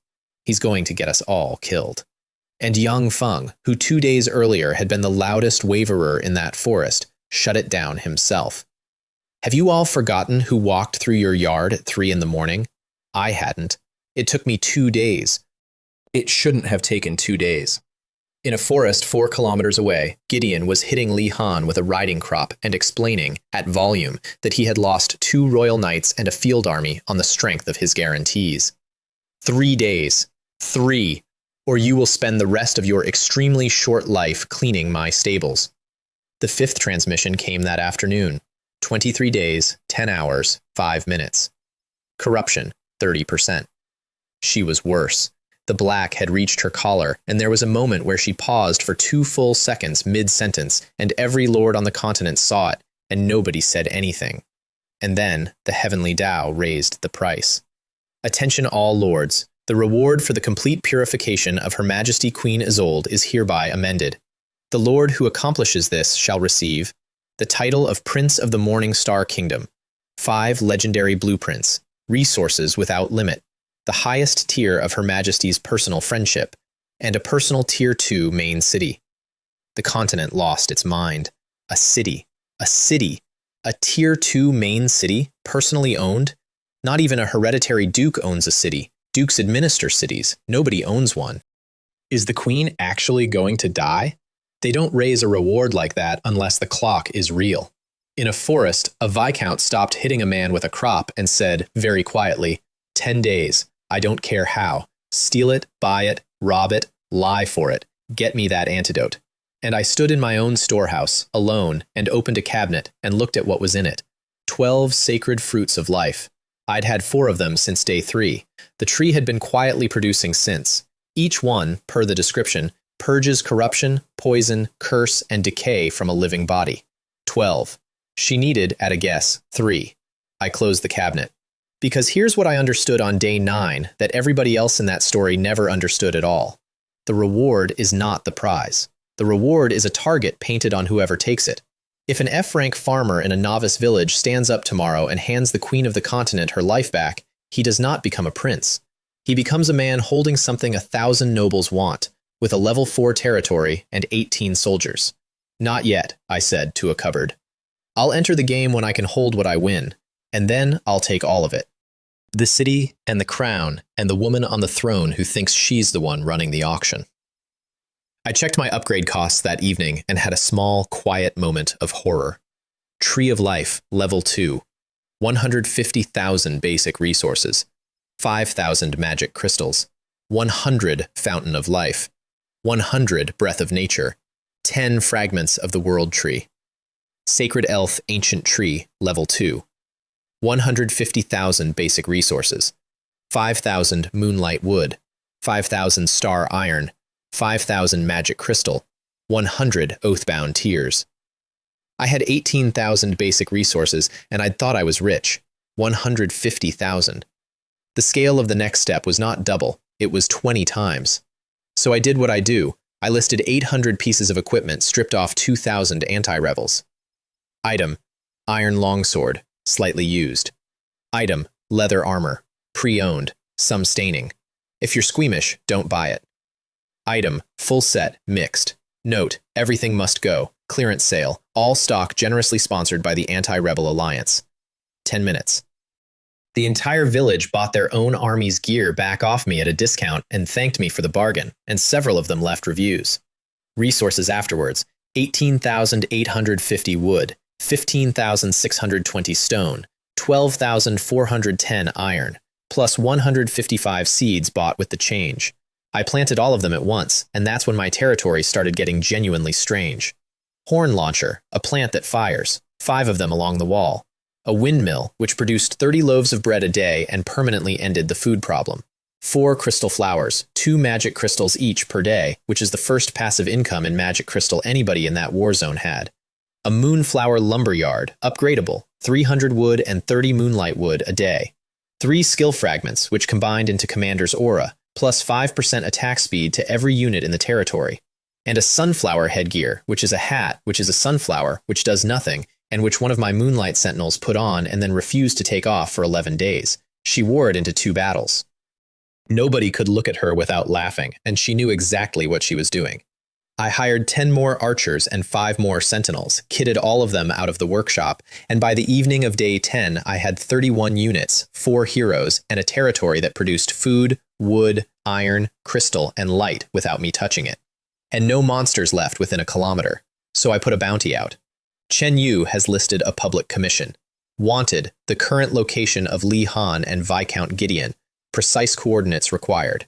Reward, 1 complete set of Royal Knight armor. Note, equipment kindly provided by a former Royal Knight of the Morning Star Empire. Fully genuine, lightly used, 1 careful owner. 6,000 people became bounty hunters in about 4 minutes. That is what finished him in that war zone. Not me, not the Empire. The fact that his own face was worth a set of imperial plate to any farmer with a pair of eyes. He and Gideon ran for Wailing Canyon, which is a level 30 zone, where the last of Gideon's knights did not survive the second day, and where Gideon finally broke and called his father. Count Gideon sent a squadron of Griffin Knights, 6 days out. And Li Han, alone at the back of a canyon, quietly went to work on the bodies of the knights who had died protecting him, and produced a thing. Abomination Stitched Giant, level 25.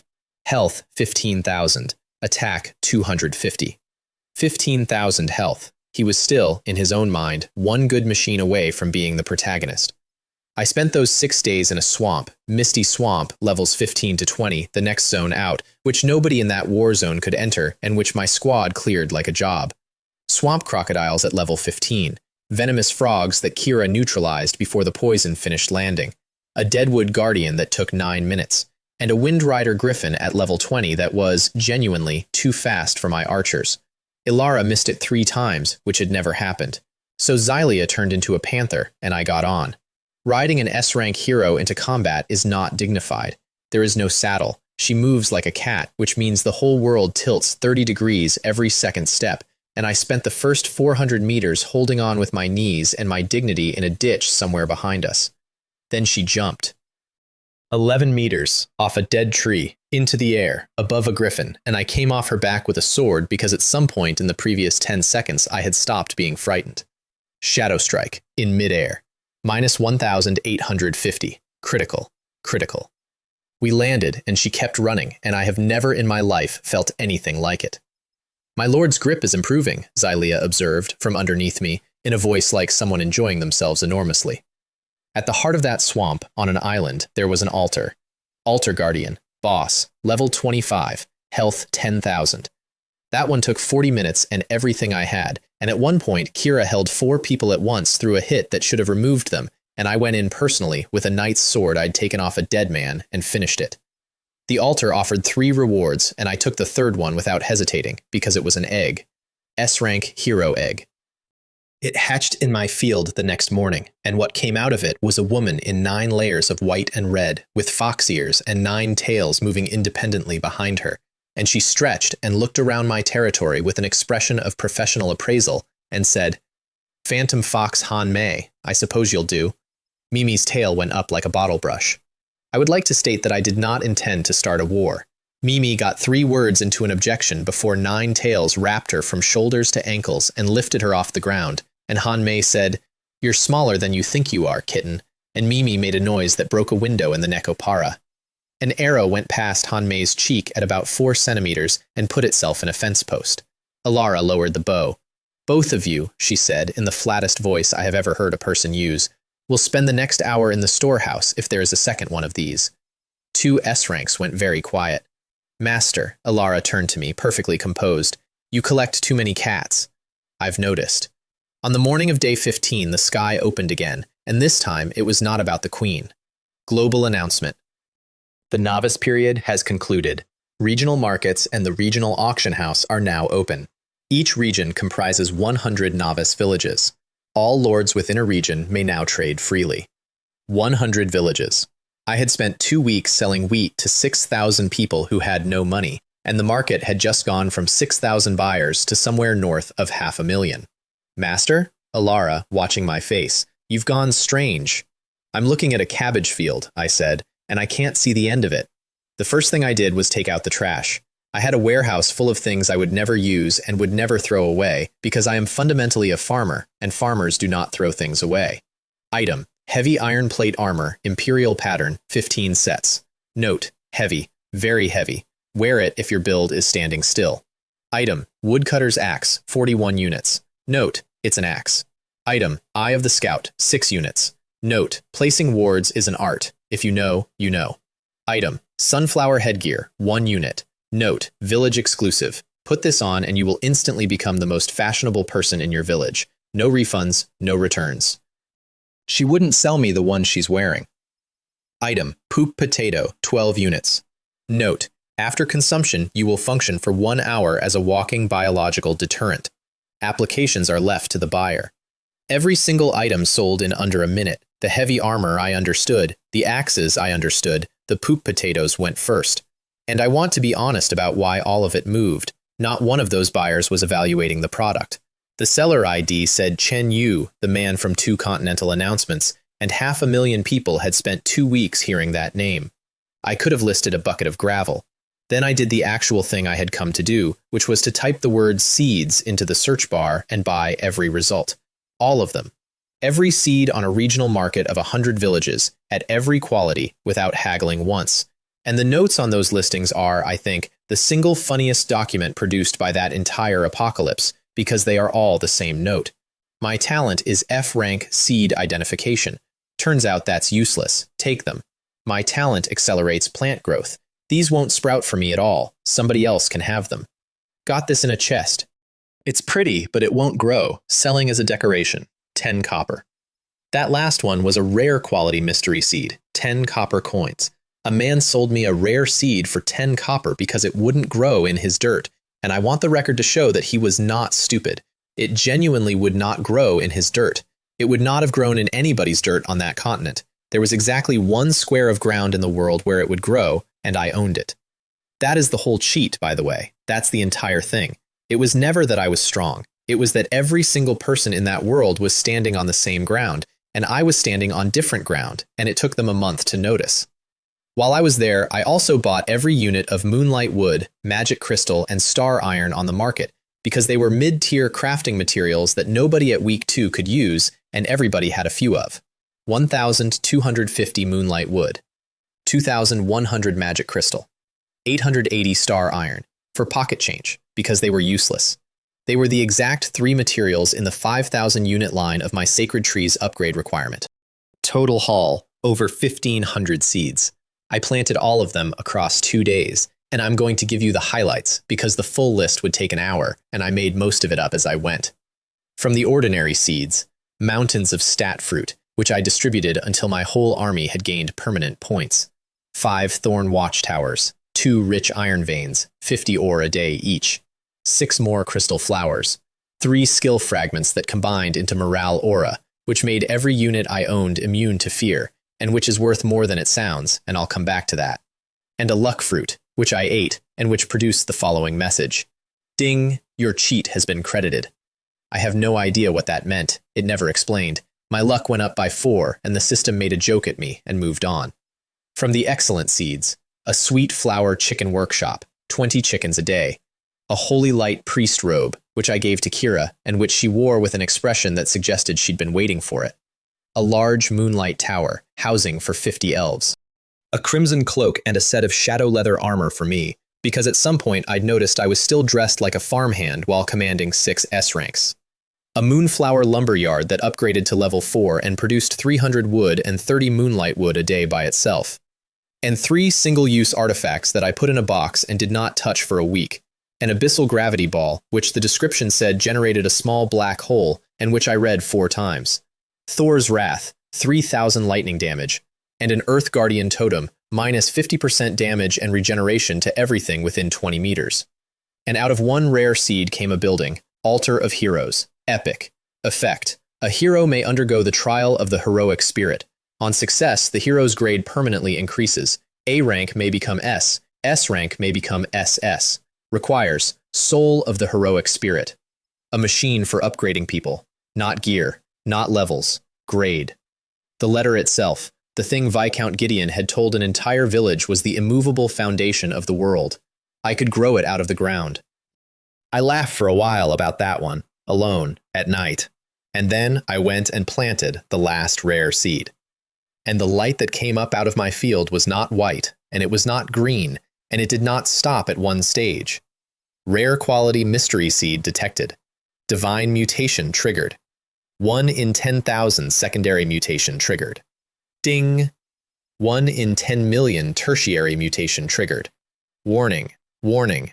Energy levels exceed the measurement capacity of this territory.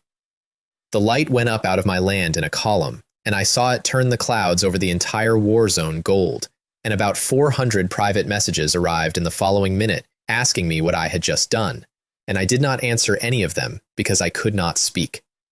When it faded, there was an egg in my garden, 2 meters tall, black, with veins of gold and red moving under the shell, slowly, like something turning over in its sleep. Primordial Chaos Dragon Egg. Creation level. Creation level. Not rare. Not epic. Not legendary. Not mythical. Above mythical. A grade I had never seen on anything. Not on the sacred tree. Not on Kira. Not on anything the Empire owned. Description. Within this egg sleeps the bloodline of the First Age. If successfully hatched, you will obtain the Primordial Chaos Dragon, a creature whose growth potential has no defined ceiling. Requires an incubator. No defined ceiling. I stood in front of that egg in the middle of the night with 18 soldiers standing behind me in absolute silence, and I put my hand flat on the shell.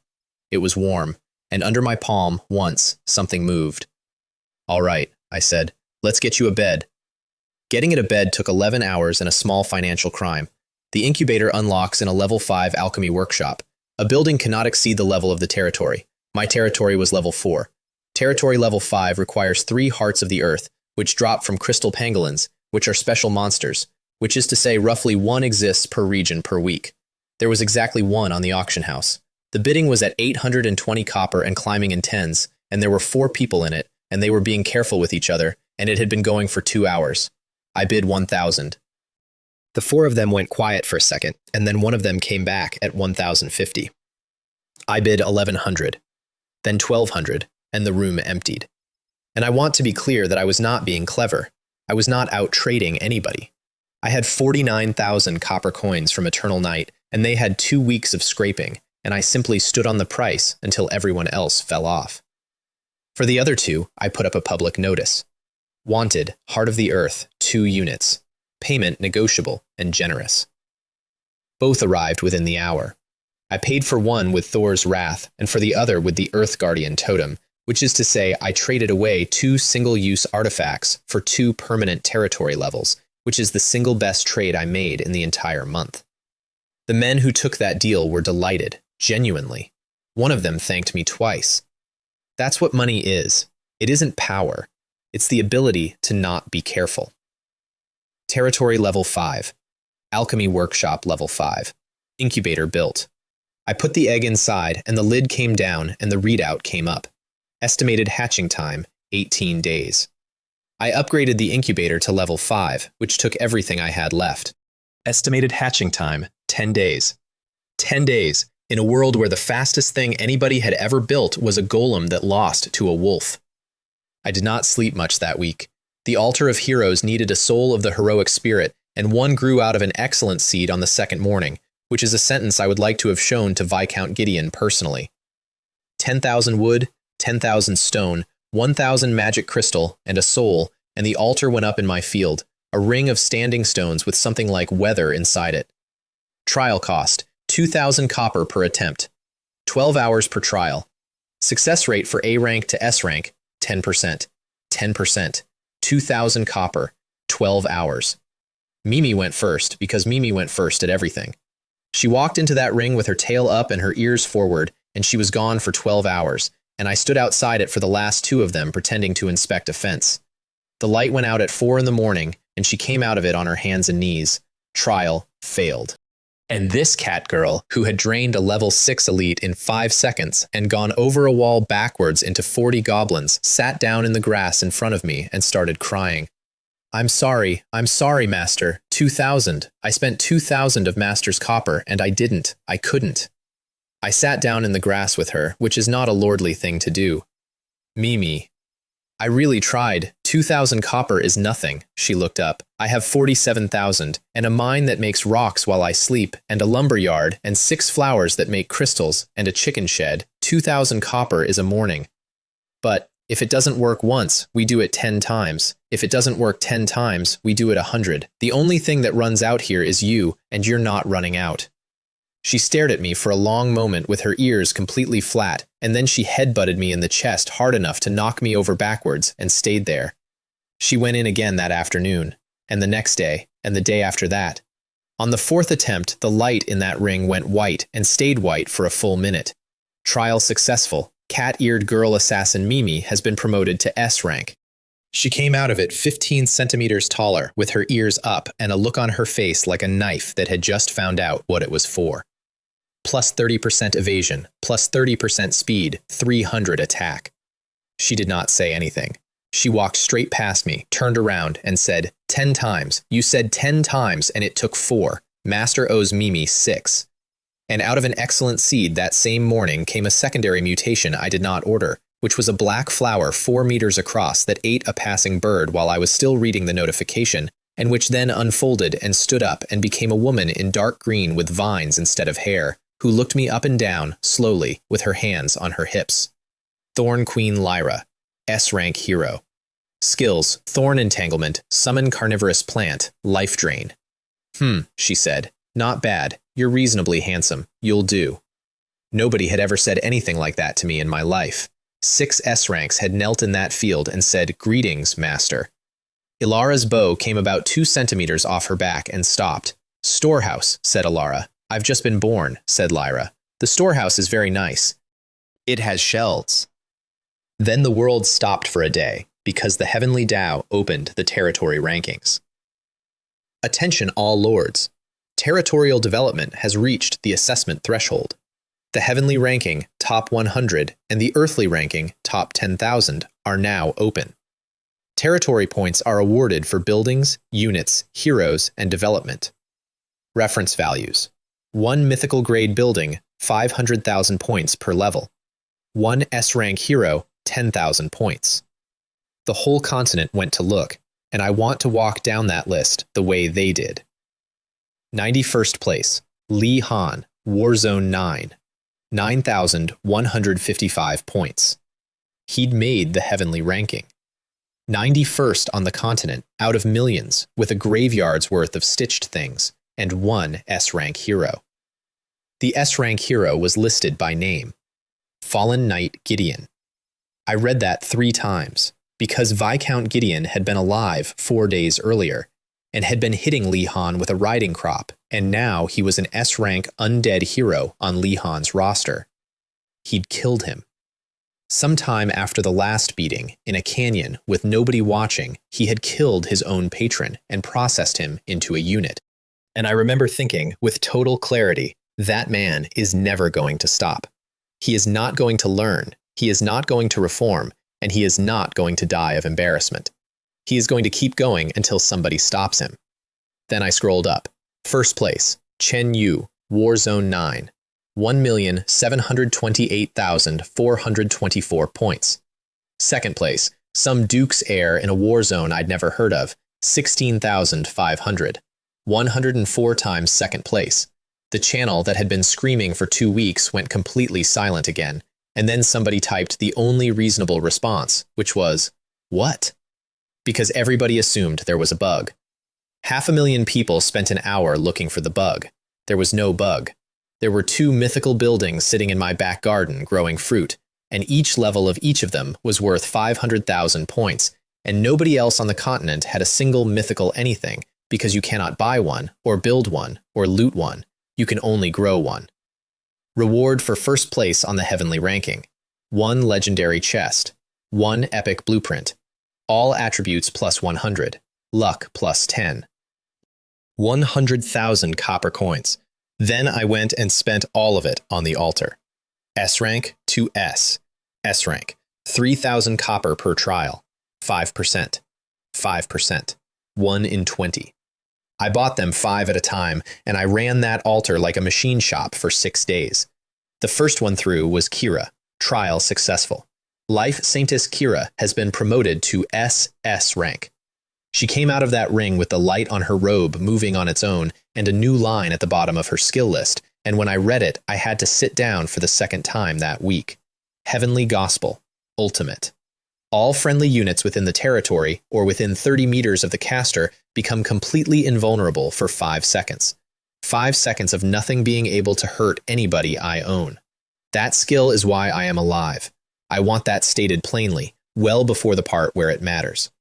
Somewhere in the middle of all this, Li Han looked at the heavenly ranking and saw 9,000 points next to his name and 1,700,000 next to mine and did the arithmetic and understood, finally, completely, that there was no path. Not a hard path. No path.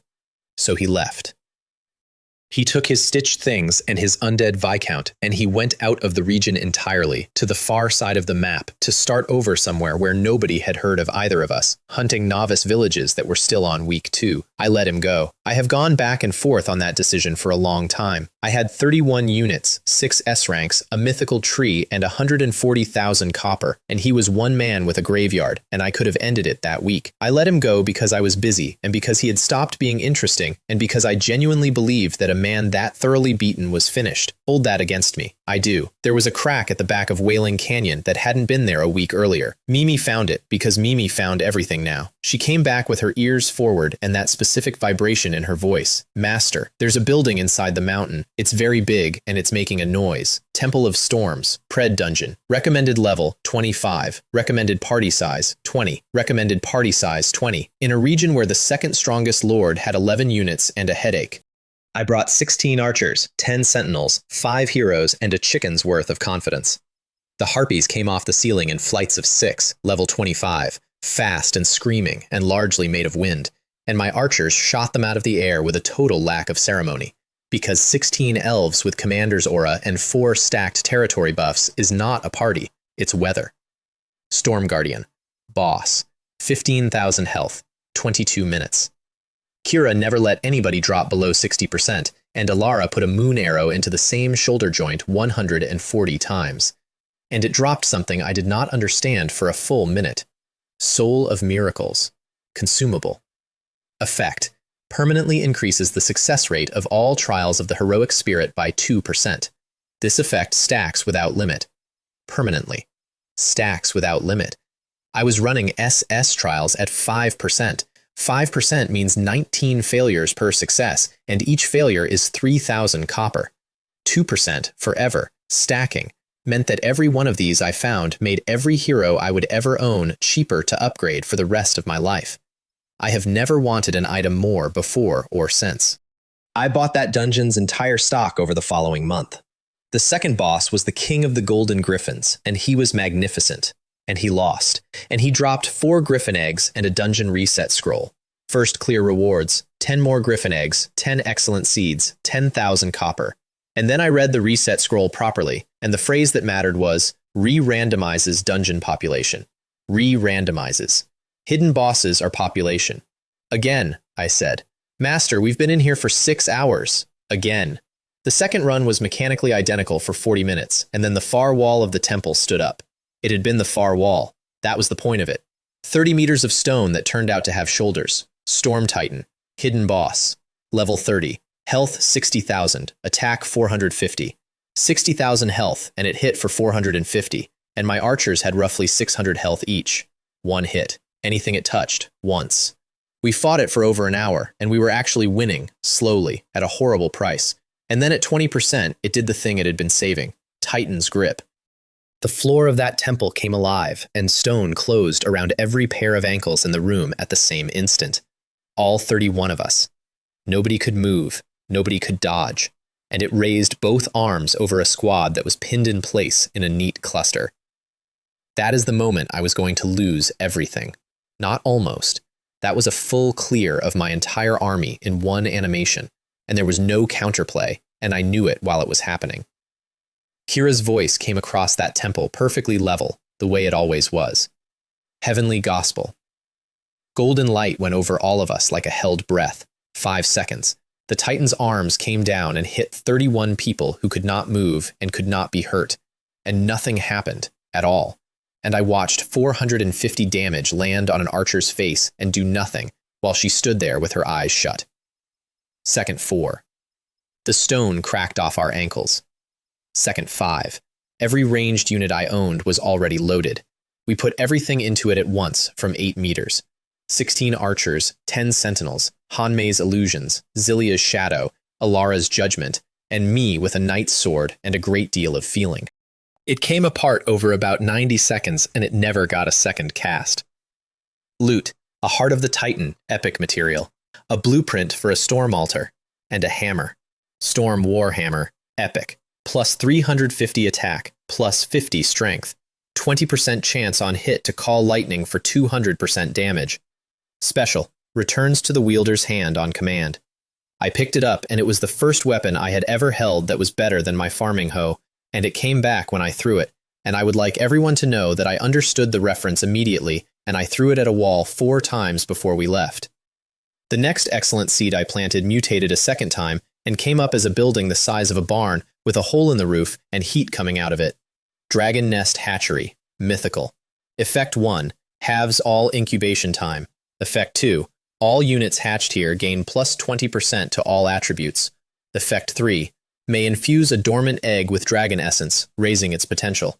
Requires 100 units of dragon essence. And the seed after that gave me the other half of the machine. Altar of the Myriad Beasts, rare. Effect, processes the remains of slain monsters into concentrated essence. At altar level 6, may produce dragon essence. A level 30 corpse, 1 drop. An elite, 3. A boss, 10. Altar level 6 requires territory level 6, requires 6 more hearts of the earth, which I bought over 3 days at prices that would have bankrupted the entire war zone, and which cost me about 1 afternoon of ore sales. Territory level 6. Altar level 6. Essence flowing. And here is where my week turned into a production line, and I want to be honest that this is the part I enjoyed most in the entire month, because it was just farming with extra steps. Wailing Canyon was full of level 30 monsters. My squad could clear it in 6 hours. Every corpse went into the altar, every drop went into the hatchery, every copper went into the altar of heroes. Alara and Hanmei came out of 2 adjacent trials at the same moment, both successful. Trial successful. Elf Archer Alara has been promoted to SS rank. Trial successful. Phantom Fox Hanmei has been promoted to SS rank. Double yoke, I said, and nobody laughed, and I stand by it. Alara's Luna Aura went from 10% to 15%, which upgraded everyone standing in my territory retroactively, and she gained Moon Goddess's Judgment, which does true damage, which means defense does not apply. Do you understand what that meant to me? The Shadow of the Black Wind Wolf King had 60 defense, and I had beaten it with a fan and a piece of fruit and half an hour of my life. Now one of my units simply ignored the concept. Hanmei came out with Illusion Domain and a control skill and an expression of considerable satisfaction, and immediately used the illusion to put 4 copies of herself around Mimi at breakfast. Xylia went SS 2 days later, and her panther form came out with a mane of shadow that trailed. 18 griffin eggs went into the hatchery with essence in them, and came out as dragon-touched griffins. Rare, carry 3 riders each, plus 50% speed, and 4 of them with an intimidation aura that took 10% off everything they flew over. I had an air force. 3 weeks earlier, I had owned a hoe and a tent with holes in it. And now I stood in a field and watched 18 griffins come in over my wall in formation, and I had a genuinely strange moment about it. The storm altar went up and gave 5 of my mages wind and lightning skills. And then the Empire came back, with the second worst timing of anyone in this story. They came in over the tree line at 9 in the morning, 30 elite griffin knights at level 35, and 20 imperial battle mages at level 35 behind them, and at the front 2 men on personal mounts. Viscount Alaric, Gideon's cousin, and Rhys, who was an illegitimate son of a prince and who wanted very badly for you to know it. They had come for a punitive execution, and I watched their faces change on the way in. Because they crossed my wall line and saw 2 mythical trees, a hatchery, a storm altar, a moon god altar, 60 units in matched elven gear, and a herd of griffins in a paddock. And the execution stopped being the point somewhere around the second tree. You could see it happen. Revenge went out of those faces, and greed came in real time. And Alaric actually said out loud to Rhys, "The trees alone." Farmer, he called down, kneel, surrender your territory intact, and I'll speak for you at the trial. I snapped my fingers. 4 auras, plus Alara's 15, and Commander's aura and Morale aura on top. 60 units at level 15 to 20 jumped to an effective level 35, and my treant guards, who had been standing at the wall doing an excellent impression of scenery for 3 weeks, moved. Griffin Knights are fast. They are not fast enough to matter once you are already inside their turning circle, and my treants were inside it because they had been standing in the landing zone the entire time, pretending to be trees. Alaric and Reese were better than their men. Much better. They burned family techniques, and Reese's was a genuinely frightening thing called Wrath of the Fiery Dragon, and for about 90 seconds they had Alara and Han Mei both down to a third of health, and I was reaching for the gravity ball. And then the light on the altar of heroes went white behind me. 2 trials had been running since the previous evening. I'd forgotten about them entirely. Trial successful. Cat-eared girl assassin Mimi has been promoted to SS rank. Trial successful. Thorn Queen Lyra has been promoted to SS rank. 2 women walked out of a ring of standing stones into the middle of a battle they had not been present for and did not ask a single question. Mimi arrived behind Alaric so fast that I did not see the intervening space. Minus 2,500. Lyra put a hand flat on the ground, and Reese's mount was suddenly not flying, because 40 meters of thorn had gone up around it and closed. And I went in on the mages, because 20 artillery pieces in a tight formation is a gift, and I had a hammer. Shadow Strike into the middle of the block. Storm Warhammer at full swing with 350 attack and 50 strength, and 128 base, and every aura on my land behind it. The lightning proc came up on the same swing. 20 Imperial battle mages at level 35 in one motion. I stood in the space where they had been, holding a hammer that came back to my hand when I thought about it, and I remember thinking very clearly, 3 weeks. 50 corpses at level 35 and 2 at level 40 went into the altar of the myriad beasts.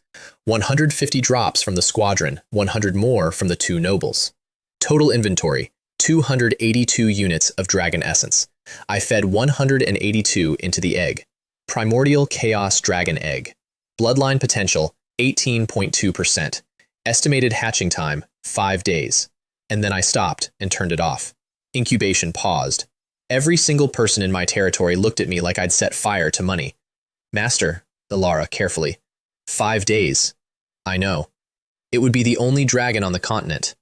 It would be a dragon at 18% of what it could be, forever, I said. The number doesn't go up after it hatches. Whatever's in there when the shell opens is what it is for the rest of its life. I put my hand on the shell. It was warmer than it had been. He waited 1,000 years in a seed. He can wait for me to do this properly.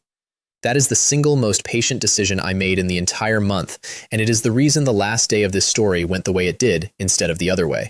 The nobles' pockets were worth more than the squadron. A storage ring, which solved a logistics problem I had been ignoring for 2 weeks.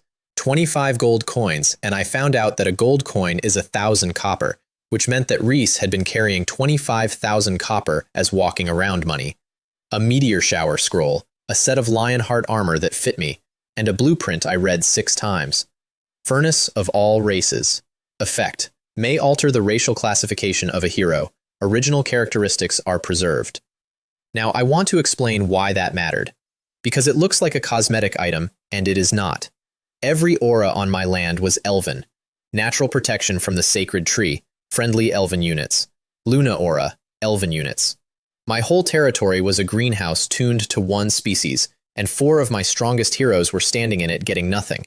Xylia went in first, out of curiosity, and came out beast and elf simultaneously, which the system apparently permitted and which she found extremely funny. Then Mimi, who complained the entire time and came out with her ears intact and pointed at both ends and had to be talked down off the roof.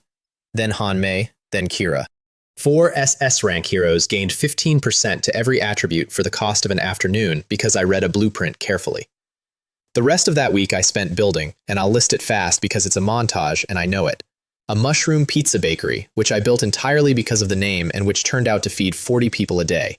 A Fountain of Life hot spring, which regenerated anyone sitting in it, and which immediately became the least military installation in the territory. A thorn rose wall, epic, 300,000 durability at level 6, with a thorn aura that damaged anything touching it, and a slowing aura on top, and, because it was still a plant, a growth aura for everything inside it. And 4 communication rings. 3 went to squad leaders. The 4th one I walked over to the north wall and handed to the garrison commander. I should introduce her properly since she's about to matter. Manhwa was the archer who survived War Stomp on day 2. She was one of the first 6 that came out of my field. She took a hit on that first night that should have ended her, and I gave her the troop promotion scroll for it. She had been standing on my north wall ever since, through the Boar, through Eternal Night, through 2,000 anti-rebels, and she had never once been on the roster for a dungeon. Somebody has to be home. That's the job. It's the worst job, and it's the one everything else depends on, and nobody ever writes it down. I gave her the 4th ring. You call me, I said, any hour, for anything. If a wolf looks at the wall funny, you call me. She turned it over twice in both hands. Master goes to Wailing Canyon tomorrow. Yes. Then I will call at dawn, she said, and report that the wall is fine. You don't have to. The wall will be fine, said Manhwa. But I'll call. And she did, every dawn, for the rest of this story. The regional channel started screaming on a Tuesday. Village 10085. Somebody help. There's a man with an undead army. He's not raiding. He's killing everyone, lord by lord, and taking the bodies. It's Li Han. It's the 91st ranked lord. He's going down the list. 10084 is gone. Confirmed gone. 40 lords. At Chenyu. At Chenyu. At Chenyu. 100 villages tagged me in about 4 minutes, which is what happens when you top a leaderboard. You become infrastructure. I read it standing in my field with a piece of pizza in my hand. I had let him go 8 days earlier because he had stopped being interesting. Xylia, I said, everyone up, now. We took the griffins and went out over Wailing Canyon at 400 meters, and I do not think anything in that month felt worse than the 50 minutes of that flight. We found him in what was left of village 10084. He was standing on the shoulder of the abomination, which was the 15,000 health thing he had built out of dead knights, and he was watching it finish a lord called Qian Kai, who had 2 allies left and no wall. And beside the abomination, standing perfectly still with its hands at its sides, was a thing in Viscount's plate with a Viscount's crest and nothing at all behind its eyes. Fallen Knight Gideon, S-rank. He'd killed the man who gave him the book and put him on a leash, and now he took him everywhere. Li Han looked up because the sun had gone behind 18 griffins. I want to describe his face because it's the last time I saw it. There was no defiance in it. There was no speech. Whatever he had been building for himself over 3 weeks fell straight off. And what was underneath was a man who had understood, instantly, in his entire body, what was above him. He screamed one word. Run. 9 tails came down out of the sky and wrapped him from the shoulders down. Sit, said Hanmei. 3 area attacks went off in sequence. Alara's Judgment, Kira's Holy Impact, Lyra's Carpet of Thorn Flowers. A third of that undead army stopped existing in about 6 seconds. He bit through his own tongue to break the illusion binding, which, I will grant him, is a genuinely hard thing to do, and he got loose and ran. He got maybe 40 meters. Alara. Moonlight arrow at 400 meters from the back of a griffin. Minus 5,500. Critical. And the entire undead army fell down at the same moment. Not fought. Fell. Every stitched thing, every ghoul, the abomination, and the Viscount, all of them, at once, into ash on the wind, because a summoner's army is a sentence, and he had been the verb. I landed and stood in the ash of about 900 bodies in a village that had 4 survivors left in it. 3 weeks earlier, he had been the S-rank hope of 10,000 people, standing on a stage telling them he'd been chosen.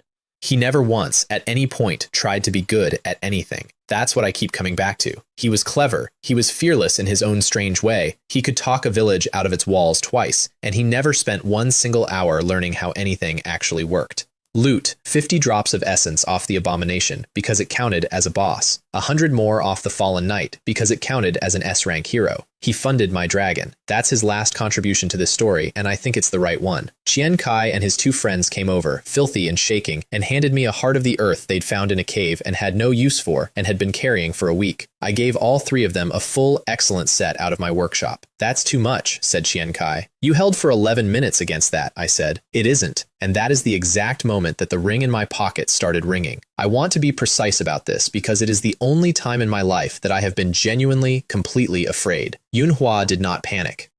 That's the thing you need to understand about her. Her voice came out of that ring at the same volume she used to report that the wall was fine. Master, there is an army at the north wall. Numbers: 200, level 30 to 35, 4 in different robes at level 40, and 1 man in front. A pause of about a second and a half. Level 50, Earl Gideon, Imperial Great Knight. Level 50, 18,000 health, 850 attack. I was 50 minutes away by Griffin. Wall durability? Another pause, and I heard something behind her voice that was not a small sound. 300,000 at the start. It is at 115,000 now. The 4 in robes are using something the wall does not like. 115,000. She'd lost 60% of an epic wall, and she had led with the enemy's numbers. Yunhua, Master, open the gate for nobody. Do not go outside. Do not be brave. Understood. And then, in exactly the same tone, the wall will hold 9 minutes, perhaps 11. Master should not rush and fall off a griffin. Xylea got me home in 90 seconds through Shadow, and Shadow travel is horrible, and I would do it again 1,000 times. I came out inside my own wall with the sky red from whatever the arcane mages were doing to it, and 115,000 had become 60,000, and 30 of my units were on the parapet holding, and Yunhua was on the north tower with an empty quiver, and I did not go outside. I want to be honest about the next 40 seconds because everybody who has heard this story has an opinion about it. I turned right, and I ran to the hatchery, and I dumped 155 units of dragon essence into that egg. Bloodline potential, 100%. Incubation resumed. Estimated hatching time, 10 minutes. 60,000 durability, 4 arcane mages, 850 attack, and I spent 40 seconds topping up an egg. Master, Alara arriving through the shadow behind me. The wall. I know. Then why? Because if I go out there first and win, I have won a battle, I said. If I do this first, I never have to have this conversation again. Then I went outside. Alara, Han Mei. The 4 in robes, now.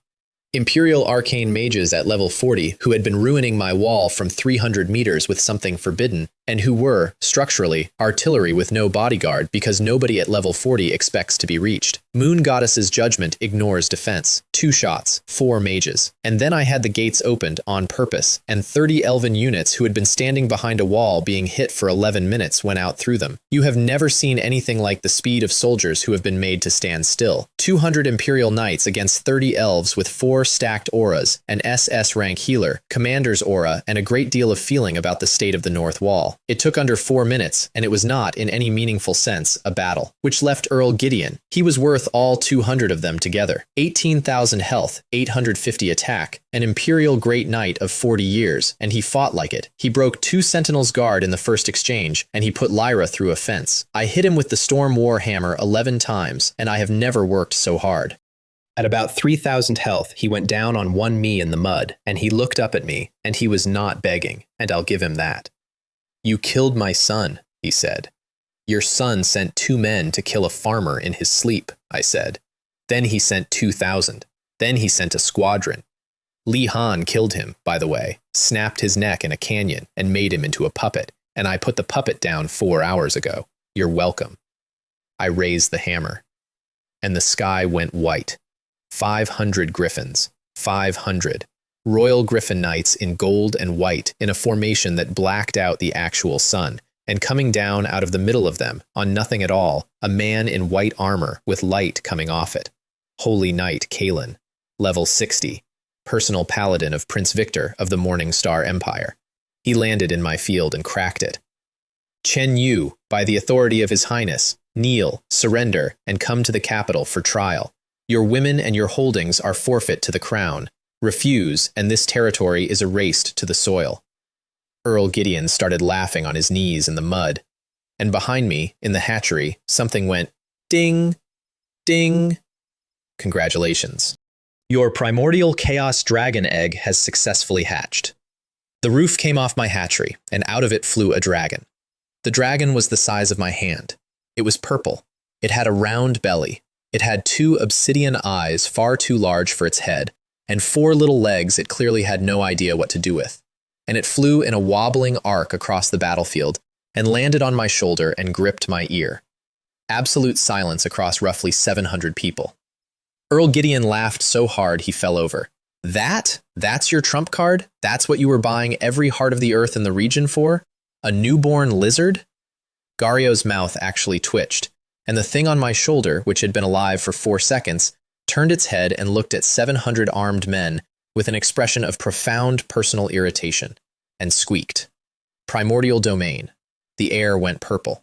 It came off that hand-sized animal in a ring, silently, and crossed the entire battlefield, and every single hostile unit inside it lost 50% of every attribute at once.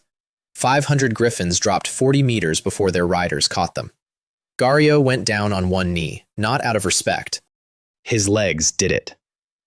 Earl Gideon stopped laughing. Then the sky over my territory tore open lengthwise, and 100 meters of dragon came through it.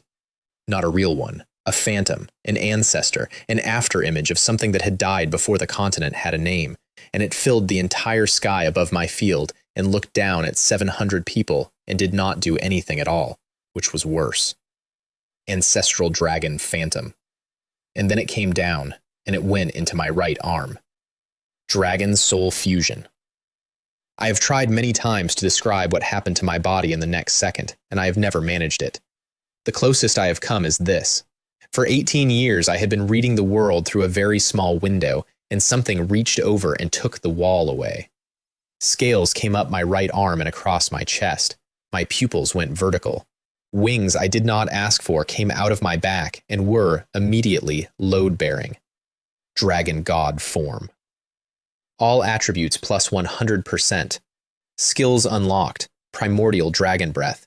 Amethyst dragon claw. Dragon god's descent. Earl Gideon, Imperial Great Knight, level 50, 18,000 health, tried to stand up. Primordial dragon breath. There was nothing left to loot. Gario did the correct thing, which was to attack immediately, at level 60, with a paladin's full technique. And I want to be fair to him. It was a beautiful strike, and it would have ended anybody else on that continent. I hit him with my fist. Once. 500 Royal Griffin Knights turned to run, and I went up into the middle of them. Amethyst Dragonclaw does not work the way a sword works. It's more like weather with intent. And when there were still too many of them left, and they were still going in too many directions, I used the third one. Dragon God's Descent. A vortex of primordial purple came down over the whole field, and everything alive inside it went to its knees, including mine, including my own soldiers, including Kira, who told me afterwards that it was the single most frightening 10 seconds of her existence. And then the purple fire came through, and there was nothing standing but us. Your level has increased to level 40. All heroes have reached level 35. I stood in a crater in my own front garden with wings and vertical pupils, and a hand-sized dragon sitting on my shoulder chewing my hair. You, I said, are going to be a problem. It squeaked at me. I called him Little Purple because I am not good at names, and because by then he had already bitten me twice. He had 5 skills. I read them that evening on the wall, and the 4th one was the one that made me put the tablet down. Dragon Soul Fusion could target somebody other than me. I looked at Alara, who was sitting on the parapet cleaning a bow that did not need cleaning, the way she had every evening for 3 weeks. Come here a moment. Little Purple went into her, and the light that came off her went up past the top of what I could look at directly. Moon Judge Alara. Legendary. Duration, 10 minutes. All attributes, unmeasurable. She stood up on my wall in silver white with a bow that had rewritten itself, and she said in exactly her normal flat voice, "Master, where should I test it?" I pointed at a mountain about 11 kilometers north, which was, as far as I knew, empty. She drew, and there was a sound like the world clearing its throat. There is no mountain there now. There is a valley, roughly 4 kilometers across, with glass at the bottom of it. Neither of us said anything for a while. I would like, said Alara eventually, to not do that again indoors. Gario's body gave up an epic Paladin's Glory armor, a Paladin's Guardian shield, a book of holy light, 1,200 gold coins, and a blueprint for a luxury bed, which I built immediately and have no regrets about. The armor and the shield both required the Paladin class. I had 6 SS-rank heroes, an Air Force, a dragon, and a mythical tree, and not one Paladin, and so the best gear I had ever seen went into a warehouse to sit for 11 days, and I want that on the record as the most annoying thing that happened to me all month.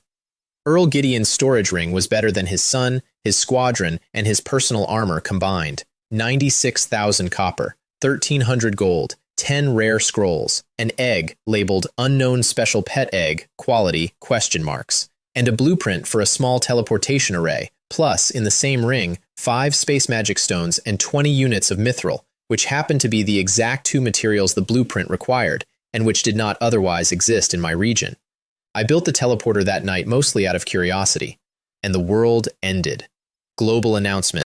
A lord has constructed a spatial anchor. The hidden condition has been met. The novice stage is hereby concluded ahead of schedule. Village protection is permanently revoked. All novice village maps will be dissolved and merged into the primary world. All regional barriers are removed. Lords, the world is now one world. Good luck. The continent went into a panic that lasted 3 days, because every lord alive had spent a month building inside a fenced garden, knowing that the only people who could reach them were the 6,000 people they started with, and the fence had just been taken away by somebody they'd never met, for a reason nobody could work out. I sat on my wall reading 500,000 people losing their minds, with a dragon asleep on my head. New era, I said. Little Purple made a noise like a kettle with opinions. All right then, let's go and see the world. Past Wailing Canyon, where nobody had gone because the ground was on fire, there was a place called the Scorching Hills, level 40. Firewolves in packs of 30. Molten core and sulfur crystal ore lying around in quantities that made my hands itch.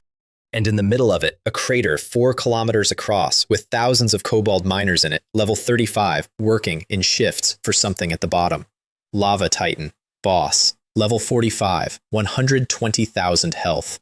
Little Purple sat on my shoulder and squeaked, and everything in that crater lost half of itself. And after that, it was a job rather than a fight. 40 minutes of Alara ignoring its armor, Seraphina's shield wall. No, wait, I'm getting ahead of myself. Seraphina wasn't there yet. 40 minutes of my squad working an assembly line, and then I finished it personally in Dragon God form because I had started to enjoy that. The loot was excellent. A Titan core, 500 molten core, 800 sulfur crystal, a set of obsidian heavy armor, a beast camp blueprint, and a scroll that I read standing in the crater and then read again sitting down. Resource Point Migration Scroll. Effect. Relocates 1 natural resource node in full to the caster's territory. In full. Not a sample, not a claim, the node. I looked around at a 4-kilometer crater containing a functioning volcanic massif with 200 years of ore in it. Is anyone attached to this? I asked. Master, Xylia, carefully. It is a volcano. It's a resource node. I used the scroll. At home, 11 kilometers away, Alara was on the north tower, and Kira was hanging laundry, and both of them looked up at the same time because the light had changed.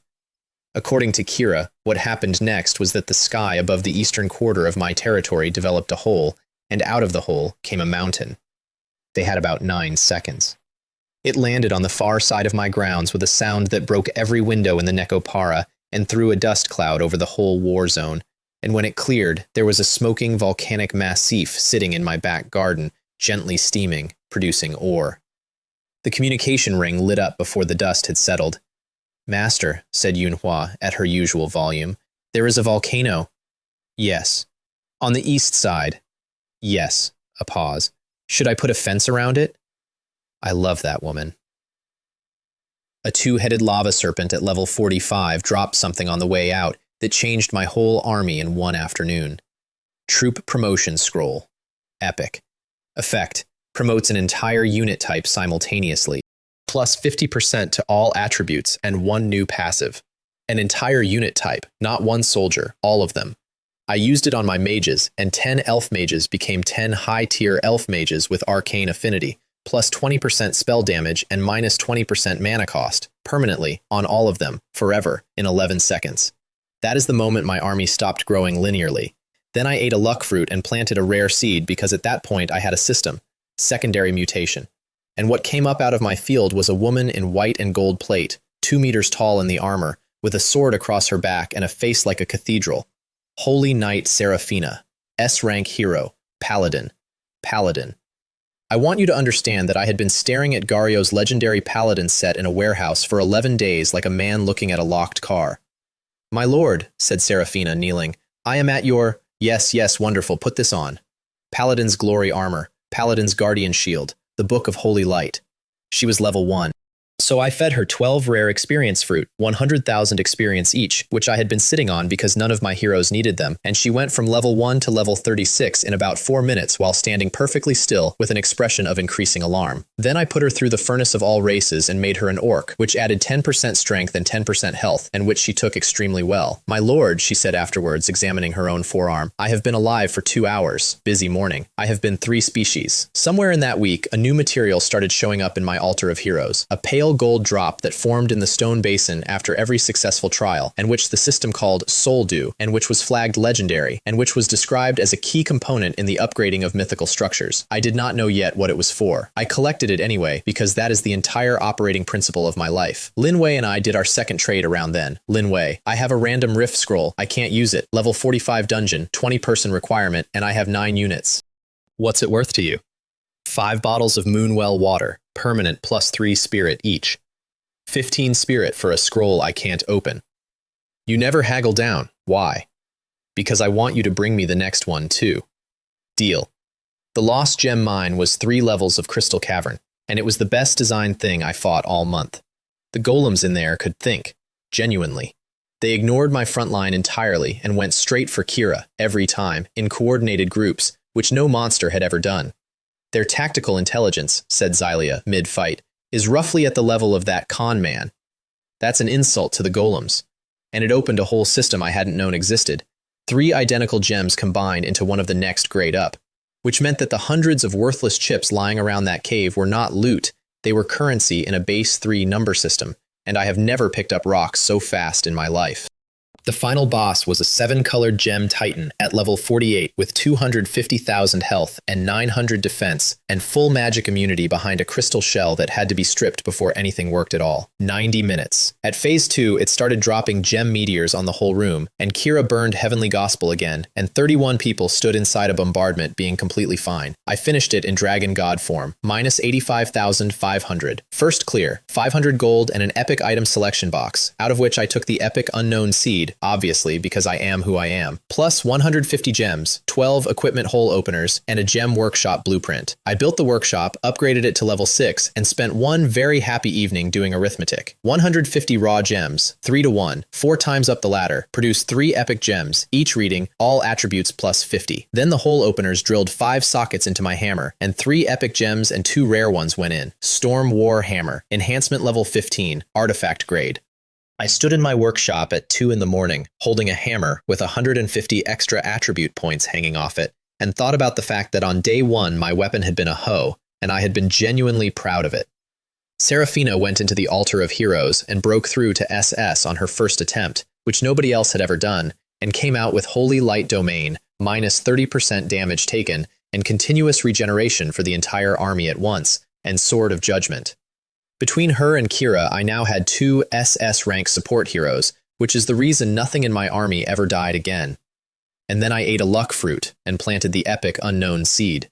The light did not go up in a column, it went up in a sphere, and the sphere kept growing, and it grew past my wall and past the tree line, and it did not stop until it was 100 meters across, and my entire territory was inside it. Secondary Divine Mutation. Ding! Congratulations, you have obtained Heart of the World, Creation Level Wonder. When it faded, there was a heart in my field, 100 meters tall, gold, suspended a few meters off the ground, turning very slowly, and beating. You could feel it through the soles of your feet, a slow, enormous, patient double thud, about once every 4 seconds, and every plant in my territory leaned toward it. Every single person I owned came out to look at it, and nobody said anything for about 2 minutes. "Master," said Kira eventually, and her voice was not level, which had never happened. "What is that?" I read the description 4 times.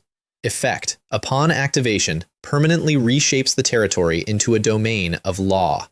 Activation, Phase 1, requires 1 million wood, 1 million stone, 1 million iron ore, 100,000 magic crystal, 50,000 moonlight wood, 50,000 star iron, 100 soul dew, 100 units of beast-packed essence, 100 oathbound tears, 100 hearts of the earth, and 10 chaos source cores.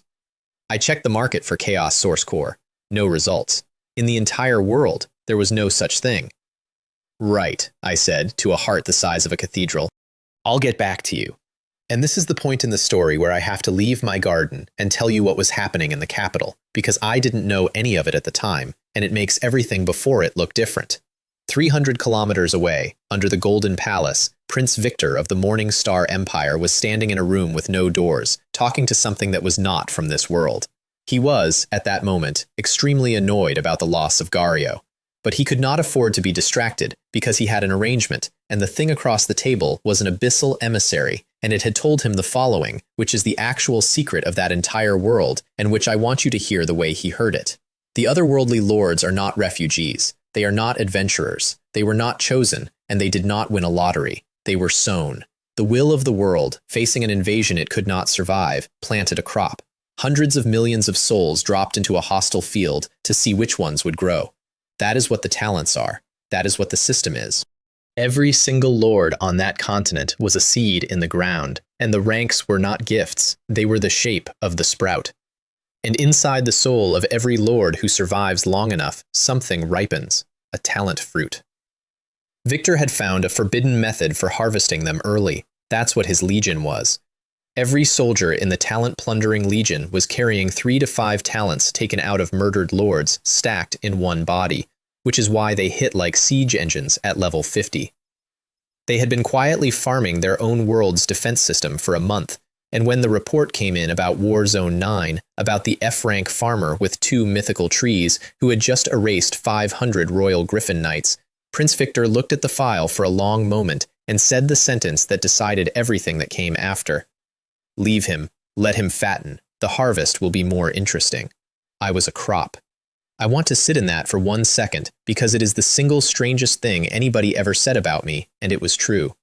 I had spent a month growing things out of the ground, and the entire time I was the thing being grown. The Queen's next transmission was the last one. Corruption, 80%. There were black runes across her face, and her hair had gone white at the roots, and the woman who had opened this whole thing by laughing at my rank was holding on to the arm of the throne with both hands. She did not read out a reward. She got out 4 sentences in a voice that had gone to gravel. Lords, hear me. The abyss is not the worst thing coming for you. Neither are the monsters. It is the hunters inside my own empire. They wear our colors. They are harvesting you. And the transmission cut. The channel did not panic the way it had panicked before. It did something worse. Hundreds of lords in every war zone started posting the same thing at once. Imperial squad hit village 10061 2 days ago. They didn't take resources. They took the lords. Same here. Same here. They took my brother's body and left everything else. I saw one of them cut something glowing out of a dead lord and put it in a jar. I've been afraid to say it for a week. Everyone had a piece, and nobody had put it together. And now, 500,000 people put it together in about 4 minutes. And in the middle of that, at 11 at night, a private message. Imperial squad, territory gone, units gone. I'm dying. Coordinates below. Don't come. They're level 40. This is just so someone knows what happened. I was in the air in 9 seconds. Her territory was a burn scar. Everything she'd built in a month was flat, and her 9 units were gone. And there was a woman in gale blue armor lying across the entrance to a broken hut with a sword she couldn't lift anymore. Songlan. Sword Saint Songlan. A rank. Lin Wei's only hero, and she was still, at 4% health, on her feet in front of the door. 5 raiders at level 40 were taking their time about it. I did not say anything to them, and I did not give them a chance to talk, which I want to be clear was a deliberate choice. Ilara, minus 18,500. The commander was gone before the sound of the bow arrived. Xylia took 2. Mimi took 1.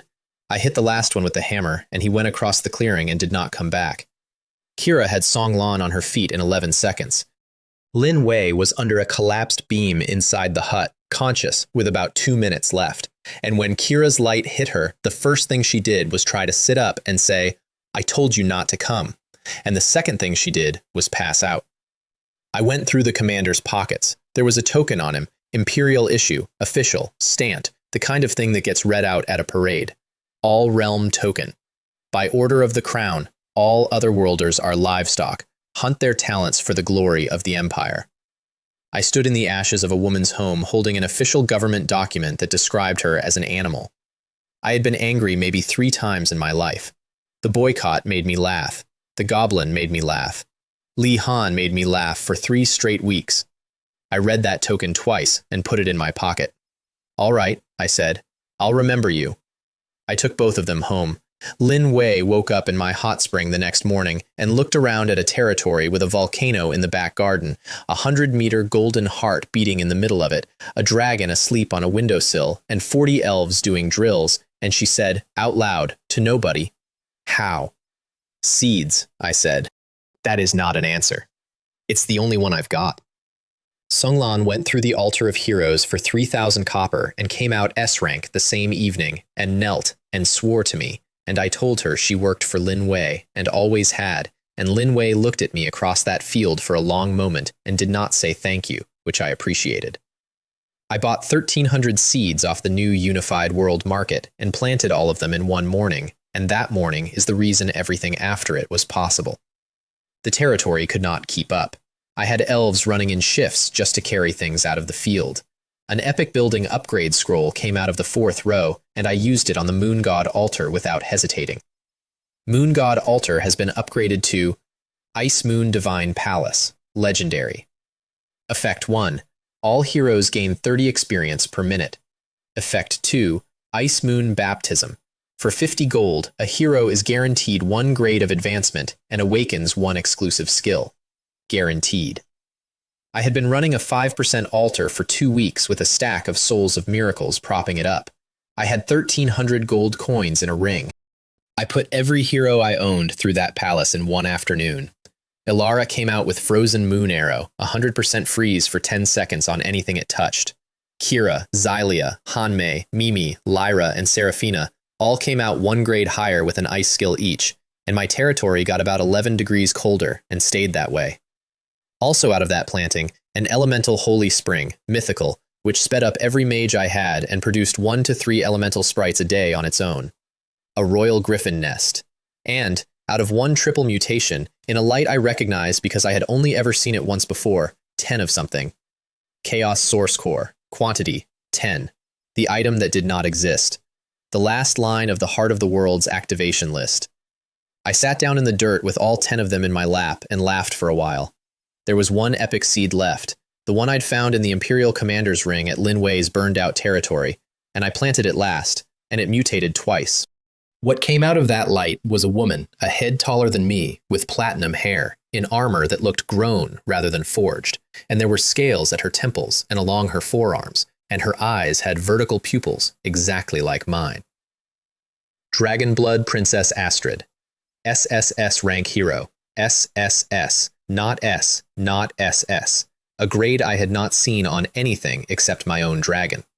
She looked at me, and at the vertical pupils, and something in her face relaxed. "Kin," she said, "I've only had them about a week. Then I will be patient with you." I put her through the Ice Moon baptism the same evening, and she came out SSS+ with Wrath of the Ice Dragon God, and I spent 50 gold coins on that, and I would have spent 5,000. The last materials took 9 days. I bought Hearts of the Earth on the world market at 2,000 copper, then 4, then 10,000 each, and I posted a standing order, and I did not care about the price because I had a volcano. Soul Dew accumulated in the basin of the Altar of Heroes, 1 drop per successful trial, and by the end I had 104. The oathbound tears came from the moon well. When an elf swears to the well keeps something. 140 of my units had sworn on their first day without being asked, and the well had been quietly filling for a month. The beast-pact essence came from the altar of the myriad beasts, from every pact any of my orc units had ever sealed there. 1,000,000 wood, 1,000,000 stone, 1,000,000 iron. Which sounds insane, and which took 4 days, because I had a mythical lumberyard, 2 rich veins, a volcanic massif, and 1,100 workers. And on the morning it was all finally sitting in the warehouse, complete, every line checked, the alarm went off. Yunhua on the ring, at her usual volume. Master, 1,000, level 50 and above, black armor, imperial pattern, and a commander at level 70 on a horse made of bone. The Black Armor Legion. Victor's Harvesters. The people who had burned Lin Wei's territory and put an official token in a man's pocket, describing her as livestock. Their commander rode up to my wall and did not dismount. Farmer, surrender the territory, the mythical structures, and the women. His Highness has decided you have fattened enough. Fattened. I want to note that I was, at that exact moment, holding a cup of tea. Little Purple, I said. He was asleep on the wall. He opened one eye. Domain? A hand-sized dragon yawned, stretched, and squeaked. 1,000 elite soldiers of the talent-plundering legion, each carrying 3 to 5 stolen talents, lost half of every attribute simultaneously, and about 600 of them went straight to their knees because their legs stopped being able to do it.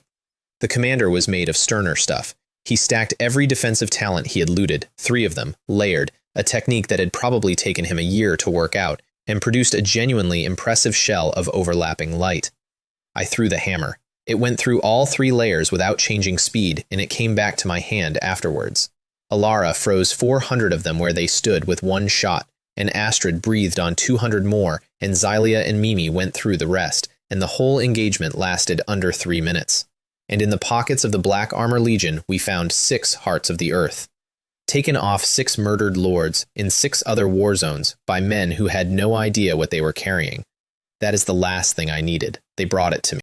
They carried the final component of my activation to my own front gate and then demanded my surrender.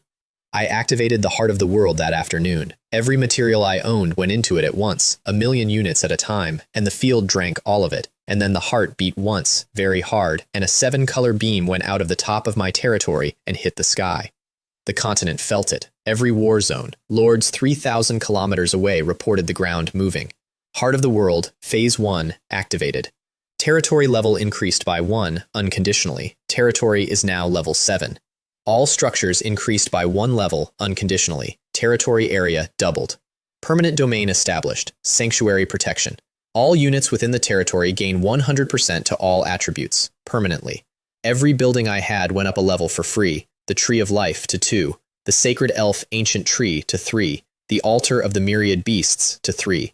The Dragon Nest Hatchery to 7. The Ice Moon Divine Palace to 2. The Thorn Rose Wall to 7, which took it to 600,000 durability. And every unit standing on my ground doubled. Not the heroes, everyone.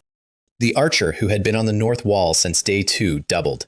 The Tree of Life woke up with a new skill called Nature's Wrath, which turned a mythical tree into a siege engine that fired spears made of its own branches, and which I did not know it could do, and which frightened me slightly. The Sacred Tree at level 3 unlocked epic units, Star Moon Priestesses, and Shadow Dancers. The Altar unlocked Duskborn Enchantresses, who fought with charm rather than blades, and Valkyrie Rabbits, who were exactly what they sound like, and who were, pound for pound, the most alarming things I ever fielded. I hired 10 of each. And the Dragon Nest at level 7 finally cracked the egg from Earl Gideon's ring, the one labeled with question marks, and what came out of it was silver and enormous and on fire in a way that made the air freeze. Primordial Ice Crystal Phoenix. SSS-rank. Divine Beast. Its 10th level skill was called Ice Crystal Kingdom, a domain of absolute zero tens of thousands of meters across, and inside that domain, a second effect called Ice Replication, which duplicates every ice attack cast within it. Not amplifies, duplicates, into thousands. It flew one circuit of my territory, looked over every hero I had, and landed on Alara's shoulder, and then moved to Han Mei's ear, and then went back to Alara's shoulder, and stayed. Alara stood there very still, with an SSS-rank divine beast on her shoulder, and said, "Master, I don't think I did anything. You've been shooting things in the eye for a month. It noticed." 300 kilometers away, Prince Victor lost his legion, his commander, and his patience in the same hour, declared full mobilization, and opened the abyssal portal. And 2 days before the war, the Empire sent a diplomat, Cassandra, level 60, Saint Magister, the Queen's own confidant, and the highest-ranking mage in the kingdom who wasn't trying to kill anybody. She landed outside my gate and made a speech about the goodwill of Her Majesty, and the salvation of the world, and the friendship of the crown, and the duty every soul owed to the continent in its hour of need. I let her finish. Then I laughed at her. "Saving the world is your job," I said. "You are the government. I'm a farmer with a hobby. Offer me something I'd actually want, or go home." She tried threatening me, which was brave. So I gave her a tour. That walk is my favorite thing that happened all month, and nobody got hit once. We started at the Sacred Elf Ancient Tree at level 3, and she stopped talking. Then 20 epic-grade units doing drills, and 40 beastkin, and she stopped walking and had to be encouraged. Then the volcano. Then the heart of the world, and she went down on both knees in the grass, involuntarily, because a creation-level wonder puts out a pressure that a level 60 mage's soul simply cannot stand upright in, and she stayed there for about 40 seconds. And then Alara walked past on her way to the range with a silver phoenix on her shoulder, and Cassandra made a noise. She broke completely. And once she broke, she told me everything. The Talent-Plundering Legion has 3 tiers. The Black Armor Guard I had erased in 3 minutes was the bottom one. Above them, the Silver Holy Verdict, level 70 and up, 5 stolen talents each. Above those, the Golden Divine Guards, raised on harvested S-rank fruit. The Abyssal Portal can open anywhere in the Empire, which is why the hunts were so precise, and why nobody had ever seen them coming. And the last thing, which she said quietly, looking at the grass. His Highness believes your talent has mutated. It has. Everyone knows that. No. He believes it has mutated into a divine talent fruit. She looked up. He believes that whoever eats it crosses the threshold and becomes a god. I stood there for a second. He's been letting me grow, I said. Yes. Because a bigger fruit is a better harvest. Yes. Huh, I said. That's the first sensible thing anyone in your government has done. Then I opened my storage ring and put something on the grass in front of her. Sacred fruit of life. Purges corruption, poison, curse, and decay from a living body. She recognized it instantly, because she had spent 4 weeks watching her queen turn black from the fingers inward, and she went white and reached for it. I moved it out of her reach and then poured out the rest, 77 of them, in a pile, on the grass. A month of a tree quietly fruiting in a garden, while an entire continent tore itself apart trying to find one. Cassandra sat down on the ground and cried, which I had not intended and did not enjoy. Name your price, she said. Anything. Gold, titles, a duchy. Name it. Half the empire. She stopped crying. That is not, you cannot. Half. Administration, law, taxation, the crown. All of it. Split down the middle. That is treason to even repeat. Then don't repeat it. I put the fruit back in the ring, one at a time, slowly, and turned around and started walking. Tell your queen I said good luck. She'll die in about 11 days, in despair, on camera, in front of the entire continent. Then Victor will take the throne, and then I will take it off him, and then I'll erase the abyss myself, and then this continent will be run by a farmer regardless. Your way just has one more funeral in it. 9 auras were standing behind me at that point, 6 SS ranks, 2 SSS ranks, and a divine beast, all of them looking at a level 60 mage on the grass. She couldn't breathe, and then the crystal in her hand lit up, and a voice came out of it that had gone to gravel, and it said one sentence. Agree to everything. The Morningstar crown will share half the kingdom. 2 days later, 30,000 came through a portal 10 kilometers wide, and the whole continent watched it live. Silver Holy Verdict, 5,000 of them, 5 stolen talents each, Golden Divine Guards, thousands of abyssal emissaries, and Prince Victor himself on an abyssal bone dragon at level 80. I'm going to give you this fight in the shape it actually had, which is 6 pieces. 1. 5,000 Silver Holy Verdict hit my wall, which was epic grade at level 7 with 600,000 durability and a thorn aura and a slowing aura, and did 120 damage per strike, and got stuck in it like insects in sap. 2. Their mages started casting meteors, and the Tree of Life used Nature's Wrath, and a mythical tree 300 meters behind my wall put a spear through several hundred of them. 3. 500 skeletal griffins came in at altitude and met 18 Storm Thunder Eagles, which is what my dragon-touched griffins had become when the hatchery hit level 7, 20-meter wingspan, immune to magic below excellent, 500% physical defense, and claws with 100% paralysis. It was not a dogfight, it was a disposal process. Xylea took the level 80 bone dragon by herself, and I have never been prouder of anybody. 4. I opened the gates, on purpose, wide. 30,000 soldiers looked at an open gate and did what soldiers do, and came through it into a territory with sanctuary protection running, where every unit I owned had double attributes, and where the first thing that greeted them was 10 Duskborn enchantresses, whose charm aura made the front 4 ranks turn around and attack the ranks behind them. Behind that, Valkyrie rabbits holding the entire focus of an army without dropping, Behind them, Star Moon priestesses double buffing everyone, and behind everything, 100 shadow dancers who had gone out through a side gate 11 minutes earlier and were now standing in the middle of the enemy's mage line. 5. The Phoenix opened Ice Crystal Kingdom. Absolute zero across the entire battlefield. 3,000 golden divine guards locked in place, and Alara fired one frozen moon arrow into it. Ice replication duplicated it into several thousand. 6. Astrid breathed on what was left. Victor did the only thing available, which was to fuse 3 of the best talents he had ever stolen. An SSS called King of All Laws, an SS called Holy Light Body, and an S called Shadow Overlord into one body, and became a level 90 thing that was no longer really a prince, and swung something called All Laws Return to 1 at my territory. I met it in Dragon God form with a plus 15 artifact hammer and 300% of everything, and I broke his technique, and then I broke him, and there was nothing left of the Crown Prince of the Morning Star Empire but a mark on the grass. Rewards for that battle included a level 2 main city upgrade scroll, which is the thing an entire continent had been trying to earn for a month by curing a queen, and which I got for killing the man who poisoned her. And out of Victor's remains, 3 things: an abyssal portal core, an imperial prince's treasury key, and an SSS talent fruit called Plunder. I ate it standing in the wreckage. It hurt more than anything I have experienced before or since, and it took about 4 minutes, and when it stopped, I had this: Infinite Plunder, SSS, unique.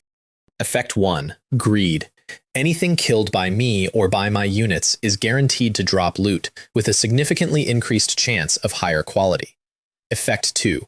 Deprive. Upon killing a boss, lord, or hero, I may forcibly take one of their key skills or talents. It may be stored, absorbed, or given to one of my own. I want to point out what that second one actually means, because it took me a day to understand it. Prince Victor built an empire's worth of atrocity to harvest talents out of dead lords, and when I killed him, the universe handed me the ability to do it perfectly, cleanly, every time, as a passive.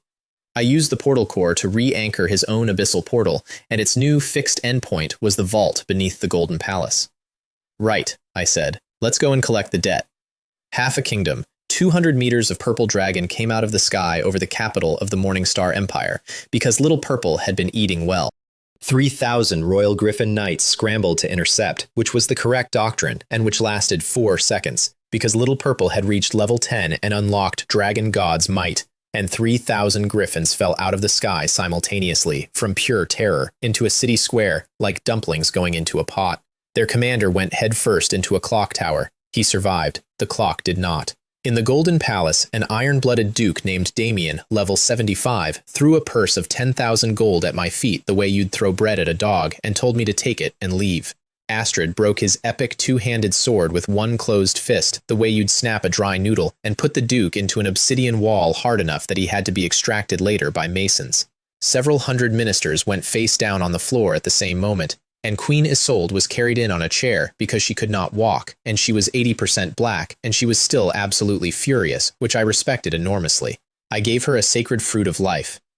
She ate it in front of the entire court, and the black went out of her from the collar downward over about 90 seconds, and she stood up out of that chair on her own for the first time in 3 weeks. Then she signed. She did it publicly, out loud, in front of every noble in that hall, because I insisted, because a private agreement with a monarch is worth exactly nothing. 3 conditions, and I read them myself. 1. The administration of the kingdom, its law, and its civil governance remain hers. I am not a bureaucrat, and I did not want to become one. 2. Supreme military command is mine. Every soldier, every fortress, every levy. 3. Unconditional access to the treasury and to the resources of the crown, without petition, without council approval, without delay. She proclaimed me regent king in the same breath, which was her idea and not mine, and which I have since worked out was the smartest thing she did that year. It made me a part of the state instead of a thing standing on top of it. You laughed at my rank, I told her afterwards, quietly, while the hall was still bowing. She looked at me for a second. I laughed at 11 million people that day, said Queen Isolde. You're the only one who kept the receipt. The prince's private vault was 4 levels under the palace, and it took me 10 minutes to empty, and I will remember it for the rest of my life. 320 million gold coins. Not the treasury. The treasury was empty. This was the prince's. Isolde walked in behind me and stopped, and I watched her read the crates. That crest is the Northern Relief Fund, she said. 5 years ago, there was a famine. I signed the order myself. She walked further in. That one is the naval appropriation. 3 years ago, we were told the shipyards had cost overruns. Further, that is the winter grain reserve. She stood in the middle of 320 million gold coins in her own house and did not say anything else for a while, and I let her have it, because there is nothing you can say to somebody who has just found out that every hard year of their reign was a theft. Mithril by the crate, refined gold in heaps you could climb, magic crystal in sealed jars, thousands of them, and 3 things on their own pedestals at the back.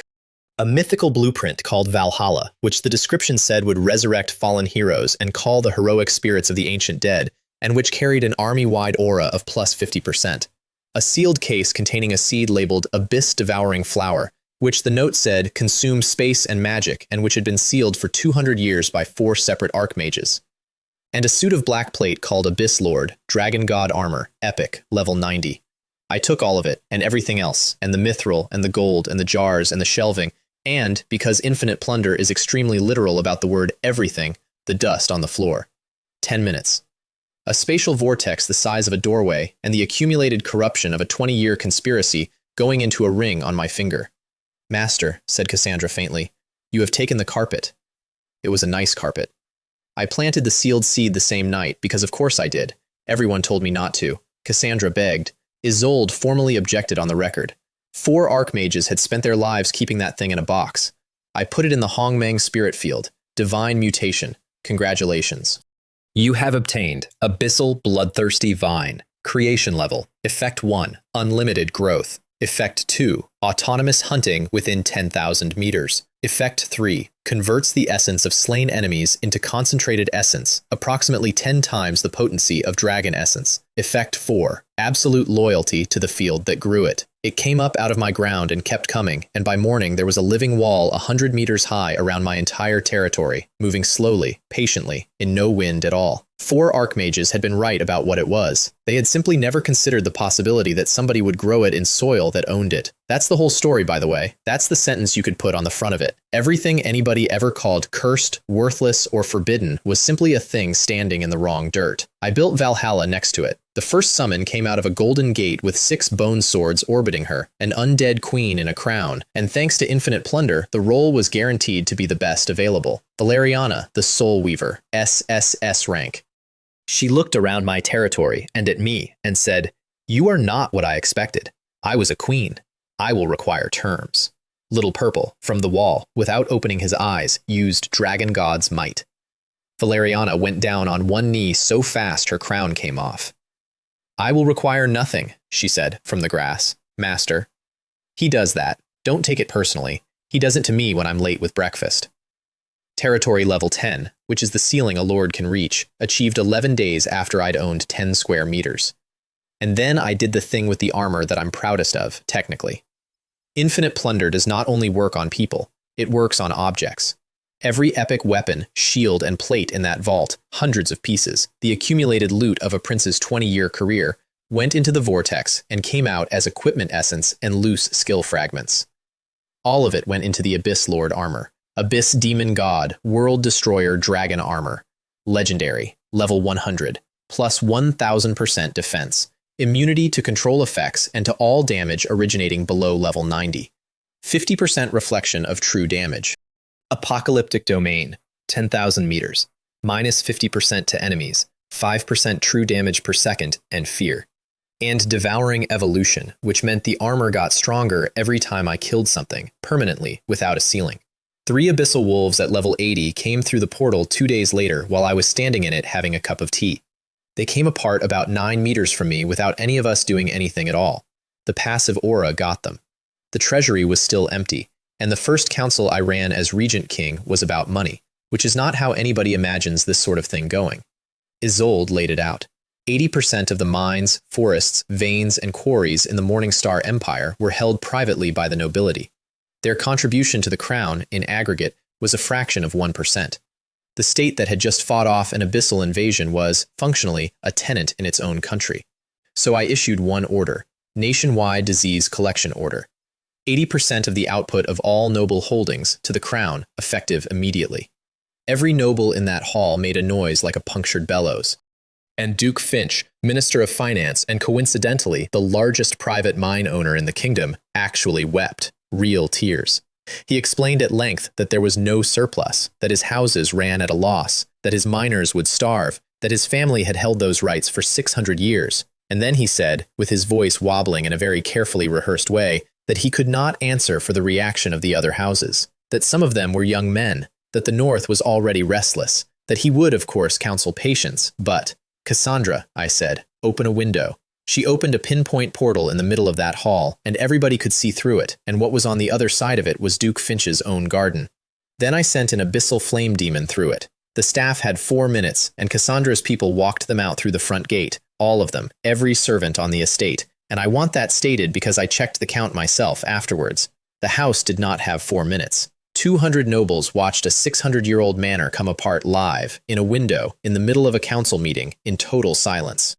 Duke Finch offered 50 million gold and 3 mithril mines before the roof went in. We had the entire empire's arrears in 3 days. Ore came in on platforms, herbs and crystal by the crate, 1,000-year ironwood grove, obsidian by the ton. The nobility of the Morningstar Empire discovered, collectively, that they had been sitting on enormous surpluses, and they discovered it very quickly. All of it went into the heart of the world, which reached 100% energy and reported itself ready for Phase 2, which I did not trigger because I had read what Phase 2 required, and I wanted to be somewhere quiet when I did it. The furnace of all races hit level 3 and unlocked the light elf lineage, and Isolde asked for it herself, and came out of that furnace a light half-elf with a 1,000-year lifespan and an S-rank talent for holy light healing that she had not had that morning. She looked at her own hands for a long time. "I've been queen for 6 years," she said. "I have never once been able to help anybody personally. You can now. Try not to enjoy it too much. The council hates it when you're happy." And then the North rose. Gareth, Lord of the Frosthound, Sentinel of the North, High Commander of the Morningstar Empire, 40 years in the post, the man who had held the northern line since before Isolde was born. Level 80, Abyss Demon Knight. Half his face had gone, not injured, changed. He had sold himself to the Abyss, and by the look of it, he had done it a long time ago. He published a proclamation, and every lord on the continent read it. "A demon from another world has bewitched our queen. He has murdered loyal ministers in open council. He has robbed the great houses. He rules from behind her throne, and she does not know her own mind. The North does not recognize the traitor." And 200,000 Northerners came down the road. Not soldiers. He'd converted them. His own people, the ones he'd protected for 40 years, turned into things that did not sleep and did not eat, and ate other people on the march. His actual motive, which I found out later, was not political at all. He had been obsessed with Isolde's mother for 30 years, and when she died, he transferred it, wholesale, onto her daughter, and the Abyss had found that door open and simply walked in. In my own council hall, several nobles were quietly delighted, and one of them tried to send the palace defense schematic north in a message crystal. Xylea took it out of his pocket while he was sitting down. He was tried that afternoon and executed, and the sentence was posted above the main gate where every noble entering the palace had to walk under it and read it. Nobody was delighted after that. The next move was Potter's, from house arrest, and it was clever. The Restoration Society, he called it. 11 great houses, 3 million gold, and a bribe to Rolf, the commandant of the Western Gate, to open it at the 3rd hour. Cassandra had the entire negotiation on a scrying record from the first meeting because Rolf had come to us the same night they approached him and had been feeding them rope for 9 days. At the 3rd hour, the Western Gate opened. 5,000 undead wolf riders at level 65 came through it at speed, and then the gate closed behind them, and it is a very heavy gate. Xylea was on the wall with Potter, who had come to watch. She took him off it. 100 shadow dancers went into 5,000 cavalry in a closed courtyard, and it took 20 minutes, and there is no more to say about it than that. The conspirators were picked out of side streets, one at a time, over the following hour, by people who had known exactly where they would run. The whole continent watched, because at some point a lord called Bai had appointed himself a war correspondent and had been broadcasting the entire siege from a rooftop, and 500,000 people saw me standing on that tower with my arms folded, doing absolutely nothing while the trap closed. Then Gareth brought the main force, 30,000 Ice Wolf Iron Cavalry, level 70 and above, in a wedge 4 kilometers wide, coming across open ground toward my wall. I put my tea down and snapped my fingers. Kids, dinner. The ground exploded in a 5-kilometer radius. I'm not going to dwell on it. The vine caught them, all of them, riders and wolves together, and held them and did not let go. And half an hour later, there were 30,000 dry husks lying on a field, and a great deal of concentrated essence pooling at the roots of a plant that 4 archmages had sealed in a box for a reason. And every soul on that field went into Valhalla like water going down a drain. Valhalla spent them immediately. The second summon came out of the gate in black and white with frost coming off her shoulders, and she was, by her bearing, absolutely somebody. Bryn, Winter's Fury, SSS-rank, Death Knight, and Frost Lord. In life, she had been the eldest princess of the Northern Empire, and her own family had put her in the ground, and she had been extremely angry about it for 400 years. I do not serve, she began. I was born to. Little Purple sighed audibly and used Dragon God's might. Serve, Bryn finished, from one knee. I fed her top-tier experience fruit in handfuls, and she went from level 1 to level 80 in about 10 minutes, standing perfectly still with her jaw set. And then I gave her a legendary greatsword called Frostmourne, and she held it and looked up at me, and for the first time in 400 years, somebody had given her something instead of taking it. Master, she said, and that was that. There were 3 armies watching all of this from 3 directions, and I want to introduce them briefly, because they matter later, and they do not matter now. West, the Blazing Sun Empire, and Crown Prince Orion, who had proposed to Isolde 3 times and been refused 3 times, and who was moving toward the border in order to arrive as a rescuer once there was nothing left to rescue. East, the Violet Magic Federation, and Speaker Genevieve, the Amethyst Sorceress, who was not interested in me at all and was extremely interested in the 100-meter carnivorous plant, which she wanted to study. South, the Orcish Horde Alliance under Lion Queen Zira, who wanted land, water, and grain, in that order. 3 vultures over a dying lion. And then Gareth fused himself with an abyssal demon heart and tore a 10-kilometer vortex in the sky over the northern plain, and hundreds of thousands of abyss gargoyles came out of it. Orion recalled his army within the hour. Zira recalled hers before nightfall. Only Genevieve kept coming, and her staff asked her why, and she said the thing that I've been told about several times since, and that I have decided to be flattered by. Look at his hands. In every broadcast, he is standing in front of an abyssal invasion and his hands are not shaking. That is not a pose. Poses are for people who are afraid. That man is simply certain. Then I did the single most cowardly-looking thing of my entire life. I abandoned the walls. All of them. The outer defenses, the west gate, the towers, the fortified line the Morningstar Empire had spent 200 years building.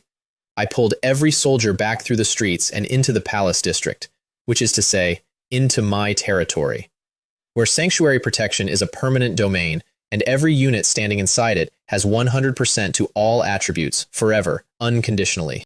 500,000 people watched me do it on Bayou's broadcast, and about 400,000 of them called me a coward in writing. He's running. He beat a prince, and now he's hiding behind a wall. 200,000 undead, and he gives up the outer city without a fight? Same as always. These otherworld lords are only brave when they're winning. I let them. It was the best 20 minutes of publicity in the history of that continent. The Abyss came into the Palace District through streets I had chosen, at a width I had chosen, into a domain where everything I owned was twice as strong as it looked on paper, and I stood alone in the middle of the main square in legendary armor and let them see me. I drank 3 epic potions in front of an army. Dragon God form, plus 100%. Demon God descends, plus 100% on top of that, and I hit the ground with the hammer. Not a person, the ground. There was a 100-meter sphere of empty air in the middle of the abyssal advance, where a moment earlier there had been several thousand of them, and the shockwave took out the buildings on both sides of the square, which I have since paid for.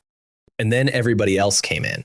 The Lariana walked out into the open and used something called Undead Catastrophe Disposal, and every red light in the eyes of the northern dead went out, in a wave, across the whole front, and came back on, blue. Hers. Thousands of Gareth's own soldiers turned around and walked back into his army with their weapons up. Bryn went straight for him, because she had spent 400 years waiting to fight a man exactly like Gareth, and she took him apart in single combat in about 90 seconds, while a continent watched a woman he had never heard of dismantle the greatest knight of the age. The Tree of Life used nature's wrath across the whole northern approach, and at the height of it, something hit me in the back of the head. Soul Scream, from an abyssal high priest at level 85 called Theron, who had gotten within 12 meters of me by hiding among his own dead, and who had put everything he had into an attack that goes past armor and hits the soul directly. My primordial soul ate it. I felt it arrive the way you feel somebody put a biscuit on a plate. I turned around. Dragon God's grip caught him in the air, and Infinite Plunder took everything he had ever been, and what dropped out of it was an SSS passive called Abyssal Mana Source, plus 500% mana regeneration in combat, minus 50% cooldowns, plus 200% maximum mana. 10 years that thing had been planning something. 4 seconds. But I have to go back 30 minutes because I skipped the best part of the battle, and I did it on purpose. Gareth had come onto that field riding an Abyss Mutant Demon Wolf King. Level 85, the size of a house, 4 eyes, on fire in places, and genuinely the most magnificent animal I have ever seen. It came at my line at full speed with a level 80 demon knight on its back, and I said, out loud in the middle of a war, "Good dog." Valeriana turned her head. "Master? Don't kill it, I want that dog." Infinite Plunder can take a skill, it can take a talent, and with the authority of a creation-level wonder standing behind me in my own domain, it turns out it can also take a contract. I reached out and pulled the soul contract between that wolf and its master out of the middle of a cavalry charge, live, at 40 meters. The wolf stopped 1 meter from my wall, physically stopped, all 4 feet locked, sliding, with a high commander of the Morningstar Empire still on its back. Then it lowered its head and dumped him face first into the mud. Then it turned around, looked at me, and its tail started going. Then it barked. Then it came over and pushed its enormous burning head into my hand and made it extremely clear that it wanted to be scratched behind the ear. The Continental Channel had a complete collapse. Did he just steal the mount? He stole the mount, mid-charge. He stole the man's dog in the middle of a war. Gareth is on the ground. The dog is getting head pats. I need a minute. Greatest knight of the age, face down in the mud, watching his own wolf get belly rubs. I named him Li Bai, which means little white, which he is not, and he lives on a gold chain by the palace gate and greets ambassadors.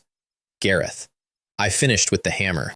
His loot came to 50,000 Abyssal Demon Gold, an Abyss Knight job change scroll, and a mutated Abyssal Demon Heart fragment. Theron gave up an unknown Abyss Demon Seed and a forbidden book. I planted the heart in the Hongmeng spirit field the next morning, and what came up was a tree with black bark and gold veins that stood 200 meters over the capital. Primordial Abyss Ancestral Dragon Tree. Creation level. Effect. Produces 1 primordial dragon essence fruit every 72 hours. Effect of the fruit. Plus 1000% to all attributes. Awakens royal dragon lineage. Restores the eater from ashes. Every 72 hours. Forever. And Valhalla reached level 5 and unlocked Heroic Spirit Reforging. 1 ordinary skeleton plus 100 souls produces an Abyss Dark Knight at level 60. I had in the bank 258,000 souls, 2,500 elite knights on a production line in an afternoon. That's what I did with the North. I turned an invasion into a factory input. We held a victory feast by invitation from a list. Half the nobility of the capital spent that week finding out whether they were on the list, which was the most productive week that class had experienced in 2 centuries. Then I called a full assembly, and I made 3 announcements, and the empire I'd been handed stopped existing. 1. Private armies are abolished. Every house retinue in the kingdom disbands within 30 days. Anyone fit to serve enters the regular army at their current rank of competence, and none of their inherited rank at all. A marquis stood up to explain about 1,000 years of tradition. He got about 11 words in. I want to be honest that I did not enjoy that, and that I would do it again, because the 12th word was going to be a signal to 8 other houses in that room who were watching to see what happened, and nothing happened afterwards, for anybody, ever again. 2. Titles are no longer hereditary. I read the new ladder out myself. Kill 10 of the enemy, you are free. Whatever you were born as, whatever your family owes, whoever holds your papers. Free, on the spot, permanently. Kill 100, knight, and 100 acres of your own. Kill 1,000, baron, hereditary for 3 generations. And then your grandchildren go and earn it again, like everybody else. The nobles in that hall went the color of paper, and about 4 minutes later, the slums of the capital detonated. There were lines at the recruiting stations that evening that went for kilometers. Men and women who had been born owing money to a family they'd never met stood in the rain all night for a form. By dawn, we had 11,000 volunteers, and by the end of the week, we had stopped counting. 3. The embassies were admitted. They walked in past a mythical tree, an ice moon divine palace, a storm altar, a wall of moving vine, and a 200-meter ancestral dragon tree, and they saw all of it, which was the point of admitting them. The Orcish envoy, a chieftain called Mad Lion Rain at level 65, decided to make an entrance by taking his axe to a statue in the courtyard. Li Bai stood up. He broke a level 65 war axe like a dry noodle and put the chieftain into the flagstones with one paw, and then sat back down on his gold chain and yawned. Kyle of the Blazing Sun and Morgana of the Violet Federation became, over the following 2 seconds, the 2 most well-mannered guests in the history of diplomacy. And at the 72nd level of the Abyss, in a place called the Purgatory of 10,000 Souls, a soul tablet cracked. I did not see this. Cassandra's people reconstructed it afterwards from things that came through the portal, and I've since had it confirmed, and I'm telling it to you because it's the reason none of this is over. 4 of them came when Theron died. Zagan, Lord of Shades, who had owned Theron and had been running the Morningstar operation for 10 years. Morwen, Siren of Whispers. Baal, Lord of Ruin. Helia, Goddess of Decay. 4 demon gods in one room over a broken tablet, and what they talked about was not me. It was what is under the palace. Because the Morningstar Empire was not founded on conquest or on bloodline or on the favor of heaven. 900 years ago, a man found something in a hole and built a country on top of it to keep anyone else from getting at it. A fragment of divinity. A shard of a god who died in a war nobody living remembers. Victor was never a prince to them. He was a hand. They had been growing him for a decade to bring it up out of the vault, and he had been 3 months from doing it. And now the entire thing, the palace, the vault, the empire, the shard, belonged to a farmer who, in Zagan's words, did not even know what he was holding. They cannot come down here in their true forms. The plane cannot support them. If they descended, the world would come apart, and the shard would be lost into the void, which is the only reason any of us are alive. So they will send legions, and then their personal divine guard. Enjoy the last feast, Zagan said. The true terror of the Abyss is only beginning. At that exact moment, 300 kilometers and 1 plane away, I sneezed. Someone's talking about me, I said. Or that's the new experience coming in. Alara, without looking up from the bowstring, Master says that every time. It's true every time. I rebuilt the capital. That's a strange sentence to say quickly, so let me put a number on it. 40 days of goblin contractors, 300,000 tons of material out of a volcano in my back garden, and a city that had not been substantially touched since its founding. Walls of living demonic vine, which meant the city defended itself while everyone slept.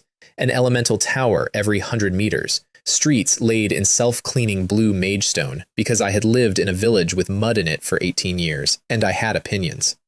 Deep-sea luminous pearls instead of lamps, so nothing in that city was ever dark again, which is a preference I picked up on a specific night and have never lost. Purification arrays in the sewers. Nobody ever thanks you for the sewers. Put them in anyway. The goblin contractors were terrified of me the entire time and did the finest work of their lives. And in the middle of that, Little Purple drank 8 million drops of essence and wrapped himself in a cocoon over the palace, and for 3 days purple and gold lightning crawled across the sky above the capital, and nobody in that city slept. On the 4th morning, the cocoon opened. 200 meters of dragon came out of it, level 100, spatial tear, world-destroying thunder punishment, dragon god's domain, advanced, plus 200% to mine, minus 80% to theirs, and a passive that the system, with no sense of humor at all, called despair.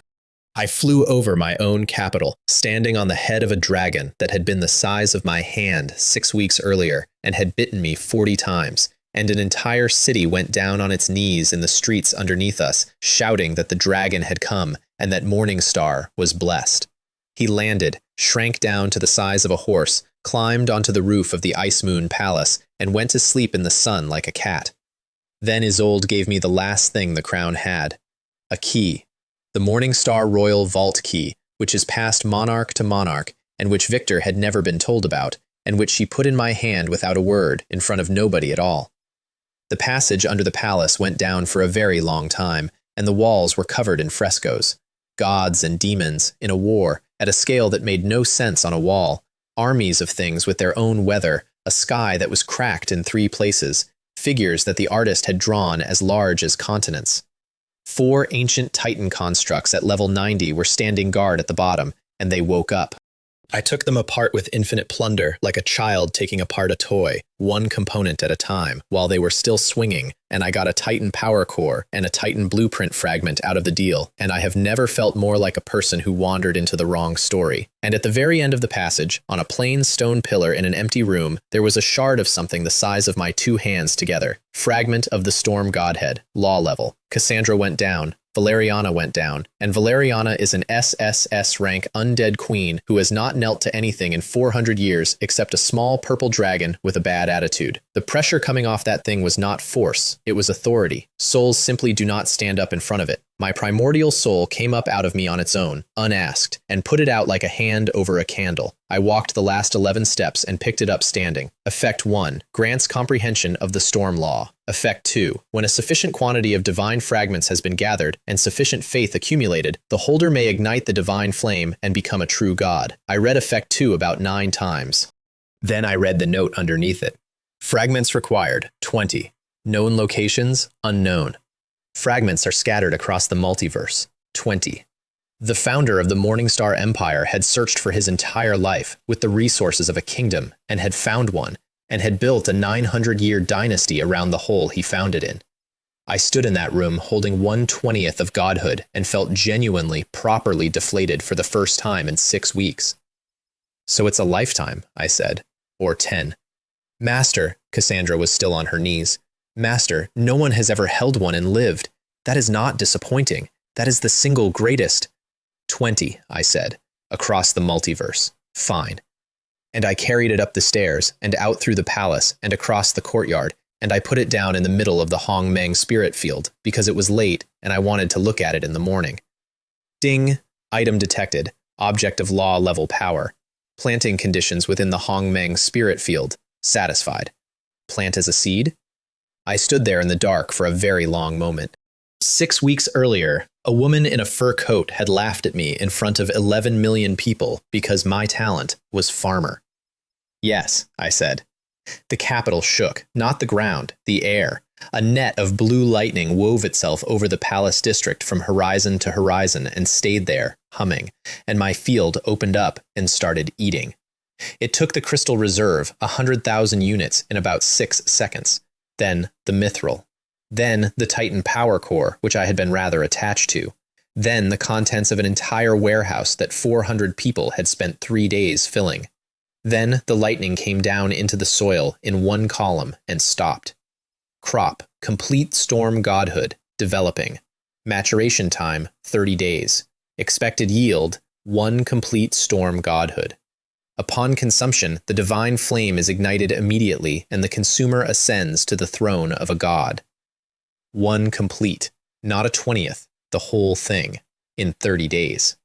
Because the shard was not a relic, it was a seed, and the only reason nobody in 900 years had worked that out is that nobody in 900 years had been laughed at hard enough to end up standing in the right dirt. Cassandra read the panel over my shoulder and made a sound I have never heard a human being make. Master, are you growing a god? It's a fruit, I said. I planted it. In 30 days it'll be ripe, and I'll eat it, and then I'll be a god. She sat down on the grass. I put the capital under martial law that night. Every elemental tower to full output, the vine wall to maximum aggression, the eagles in the air in rotating shifts, and standing orders that anything approaching the palace district without an answer gets removed first and identifying afterwards. Because 30 days is a long time to have the most valuable object in the multiverse sitting in a vegetable patch. I went and stood by it at about 4 in the morning, on the last night I'm going to tell you about. The lightning net was still up. The city was quiet under it. Li Bai was asleep across the palace gate with all 4 feet in the air. Somewhere above me, a 200-meter dragon was on a roof, making a noise like a foundry. Ilara came out and stood next to me the way she had on a wall on day 2, when she had been my only soldier and my entire army had consisted of 6 women who had come out of the ground that morning. She handed me a peach. There are still exactly 2 of those trees. They still make 20 a day. I have 140,000 soldiers now, and it is the single most fought-over resource in the Empire.